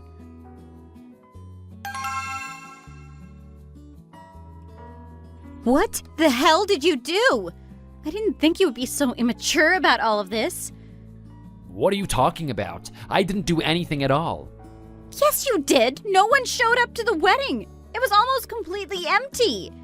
There were just a few friends who came along. So someone did show up then. Don't say it was empty when it wasn't. You know what I mean. My mom and dad weren't there, and Caleb told me that you were with them. What the hell? How dare you keep them away from my wedding? I didn't keep them away from anything. They decided to spend the day with me instead of you. That's all. They didn't have to do that, but they chose me. My parents chose the same. And as for your friends, I have no idea. I didn't talk to any of them, but maybe they found out about what happened in another way. What other way would there have been for them to find out? You must have said something. Are you serious? You can't think of anything? How about the fact that the wedding invitations had a name that wasn't of your longtime boyfriend who they knew about? Don't you think that might have been a pretty clear indication that something happened? They probably asked around and found out what really happened to make that be the case. Oh, I totally didn't even think about that. I forgot that they might have looked at it that way. Okay, fine. Whatever about my friends, but what about my parents and yours? They were supposed to be here with Caleb and me. This was supposed to be a day for all of us to celebrate together. And can't you think of any reason why they might not have wanted to celebrate the day with you? Maybe something to do with you cheating and swapping out the groom for his brother at the last moment? Why does that matter? Family should support family, even if I did make that choice at the end. That doesn't affect them in any way. They get a son-in-law all the same, and he's even from the exact same family, so what's the big deal? That's up to them to decide, don't you think? If you have a problem with it, then you should bring it up with them, not me. I tried to bring it up with them, but they won't reply to me at all. I even tried to go around to their house after the ceremony, and I could see the lights on, but no one would answer the door for me. What did you tell them? You must have made everything sound worse than it was. I didn't say anything that didn't happen. I just simply explained that you had an affair with my brother and chose to marry him instead of me. I didn't say anything more than that. Any way they're acting is simply their own choice. But they weren't like this even after I told them about it at first. They barely seemed angry at all, just a little weird and distant, but I guess that they were just shocked at the news. You have to admit that that sort of news should be shocking to any parents. And realize that they didn't want to be around you anymore after what you did. My parents? You think that they would abandon their only daughter just like that?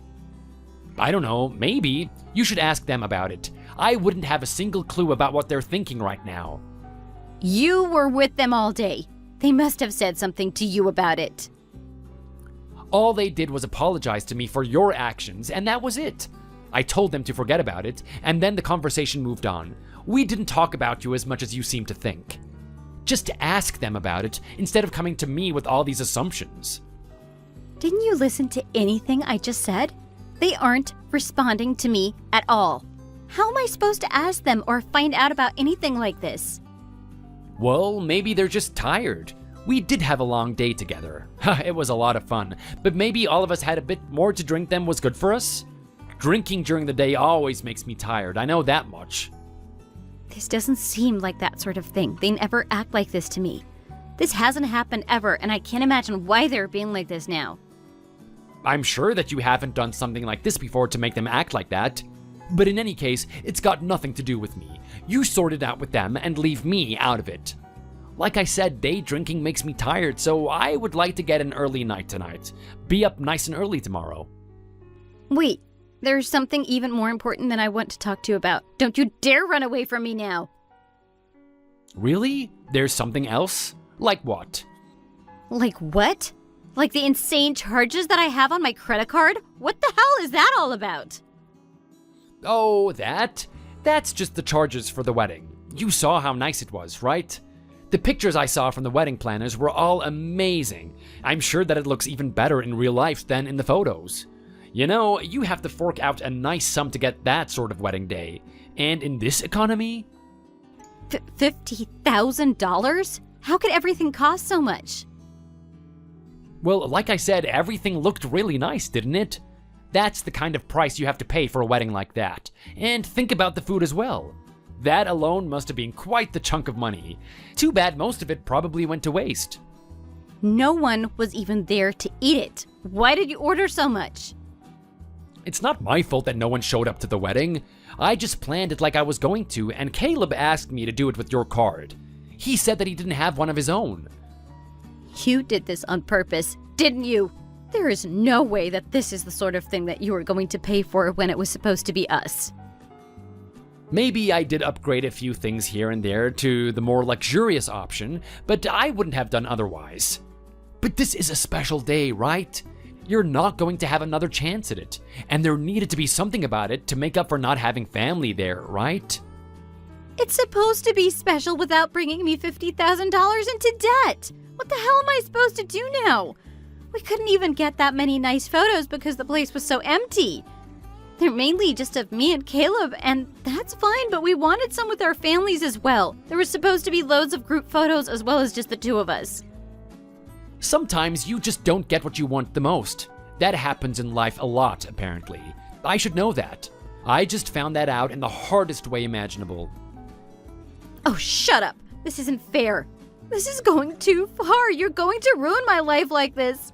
We're talking about what you have done to me now. You don't need to bring it back to yourself. And what about me? You don't think that you just pulled the rug out from under my feet by sleeping with my brother? You were the one who wanted me to sort out the wedding. I told you that you better not have any complaints, so no complaining. You got your fantasy wedding and you got your husband. I didn't get anything, did I? Screw you. I am going to try and make you pay for all of this. This isn't right. There must be something illegal about this. Nope, there is nothing illegal about it. Remember that it's your name on all the invoices. I didn't get anything at all. You used your card for your own wedding. You can try and fight if you really feel like it, but you'll just end up wasting more money on a pointless fight. I don't believe that you would do this to me. This just proves that I made the right choice in not marrying you. Well, then there's nothing wrong with it, is there? I'm glad that you can see the bright side of this. Now, if there isn't anything else that you want to yell at me about and blame me for, I think we're done. Enjoy your new life. Afterwards, both Olivia and Caleb tried to keep getting in contact with the family, but no one wanted anything more to do with them. They didn't want to be around people who would act like this towards those so close to them, as close as family. I think it shouldn't have been that much of a shock, but Olivia and Caleb obviously expected things to go down differently. I don't know how Caleb in particular thought that our parents would forgive him for having an affair with my fiancée or act as though it didn't matter and just attend the wedding as planned. Olivia's parents were equally on my side, and on the day of the wedding, when we were together, they kept apologizing for what their daughter did until I told them not to bring it up anymore. They are good people and are not to be blamed for the actions of their daughter. She made her own choices, and I don't think that it reflects badly on them as parents at all. Sometimes the way that children turn out and what they do later on in life is caused by the way that they were brought up and the values that their parents taught them, but this is not one of those cases. Before this incident, Olivia was always a good and kind person. Her parents brought her up to be as much. The whole situation was a big shock for everyone, especially me. But this is one of those times that just goes to show that you never really know someone and what they're capable of, no matter how well you think you know them, and no matter how long you might have known them for. One thing Caleb was right about, though, is that I'm glad in the end that this all happened before Olivia and I got married, and not after. If she was capable of cheating in this way now, then she would have been capable of it after as well. If nothing else, this at least saved me a bunch of paperwork and legal processes to get a divorce, and also gives me a bit of an opportunity to mess with them a little at the end. As for the credit card situation, Olivia tried again to make me pay for it and took it up with the wedding planner to try and get a refund, but she failed in that. All the purchases were made under her name, and she was the one who received the services in the end as well. She then tried to get her parents to pay for it, or at least help her as much as they could, but they refused to even talk to her, and she is on her own in that regard. Her and Caleb began to freak out and decided to run off to South America in an attempt to escape the debt that they had found themselves in. It worked for a little while, but then they both ran into visa issues and ended up overstaying or violating one of the clauses on their conditions of entry into Brazil and ended up being deported back to the States. Caleb has never had a proper stable job since he went on his trip right out of college, and he's never been the kind of person to want one either. Last I heard of them, Olivia had to find an entry-level job since she quit her old one so suddenly to flee to South America and try to pay the debt as much as she could. Caleb has so far refused to get a job of his own and instead shifts from casual gig to casual gig, picking up random jobs here and there for a bit of cash. As it stands, they will probably be in a bit of a financial hole for the foreseeable future, and it doesn't look like Olivia will live out her dream of traveling that Caleb had awakened within her. As for me, I'm just chugging along at that same job and living at the same house as before. It's been hard for me to get through the sudden shock of losing my fiancée and the life that I thought I was heading towards. But having said that, I have a wonderful family and friends around me to support me through this hard time, and I know that I will get through it in the end. Something like this is simply a matter of time, and there's not much I can do to heal the scars that I feel inside my heart, but take it each day as it comes and keep on moving forward. There is one thing that Olivia said to me, though, that really struck a sore spot with me. Everything she mentioned about my not having traveled. Maybe one of these days, I'll put in some leave to go and see a new country that I've never experienced before. Maybe I was a little short-sighted, thinking that I have everything I need around me. I had Olivia in mind when I said that, but now I don't even have her. I guess it wouldn't be a bad idea to go out and find something else in this big, wide world of ours. I haven't thought too much about where I'll go just yet, but at the very least, I know that South America will be off the table for me. Thank you for watching. If you enjoyed this video, please hit the like button and subscribe to see more content.